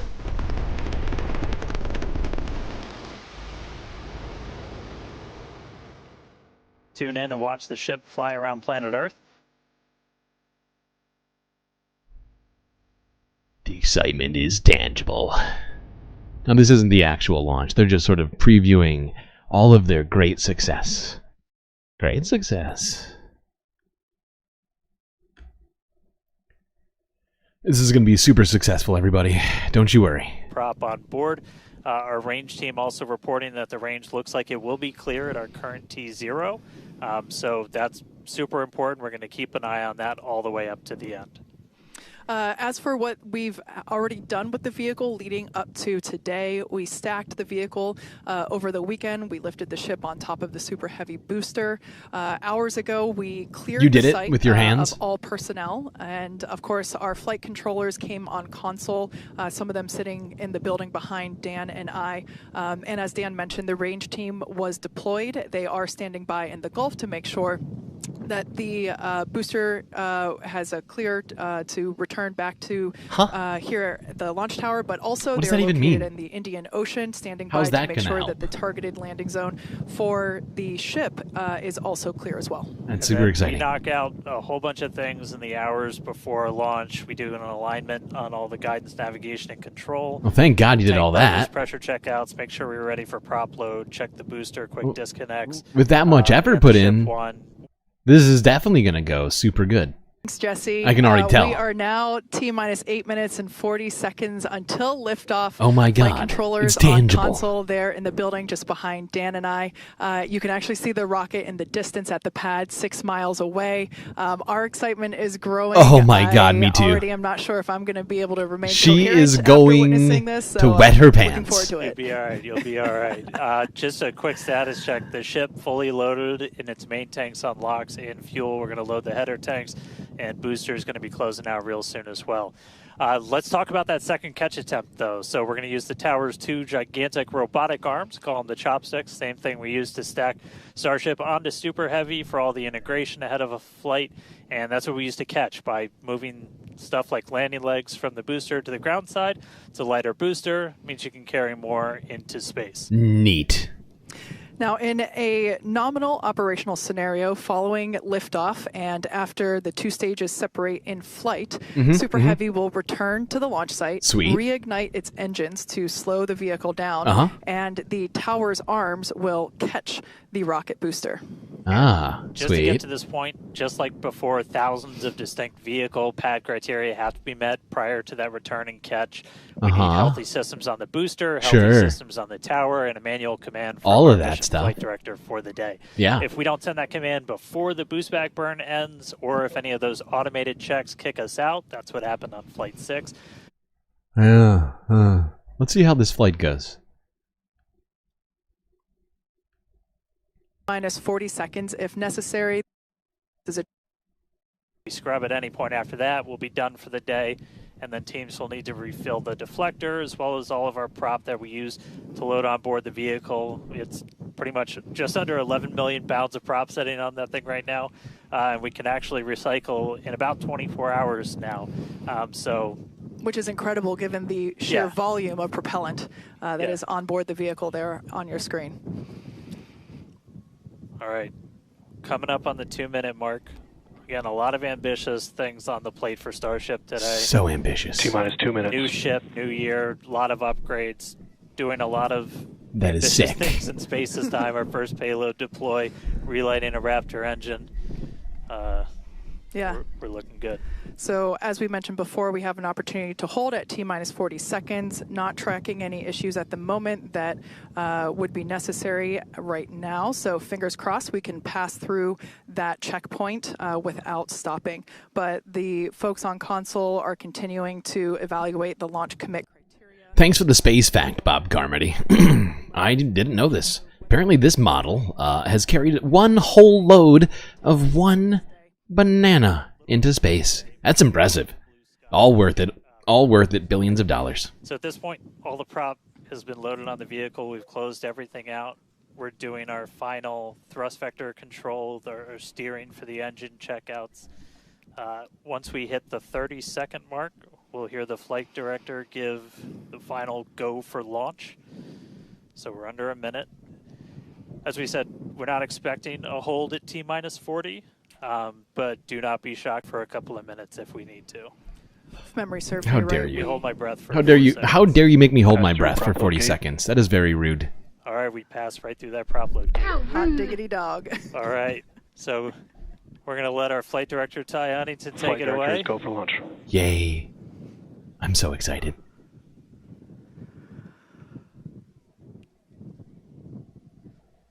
And 20 seconds. Yes, we can count. Thank you. T-minus 10, 9, 8, 7, 6, 5, 4, 3, 2. Why is the audio not lined up? We have liftoff. Wow, it's all looking really good so far. Escaping the Earth's gravity. Seems to be doing what it's supposed to be doing. Okay, nothing going on here. All seems fine. What a great moment for SpaceX. Wait a second, what is that? More than a minute into flight, the vehicle's super. Is that supposed to be doing that right there? Everybody look at this real quick. Anybody else seeing what I'm seeing? There's something flapping here, which looks like it's supposed to be attached to the main fuselage here. You see this? Endless blue skies right now. That's probably bad, right? Vehicle supersonic. More than a minute into flight, the vehicle's supersonic.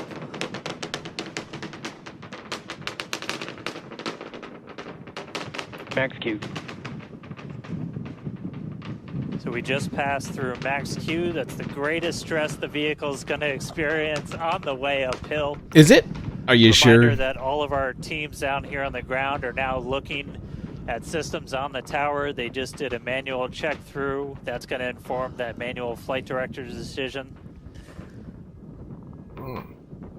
52 Next likes. moment That's a coming up, though, crazy is gonna amount of be likes, hot people. staging. Don't take your eyes off it. It's Yeah, better one not. heck of a light show. Better not. Although we're definitely going to. What a gorgeous ascent. So pretty. 6 ship All engines right, what was getting that? ready to ignite. That's going to happen while we're still attached. We can still see the ship's engines from the ground.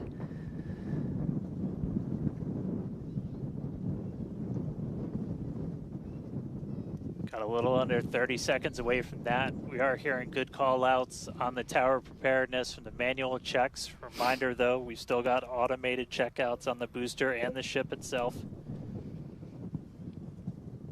But as of right now, our manual checks and our manual commanding is looking go for a catch. Booster engine cut off. That is incredible news. It is incredible. That is really great news. Let's see it catch. Let's see the catch. I gotta see the catch, I mean. That's the whole point of this thing, right? Is it's gotta be able to do the landing, right? See this landing. To control the vehicle and guide it back to its landing site. Booster FTS is saved. Now with that, we're going to hand it back. How's it going over there, Dan and Kate? How are you doing, Kate? Seeing that in person? You know, Dan had to take that entire segment because I couldn't talk. That was incredible. There it is. We can see the booster coming back in now through the plume. At least it looks that way to us. It's incredible that it basically returns. It looks like a speeding, just like this silver flare coming back to the. Once again, we are standing by for attempting to catch the booster at the tower. This would be the second tower catch. Booster landing burn. Seeing 13 engines. Booster now hovering as it aligns with the tower for catch. Booster coming in. Get ready for that boom, Kate. Down to 3. Ooh, it's smooth. So smooth. Look at that. A successful catch. That's all he needed to do, right? Wait, where's the other half of it? What's going on here? Oh, right. That's supposed to be in space flying around, right? Doing space stuff. I wonder how that's going. What's that? It exploded? Oh. That's awkward.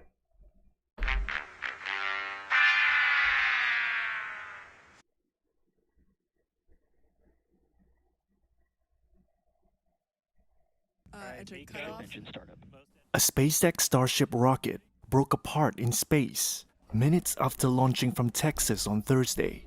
Its breakup was seen over the skies of the Caribbean.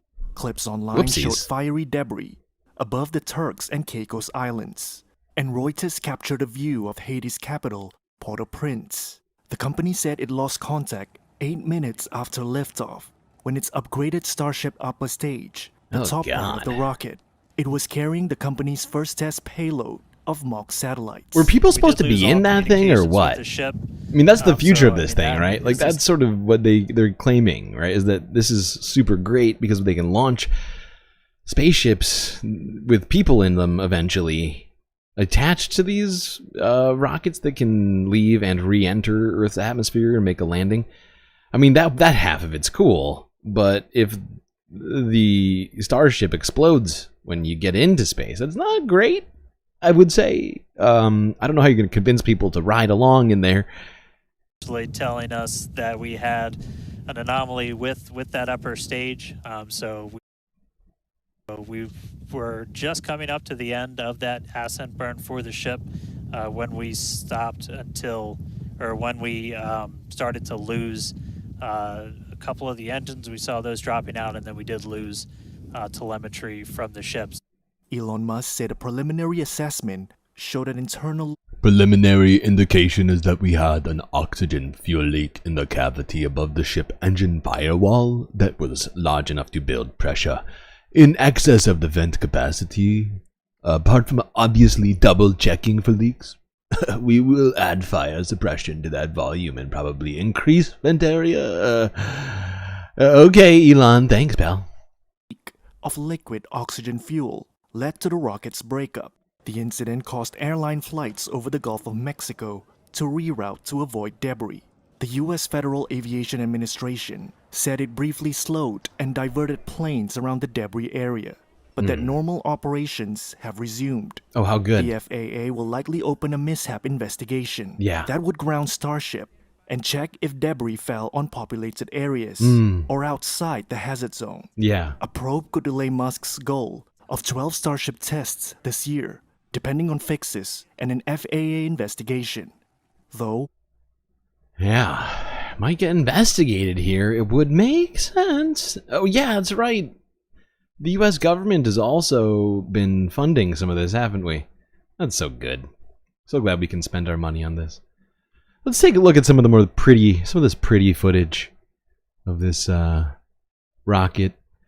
All these rocket pieces that would have, I guess, in the future contained people, just sort of breaking up as it re-enters the atmosphere.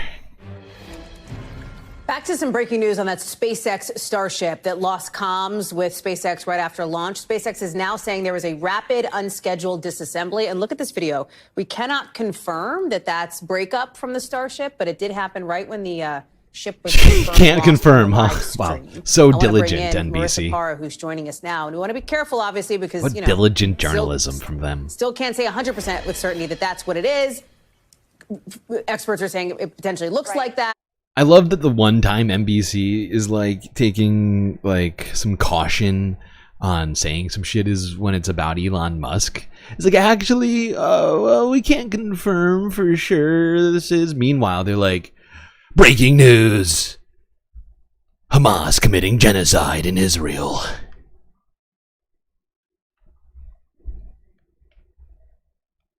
Right.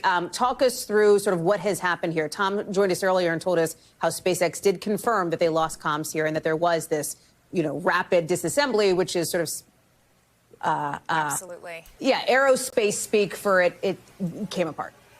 Right. So, Hallie, I'll start with what we know, then I'll get into the questions we have, and we'll kind of piece together what we can from this. So, SpaceX, as you mentioned, just put out the statement saying that there was a rapid, unscheduled disassembly during its ascent burn.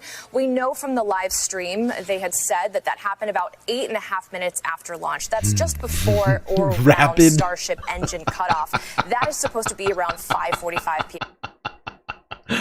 Okay, this is the funniest tweet I've ever seen. Oh my god. Rapid, unscheduled disassembly, otherwise known as blowing the fuck up. Wow, that is such great PR right there. It was unscheduled disassembly. We forgot to schedule it, but it happened. It was rapid too, so that's good. That's according to the schedule that is publicly posted online. Now, these videos, and I want to bring up that video again because these are videos that were sent to my producer at 6:04 p.m. So in terms of what we...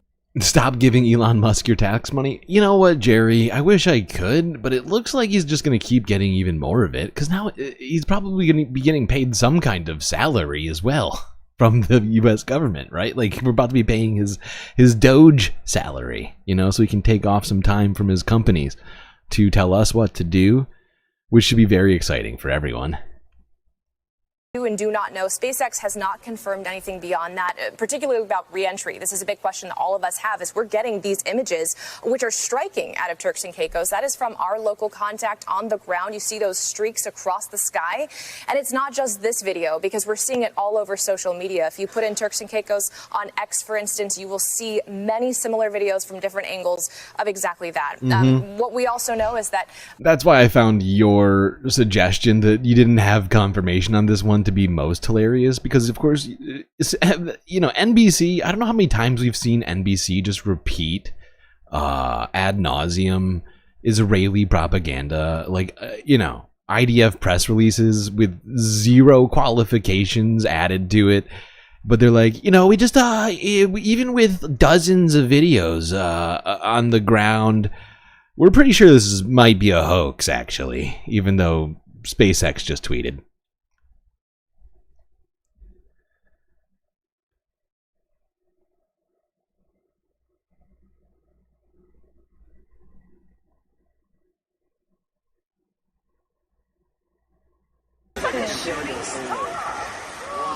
Wow, talk about it going right over us. Right? Oh my That's God. amazing.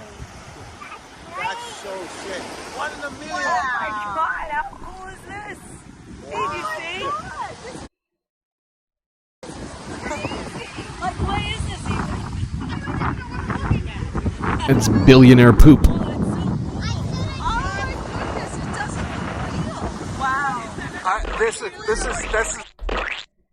This is not right. Something happened. This exploded. This thing has exploded.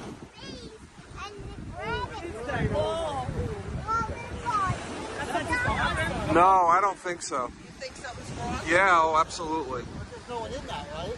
No. No one was in it, right? No. Oh, thank God. Oh my God, look at those colors.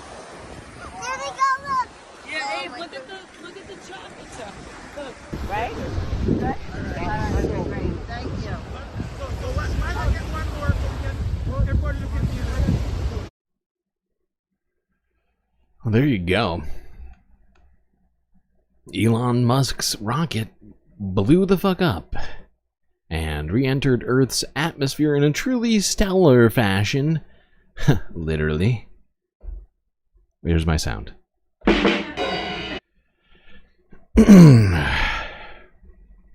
But, you know, we got more to talk about when it comes to... Oh shit, I have more footage too. Hold on. I forgot.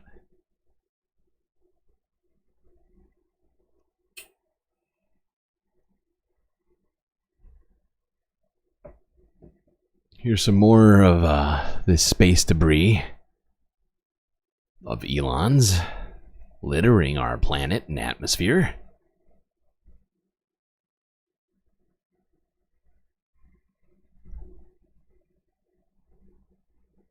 Elon space debris. So great. So good and so great. Welcome to our podcast, where we cover Please hold. interesting and fascinating stories for you. Please hold. In this episode, we will... Thank you. All right. Now, we're actually not done talking about this situation. Because I was thinking to myself, this can't possibly be good for the environment, or, I don't know, say, the atmosphere itself. I wonder what it's doing to our planet when this kind of stuff happens. Well, turns out I might have an explanation for you, because literally like 12 hours before, somewhere between 24 and 12 hours before this launch happened, Wildfire, the Indian news network, did this little video here that we're about to watch for us, explaining to us the effects of the last Starship explosion. Because, of course, this is the third Starship that Elon Musk has launched into space, or attempted to launch into space, that exploded. You know? So, let's see what it is. They seem to have come to a conclusion on what happened the last time it blew up. Let's see. Ugh. Wow, that looks fine. Everything's fine. Gus Starship blast made 2,000-kilometer wide hole. In a recent study, it has been revealed that when the Starship rocket of SpaceX exploded during its second flight, it led to the formation of a temporary 2,000-kilometer wide hole in the atmosphere of the Earth. What? The rocket had exploded just minutes after the launch, when the super heavy booster of the rocket blew up at an altitude of 90 kilometers. A few minutes later, another explosion occurred at an altitude of about 150 kilometers, which involved the rocket's upper stage. The research, which was published in the journal Geophysical Research Letters, showed that these explosions disrupted the ionosphere. Oh, that's good. Which is a region of the upper atmosphere. We don't need that, do we? Is located between 80 to 650 kilometers above the Earth. We don't need an ionosphere. We need an Elonosphere. It's called the ionosphere because of the ions which contain charged particles and have lost their electrons. As per the researchers, the Starship rocket's speed and power were faster than the speed of sound, which created shockwaves. These shockwaves took the form of cone, like acoustic waves, which traveled across the ionosphere. However, these waves, which generally move southward during rocket launches, traveled in the northern direction, which is unusual. These shock waves took the form of cone-like acoustic waves, which traveled across the ionosphere. However, these waves, which generally move southward during rocket launches, traveled in the northern direction, yes, you said that. Which is unusual. You said that as well. Well, that's not great. Now, my understanding is that eventually, I think after like an hour, that, or a few hours, it eventually closed up again, like the ionosphere sort of, repaired itself. But if he's going to keep blowing rockets up in our atmosphere, I feel like this could become a bigger problem than just one 2,000 kilometer hole. Could become a bunch of them. Maybe one becomes more longer lasting. I don't know. I'm just thinking out loud here, but maybe we should start, I don't know, making Elon responsible for his impacts on the planet, like, financially speaking.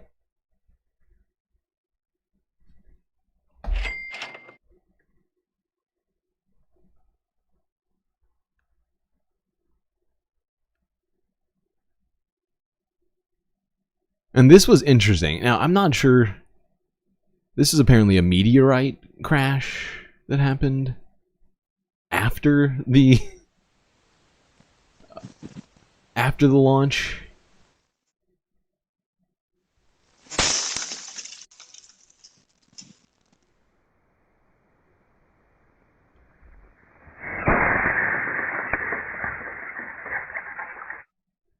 Now, I don't know where this is. It appears to be somewhere in the northern hemisphere. And of course, most of the debris that was seen was, sort of south. So I'm not sure that this is space debris. They're suggesting it's a meteorite, but that's all we've got is just this Ring doorbell camera footage of that. It was weird timing, to say the least.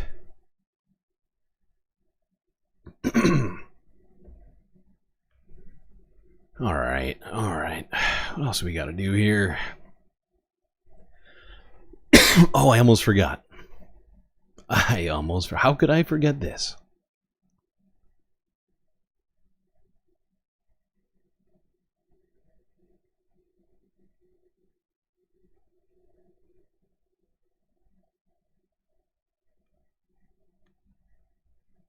Okay. Yeah, let's do this one. Because, turns out, like Reuters thought, the FAA has ordered an investigation into the Starship explosion. Wow. Shocking. Illegal. Tonight, the dramatic images, the mid-air explosion of SpaceX's massive Starship rocket. You'll see it here tonight. And now the investigation. Here's Trevor Ault. Tonight, these spectacular images of debris ablaze in the sky above the Caribbean, the SpaceX Starship breaking apart and crashing back down to Earth. The FAA now requiring SpaceX launch an investigation into the mid-flight failure. Oh, good.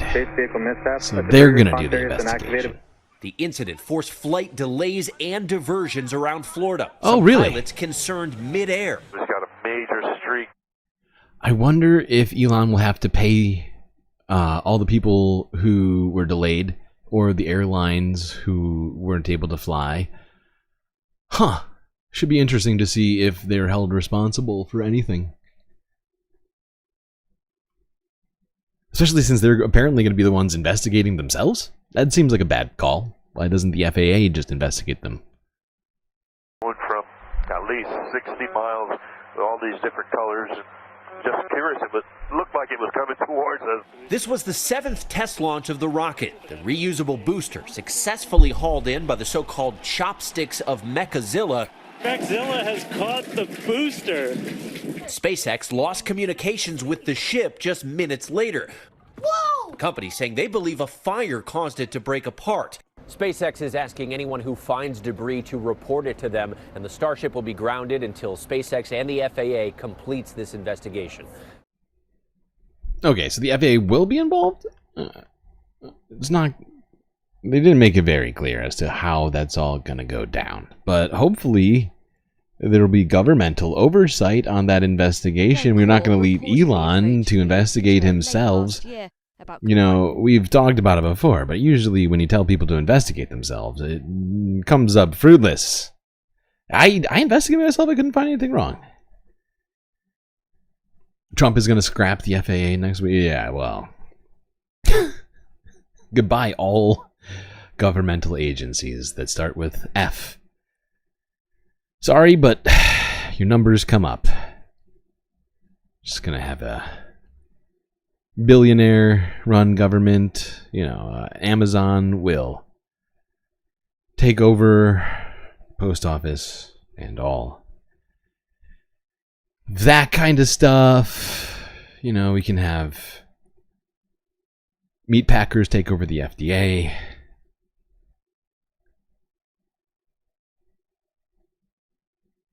All right, let's talk about a different industry, not space related. We've got Earth news to talk finally. So much Earth news to get into.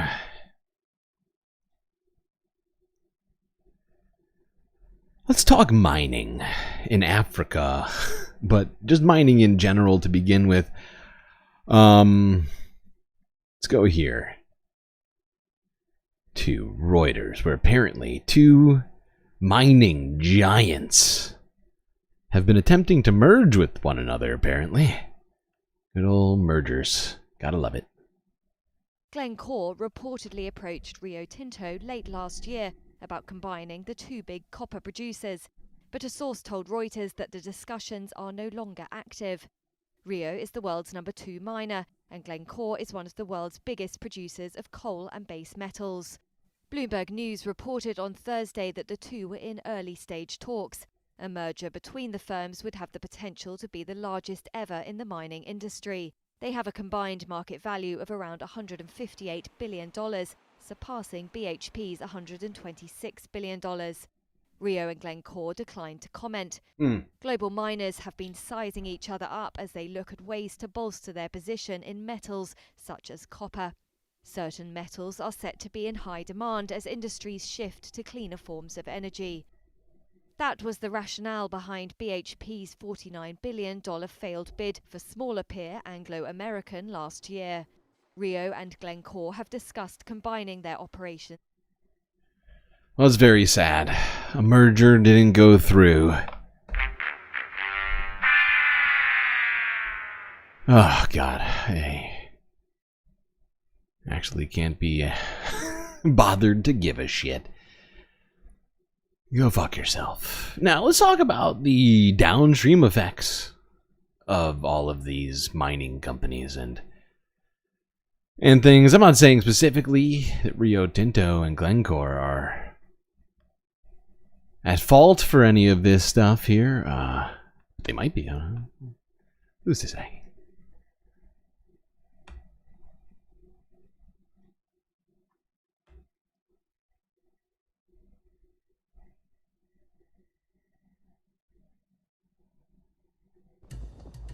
So it's around 6 p.m. in the evening, and we're heading up a pretty massive hill to try and get a first-hand look at one of these mines to see their environmental impact.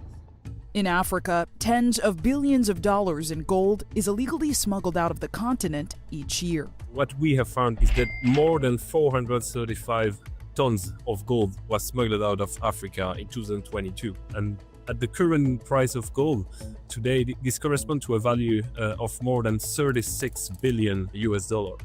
Ghana, one of Africa's top gold producers, has seen the impact of that illegal mining. Among the biggest complaints from communities here in Ghana about illegal mining is that water that was once clear is now polluted. While the vast majority of the world's gold comes from large mining companies like Newmont, Barrick Gold, and Agnico Eagle, gold is also a source of income for millions of small artisanal miners, a source of revenue for many African governments, and the cause of human rights violations and environmental degradation.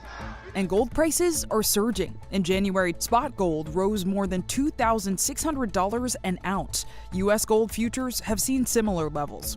One reason for that growth is that in difficult economic and geopolitical times, investors bet on gold for its ability to store value. We've seen this perfect storm of just geopolitical events with the war in Ukraine and what's going on in the Middle East.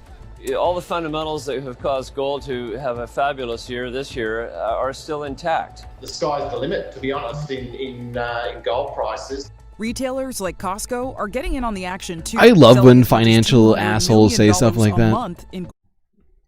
Like when they talk about stuff that's just, you know, that clearly has an impact on just regular people. But they're like, it's super exciting that we're going to be able to, you know, blast the price of this metal into the stratosphere.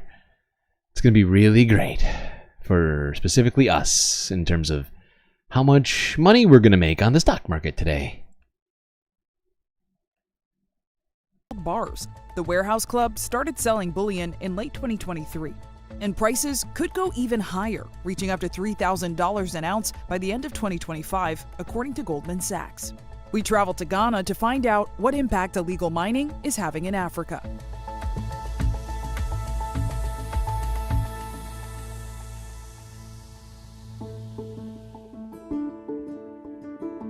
While legal mining is subject to environmental regulations, that's not the case for illegal mining, locally known in Ghana as galamsey. Ghana's gold exports were expected to reach $10 billion in 2024. Small-scale miners make up about 40% of Ghana's total gold output. About 70 to 80% of small mines are unlicensed. 20% of gold produced around the world is from those small-scale sources, whereas the small-scale mining is often very informal. There is a lot of illegal activity. Small-scale miners dig shallow holes across acres of land near bodies of water without refilling holes after the gold is extracted. Mercury, often used to extract gold, can leak into the water. More than 60% of Ghana's freshwater sources are contaminated by chemicals and toxins from illegal gold mining. This is the Butri River. 2 years ago, it was very clean and pristine. And this is the effect of galamsey on our water bodies. It's very devastating. When you look at Google Earth and you look at a map of Ghana, you will see that a vast majority of the territory is no more green, but it's more brown. So in terms of pollution, not on the different river, but also for the farming, it has been a disaster. Yeah, and you know the fact is that gold mining basically always. I mean, I don't know of an instance in which gold mining doesn't occur in direct or nearly direct sort of proximity to water resources, because as you may know, panning for gold or the sort of the sluicing of gold, the separation of gold from dirt requires water. And so it's just easier to just set up on a river and just dump everything into it that's not gold.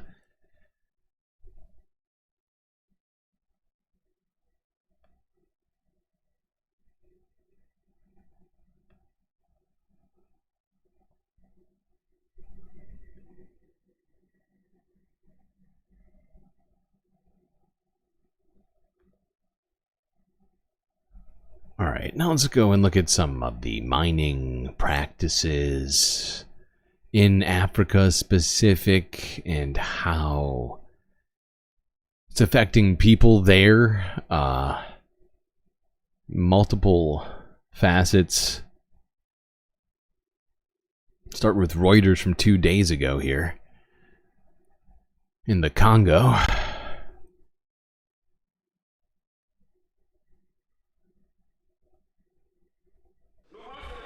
A Congolese court has sentenced 3 Chinese citizens to 7 years in prison after they were Oh my found God, guilty that guy of looks like illegal Arsenio activities Hall. linked to the artisanal mining sector. Is it just me? A judge in Bukavu found the defendant. Is it just me?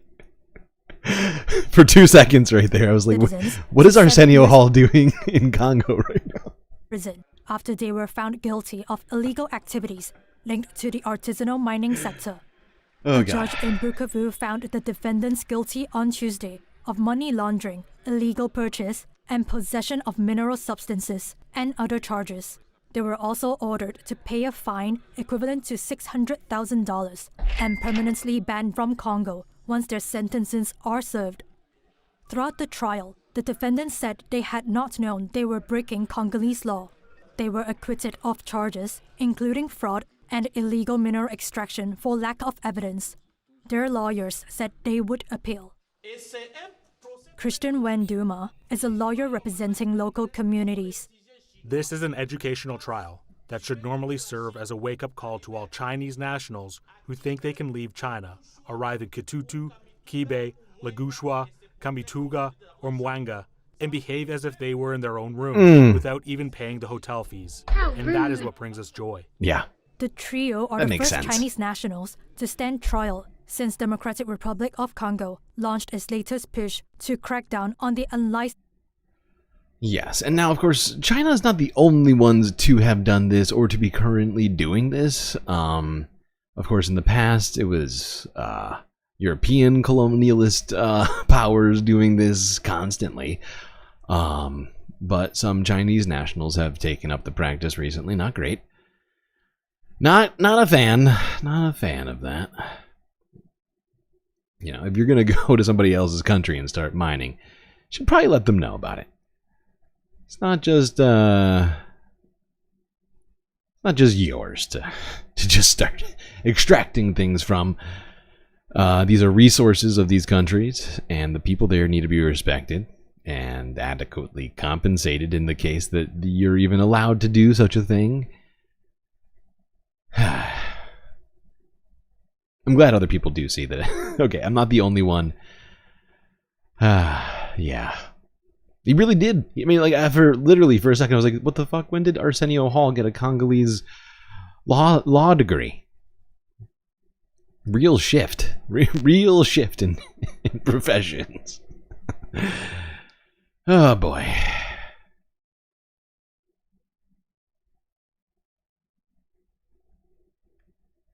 All right. Now, let's go a little further south of Congo. To South Africa, where a fucking tragedy has occurred at a South African gold mine. This situation is pretty fucked. So basically, you'll see here shortly the details of it. But basically, this gold mine, which was illegal in nature, was surrounded by South African police for what I understand to be weeks, or at least days, where they were attempting to, I guess, starve the miners out of the area, force them to leave the mine. And that strategy wound up dealing, well, you'll see here.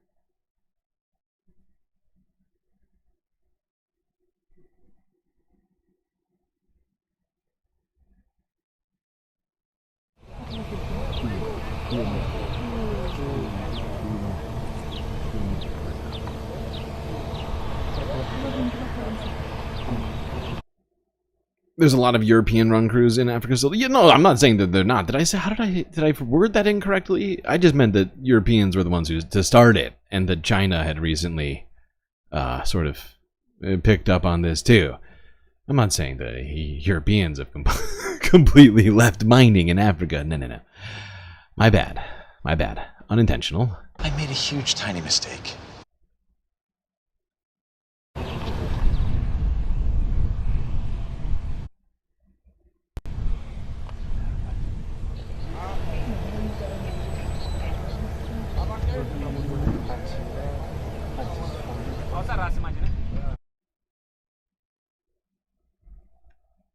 What the fuck just happened?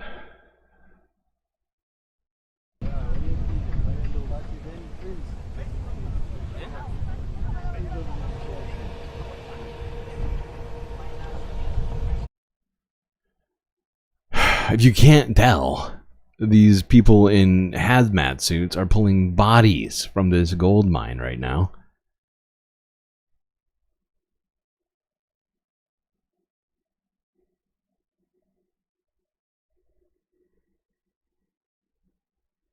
As from Monday up to this point in time, a total of 324 extraction have been done, and out of the 324, 78 are human remains or corpses, and then 246 are people who are still alive. The way all those people.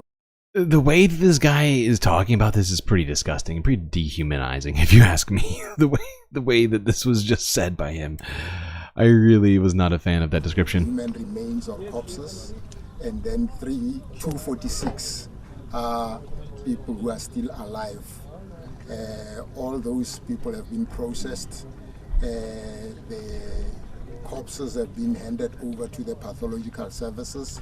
Out of the 324 extractions that have been done, 128 are confirmed as Mozambican citizen, 80 are from Lesotho, Zimbabweans 33, and then South Africa.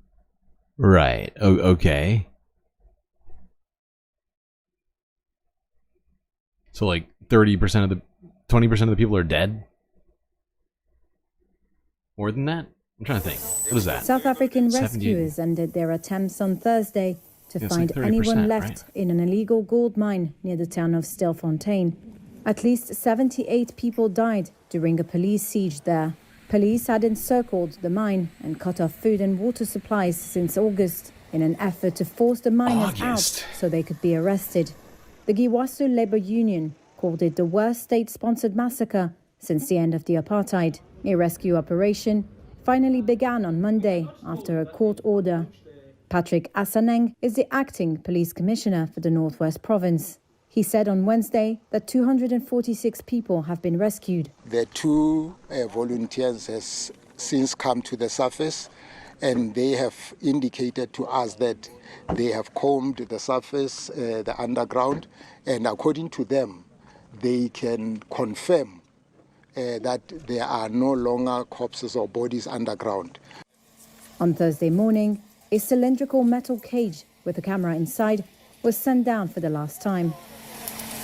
The survivors have been arrested and charged with illegal immigration, trespass, illegal mining, and other offences.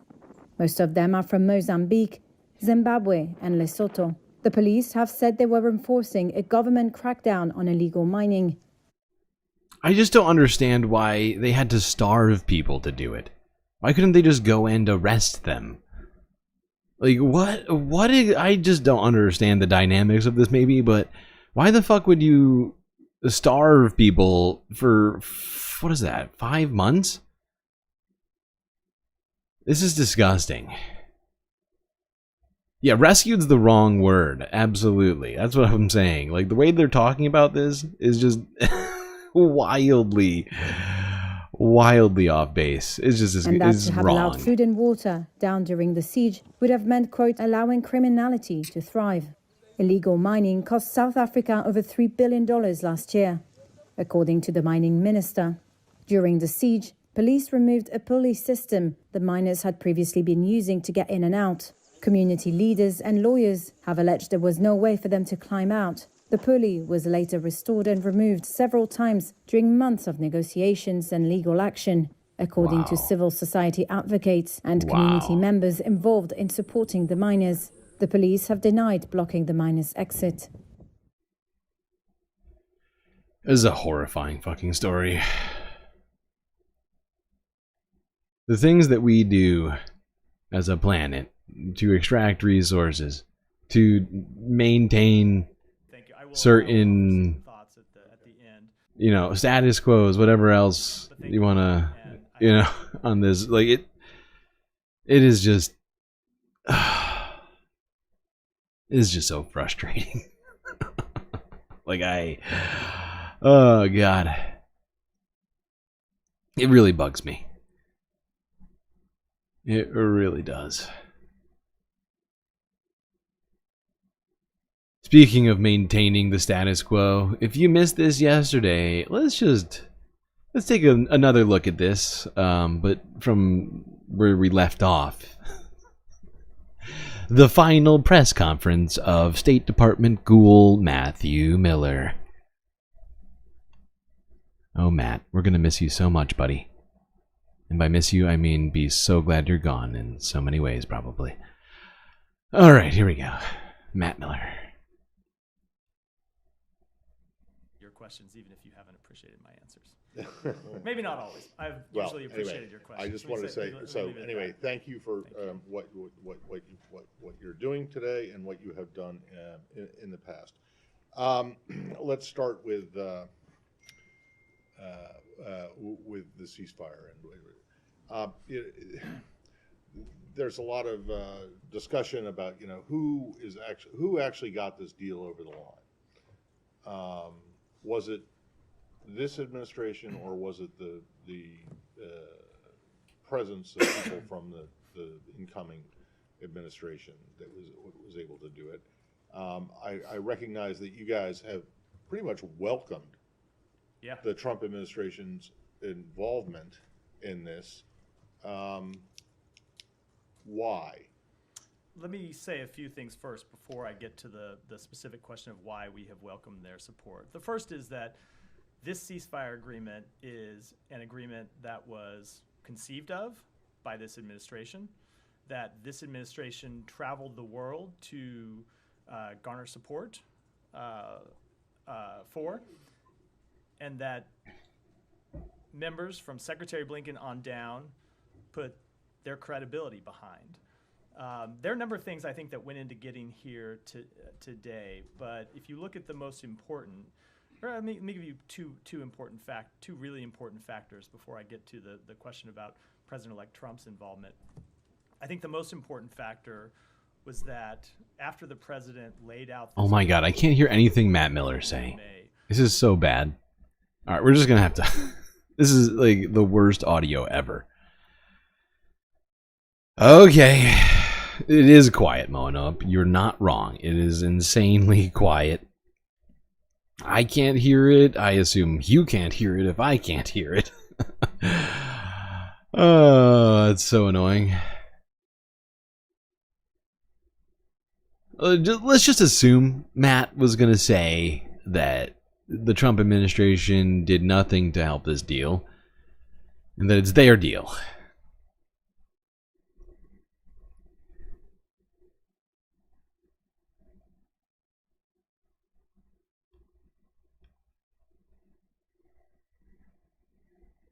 I'll probably jack the volume back down before I switch this next video.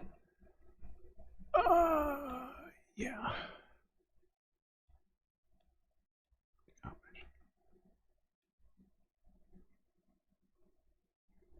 كما يمكن تأكيده طبعا نعم أنه تم تسليم المسودات إلى الطرفين. نعم تم تذليل الصعوبات أمام القضايا الرئيسية العالقة بين الطرفين ونعم. Sorry, let's go here. We already watched that one this week as well. It is Week Ending Report, but I don't like to just hit you all with too many of the things we've seen already. That's too much. That's too much, man! Well, those of you who have followed the negotiations can attest, the road to this deal has not been easy. I've worked in foreign policy for decades. This is one of the toughest negotiations I've ever experienced. This deal was developed and negotiated under my administration, but its terms will be implemented, for the most part, by the next administration. In these past few days, we've been speaking as one team. This has been time of real turmoil in the Middle East. But as I prepare to leave office, our friends are strong, our enemies are weak, and there's genuine opportunities for a new future. These developments in the region, which the United States helped to shape, changed the equation. And so now, the terror network that once protected and sustained Hamas is far weaker. Iran is weaker. Iran is weaker than it's been in decades. Okay. Hezbollah is badly degraded. All right. And after more than 15 months of war, Hamas's senior leaders are dead. Thousands of Hamas fighters are dead. And you're glad about and the military way formations Israel carried have all been that destroyed. With nowhere to turn, Hamas finally agreed to releasing hostages. You know, there was no other way for this war to end than with a hostage deal. And I'm deeply satisfied this day has finally come. Who does the history books credit for this, Mr. President, you or Trump? Is that a joke? Oh. Well, there we go. That was Joe Biden. You know, and is basically one of the final things he's going to be taking credit for here. I can announce a Hey, ceasefire. what just happened? And a hostage deal has been Stop reached. that. Why are you playing the same thing to me? There we go. We will be unpacking that, I assume, for many days as to who it was that, you know, made this, you know, agreement happen.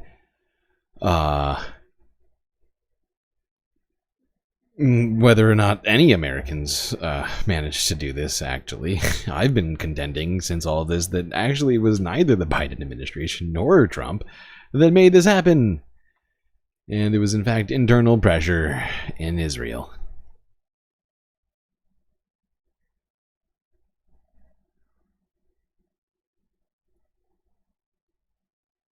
Let's go here.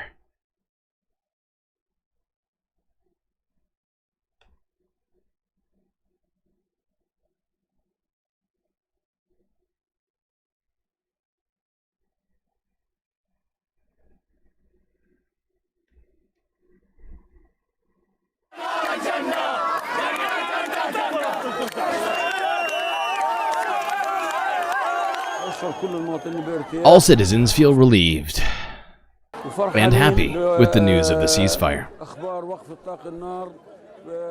And we hope to return to our homes, villages, and cities as soon as possible.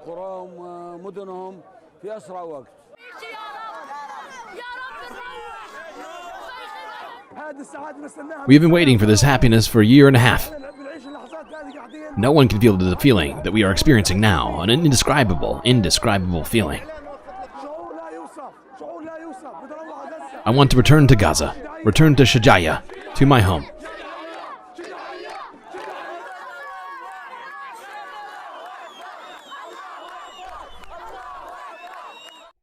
It's Gaza seems to be all children at this point.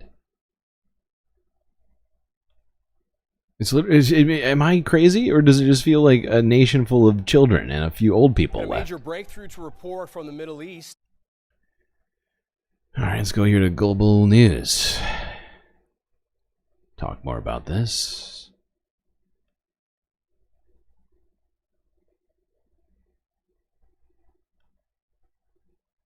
A major breakthrough to report from... What the fuck?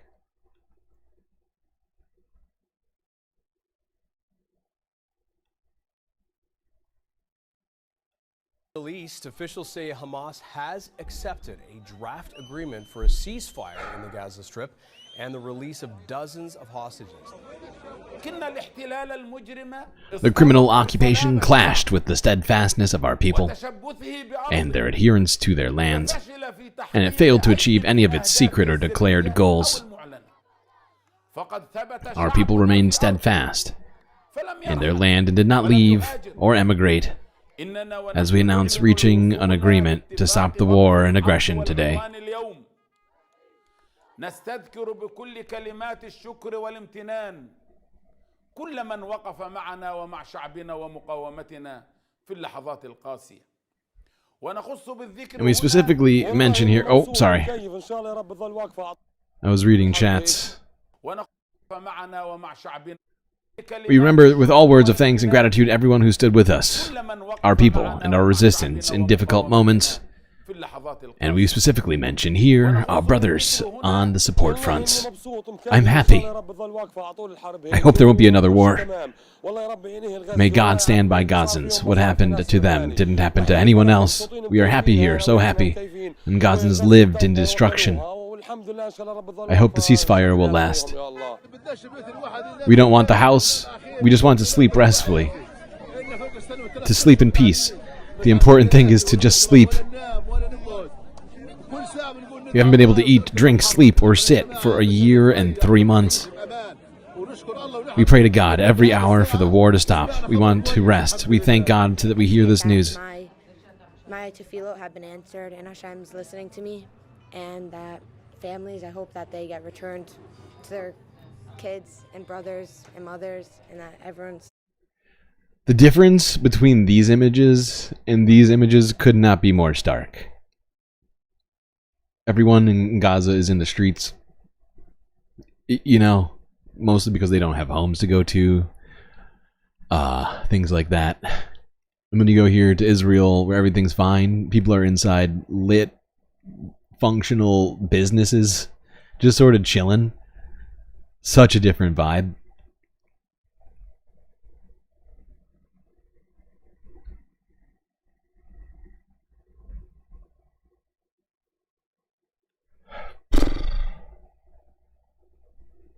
Now, if you didn't hear, directly after this ceasefire agreement was announced, Benjamin Netanyahu came out to accuse Hamas of having reneged on parts of the ceasefire deal due to, in my estimation and the estimation of others, the internal conflicts happening in his administration and inside of Israeli parliament.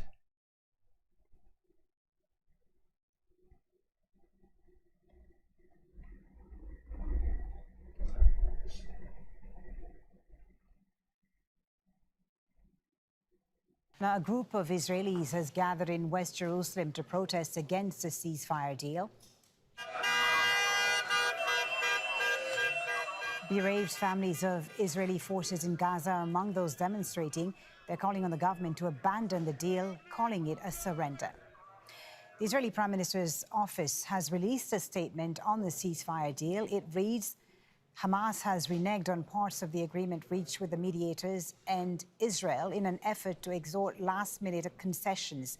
The Israeli cabinet, it says, will not convene until the mediators notify Israel that Hamas has accepted all elements of the agreement. Well, Hamas, meanwhile, has released a statement saying it's committed to the ceasefire deal announced by the mediators in Qatar on Wednesday. Let's bring in Al Jazeera's Hamda Salhout now, who's joining us from Amman, Jordan, because Israel's government has banned Al Jazeera from reporting on Israel and the occupied Burn.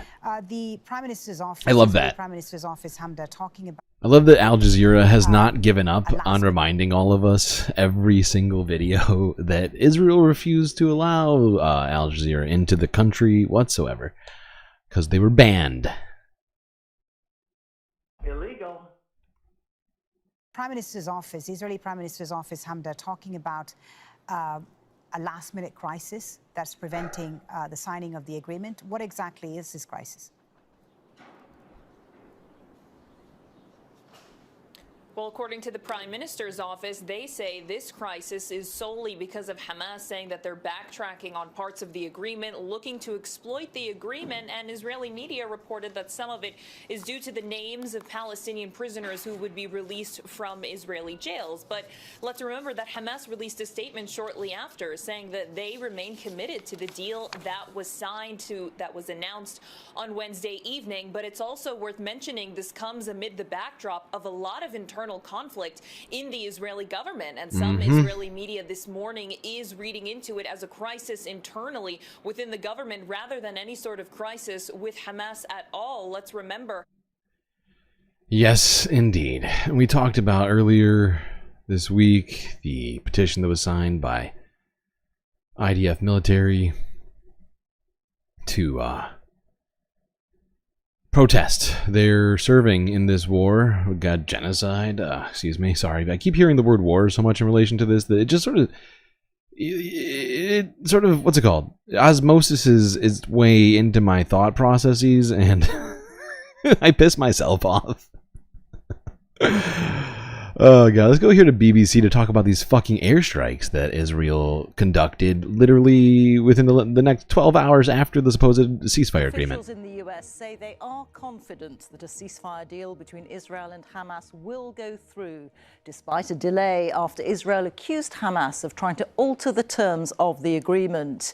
Tonight, Israel's Security Minister Itamar Ben-Gvir, who's part of the hardline right-wing faction of the government, threatened to quit the governing coalition if a deal were to go ahead. Overnight, after jubilant scenes in Gaza, news of a ceasefire, Israeli airstrikes killed over 80 people, according to the Hamas-run health ministry, a figure which includes women and children. This report is by Jeremy Bowen. Just a few hours after the ceasefire agreement was announced, men in northern Gaza were back digging through the rubble for the dead and wounded after an Israeli strike. Why? The ceasefire is not due to start until Sunday. Why do words mean nothing? Then they heard a small voice. He was alive. Strong enough to wave for help. Oh my God. His name is Hassan. Come on. His parents, sister, aunt and uncle, we're told, were killed in the strike. He's 3 years old. His mouth was full of gravel and dust. He was trying to pull it out himself. We went to Nablus on the West Bank, the other side of the occupied Palestinian territories, to try to assess the mood. Israel won't let us into Gaza. Oh, Nablus is a Palestinian BBC city with is a long doing history it. of resistance to the Israeli occupation. I love the vibe. I forgot about this. I was watching this earlier, and I noticed even BBC is making some very uncomfortable comments about Israel, for Israel. Because, yeah, not only is Israel not allowing Al Jazeera into either Israel or Gaza, they're also forcing all other journalists at least, you know, all the other ones that are, you know, such as BBC, they are not allowed to leave Israel. If they try and cross the border, they might as well be Hamas. It's just fascinating to hear BBC, whose coverage of all this has been pretty shitty this whole time. Be saying stuff like that. We're not allowed into Gaza. It's very true. Thank you, BBC. Nablus is a Palestinian city with a long history of resistance to the Israeli occupation. It's a toy gun.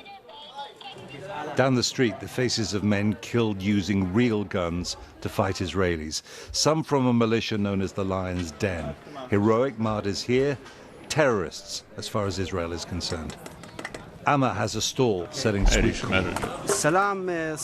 Peace is difficult because you need to go back to the religion and doctrine. But we would love for the bombing to stop and for them to leave Gaza and for the prisoners to get free and for everyone to go back to their homes and family because they suffered a lot in this war. May God help them. At her stall, Amina is desperate for the ceasefire to work. It affected us a lot here, both financially and mentally. We, especially women, are affected by what we are seeing, the children who are dying. We hope we could help, but we can only pray. A ceasefire, if it could hold, would be a considerable and an overdue achievement.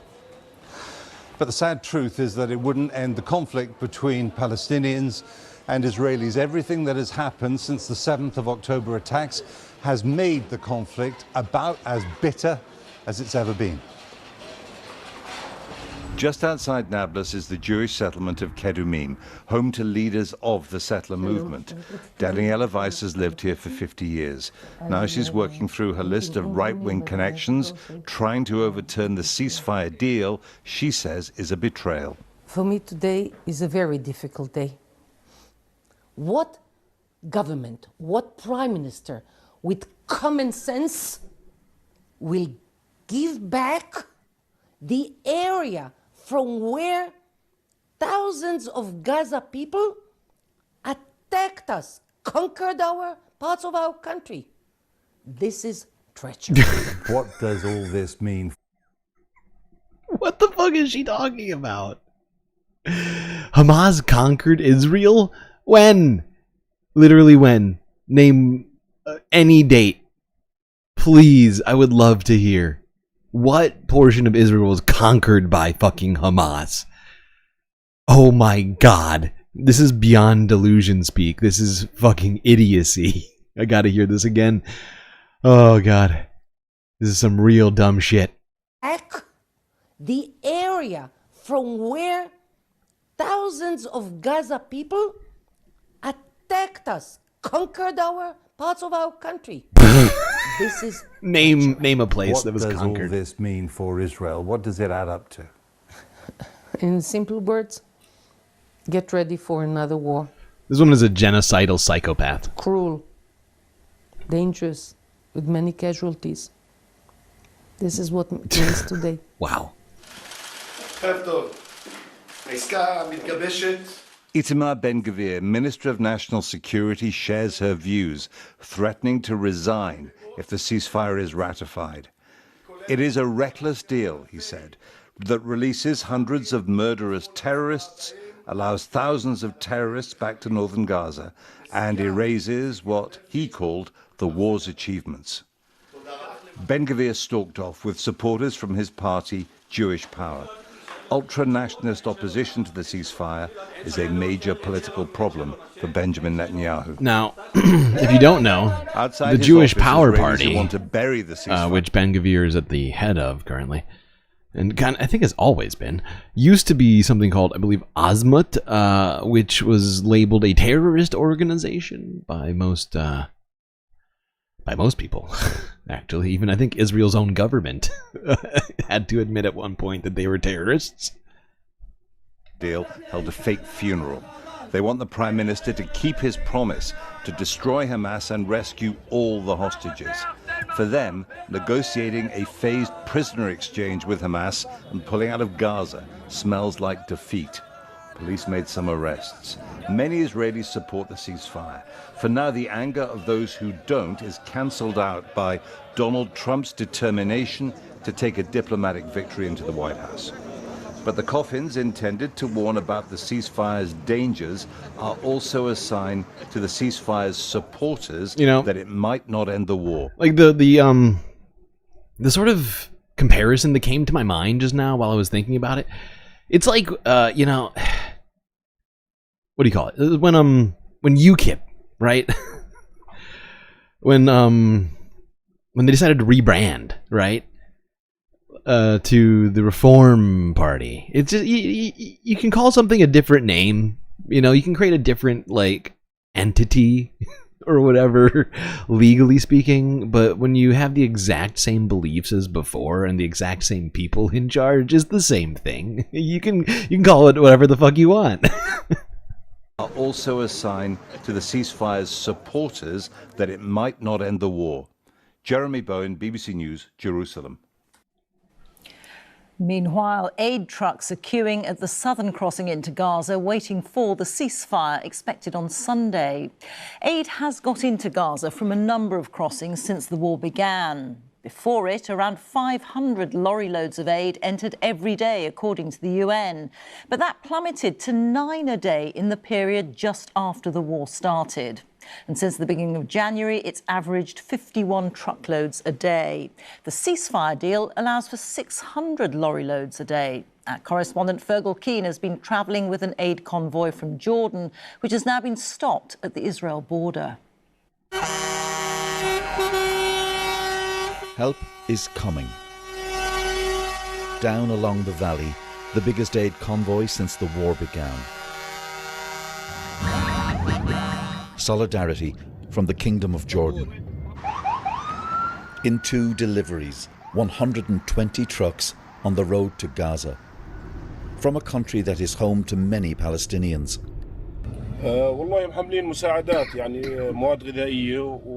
We're carrying aid like food and medication for our brothers in Gaza, says Mustafa Al-Qadri. This is a good deed. We're happy to be part of this operation. We can travel with this convoy as far as the Israeli border. But since the war began, Israel does not allow the foreign media to enter Gaza and report independently. Illegal. But our BBC colleagues living in Gaza have been filming every day, including today, the first real moment of hope.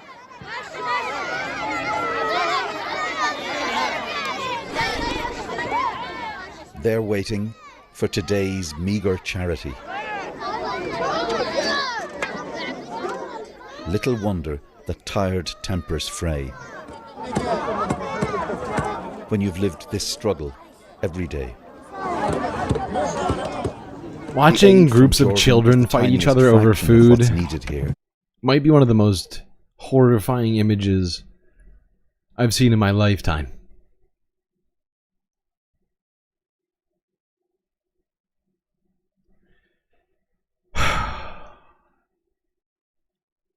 This should not exist in 2025.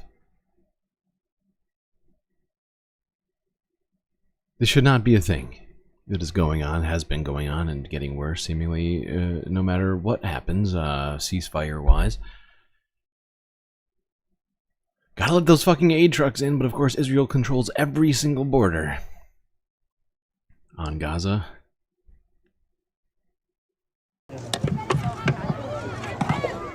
But it does say to the people of Gaza, by your neighbor at least, you're not forgotten.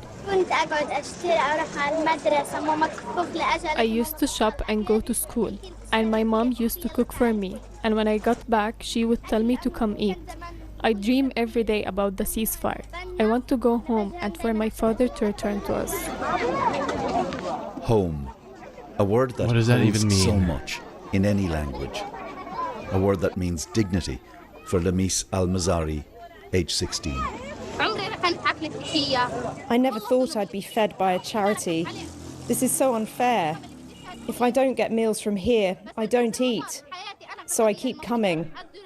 My life as a young girl, dreaming of studying at a university or school, playing and having fun, has been reduced to accepting Did they say she's 16? Is that right? It can't be. She looks like she's like 12. Oh god, I guess it could be from malnourishment. Jesus Christ, dude. An entire generation has been just completely fucking oppressed and stunted. And, you know, it's not just on nourishment for their bodies, right? Like, no school, no anything to like, you know, like, oh my god. The longer this goes on, the larger this humanitarian situation grows, and the longer like this will reach out into the future, right? All of the broken lives, fixing them takes time and effort and doesn't always work, right? In, you know, like sometimes mental scars just don't heal. You watch a genocide from within it, you're starved, you know, all these sorts of things. Like, it's just, ah, God. Fucking hell.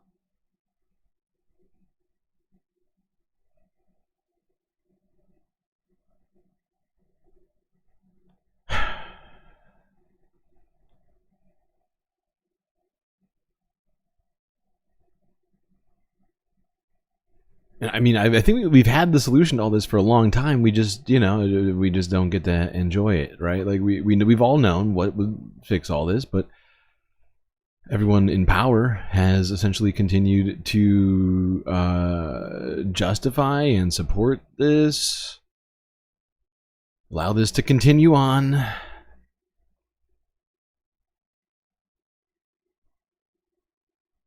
Now, this right here was very troubling to me, because this is in Israel, okay? And the strikes that we're seeing are all the way in Gaza. And as you can see, the clouds from these explosions appear to be a certain shape.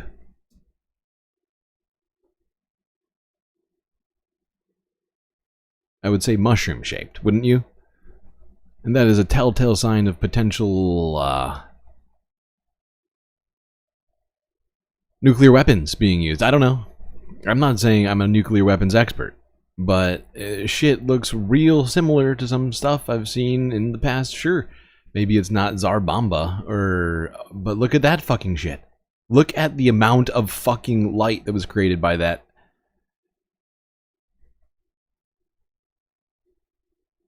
Look at it.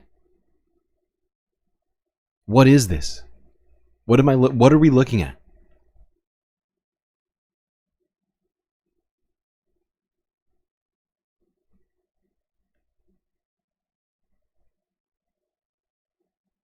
When I saw those explosions, this is after the ceasefire, I was utterly horrified. And this footage was posted after the supposed 70. So I don't know if this is separate strikes. I do not know. But Israel's been accused of using depleted uranium and other sorts of quasi-nuclear weapons, which have horrifying effects.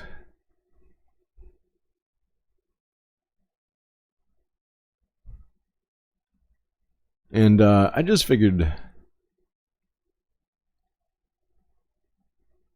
we would do this real quick.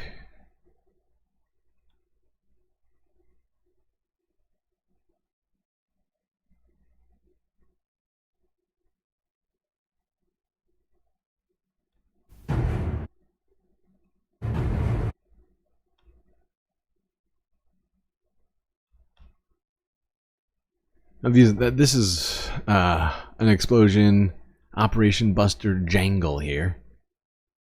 Those, you know, that explosion looks pretty similar. That's a nuclear explosion right there.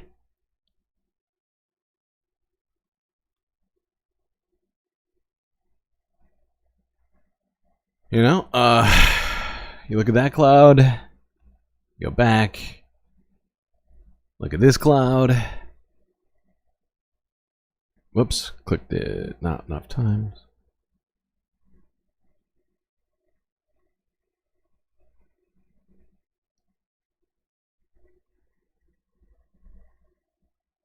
And that we didn't actually see this first explosion because I guess the camera must not have gone off, but you could see the shadow of it. And that, I mean, that fucking cloud looks they look exactly the same.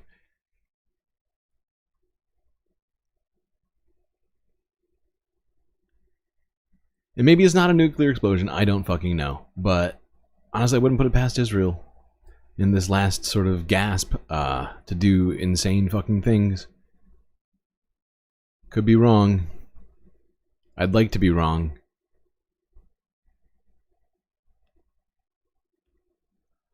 But we must move on, talk more about what's been at least reported in the last about 12 hours or so. Here's CBS News. According to them, the Knesset has in fact approved the ceasefire deal with Hamas.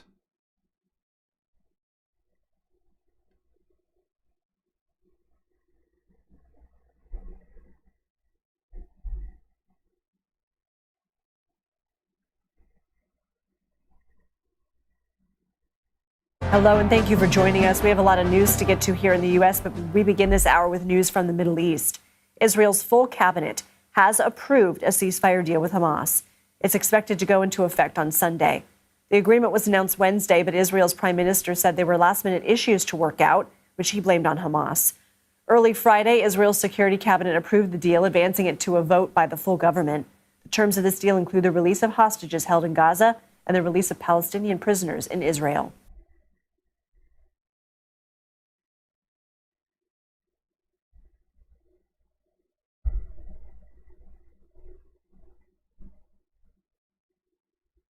Why aren't you playing? Israel's government just approved the ceasefire and hostage release agreement with Hamas. It is set to take effect this weekend, with the first hostages going free on Sunday. CBS's Elizabeth Palmer reports tonight from Tel Aviv.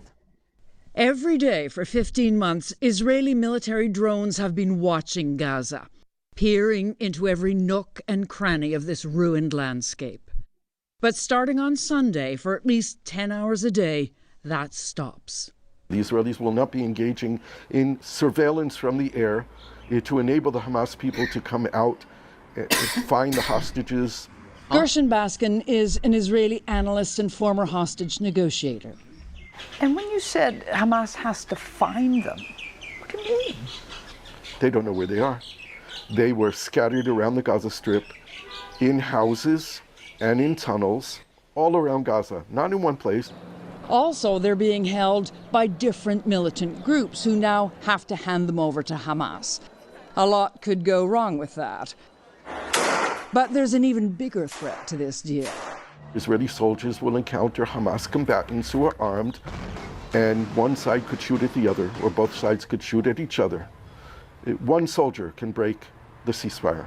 Right now, though, the ceasefire is due to start on Sunday with the first hostages. What about all the fucking walking bombs Israel just sent over there? Do you think that's a problem for the ceasefire? Israeli hospitals have readied special rooms for them to receive care for extreme trauma. When the Israeli public sees the condition of the hostages coming home, those who are alive, see how badly they're off both mentally and physically, it's going to increase the pressure on the government to make sure that every hostage comes home. But not every hostage will come home alive. And the sad truth is that some may never be found at all. Yeah, well, you know, if Israel knew that they were scattered all over the Gaza Strip, then maybe they shouldn't have just been randomly bombing houses all over the place, huh? If any of that's true, then it would seem Israel's just been sort of, you know, indiscriminately not just killing Gazans, but their own people, the hostages, as well as Americans, I guess.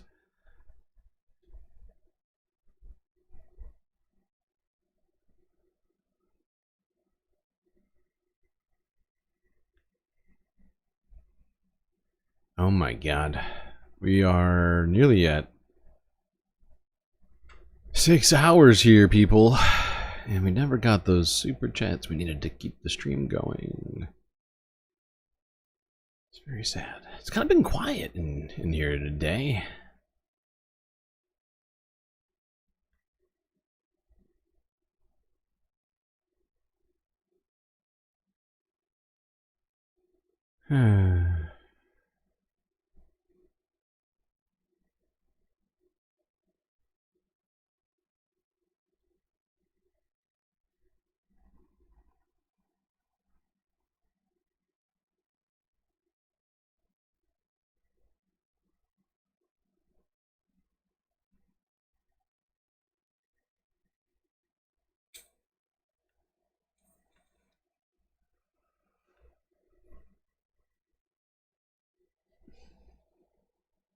All right. I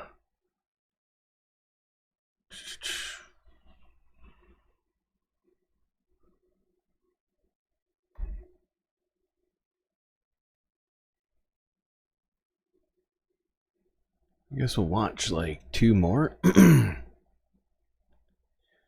By this time Let's go tomorrow, here. we should have What the first fuck? 3 Hey, names of the hey, hostages come on. that Hamas is going to let Settle go, it and down. also Why- the names of almost 100 Palestinian Why do you prisoners insist that on doing this? Israel will release from its jails.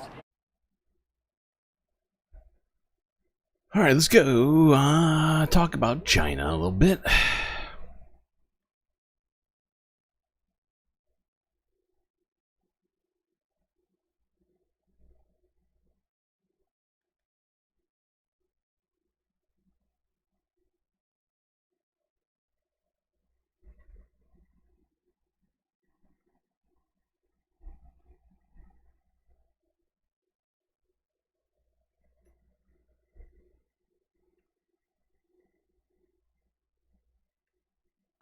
Chinese officials and automakers are eyeing German factories slated for closure. According to a person with knowledge of Chinese government thinking, there's a particular interest in Volkswagen sites. Buying a factory could allow China to build influence in Germany's prized auto industry. Chinese companies have invested across a range of industries in Europe's biggest economy, from telecommunications to robotics. But it's yet to set up traditional car manufacturing there, despite Mercedes-Benz having 2 large Chinese shareholders. Any such move could mark China's most politically sensitive investment yet. VW has long been a symbol of Germany's industrial prowess, now threatened by a global economic slowdown hitting demand and a creaking transition to green technologies. Building cars in Germany for sale in Europe would allow China's EV makers to avoid paying EU tariffs on electric cars imported from China. The source added that investment decisions would hinge on the new German government's stance towards China following an election in February. VW is exploring alternative uses for its Dresden and Osnabrück factories under a cost-cutting drive to pare back its German operations. Now, the reason why these Volkswagen factories are no longer wanted by their company is mostly due to the fact that Reuters, I don't think they even mentioned, is the fact that the EU recently tariffed all incoming EVs from China. And so the cost savings which they had,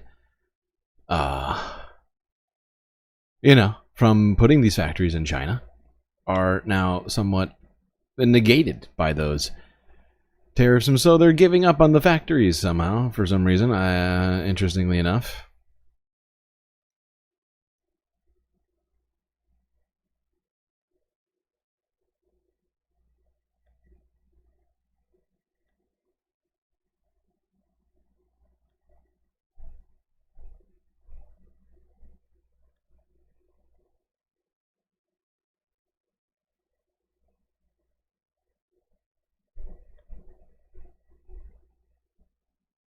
Let's talk China's demographics. Last video. By the end of the year, the national population, including the population of 31 provinces, autonomous regions, and municipalities, directly under the central government and active military personnel, but excluding residents of Hong Kong, Macau, and Taiwan, and foreign nationals living in the 31 provinces, autonomous regions, and municipalities directly under the central government was 1.41 billion, a decrease of 1.39 million from the end of the previous year. The annual birth population was 9.5 million. Whoops, sorry.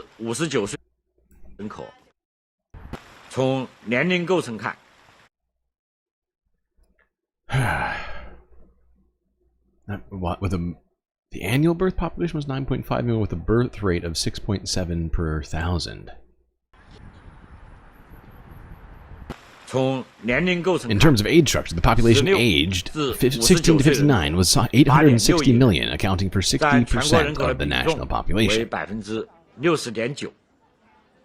The population aged 60 and above was 310 million, accounting for 22% of the national population. Of which the population aged 65 and above was 220 million, accounting for 15% of the national population.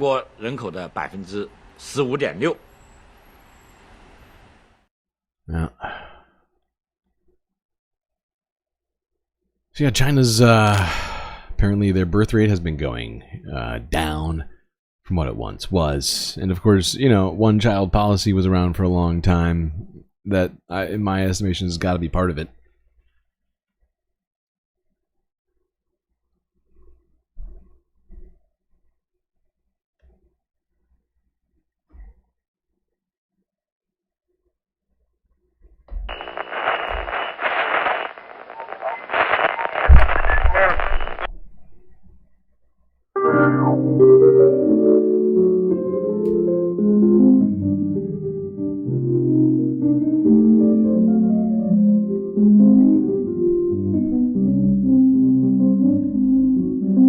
Well, looks like that's gonna be it for me tonight, chat. Till I see you next, you stay classy, Galactic Stream Nation.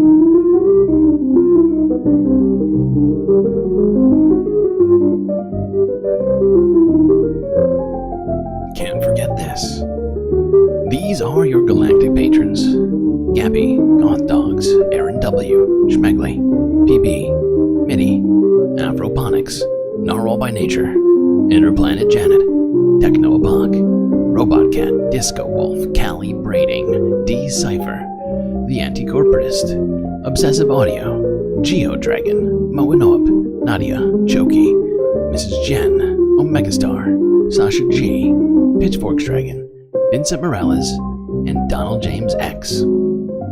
That's right, all these people here have helped produce the show which your eyes and ears just got done enjoying. You can too for just a few US dollars a month.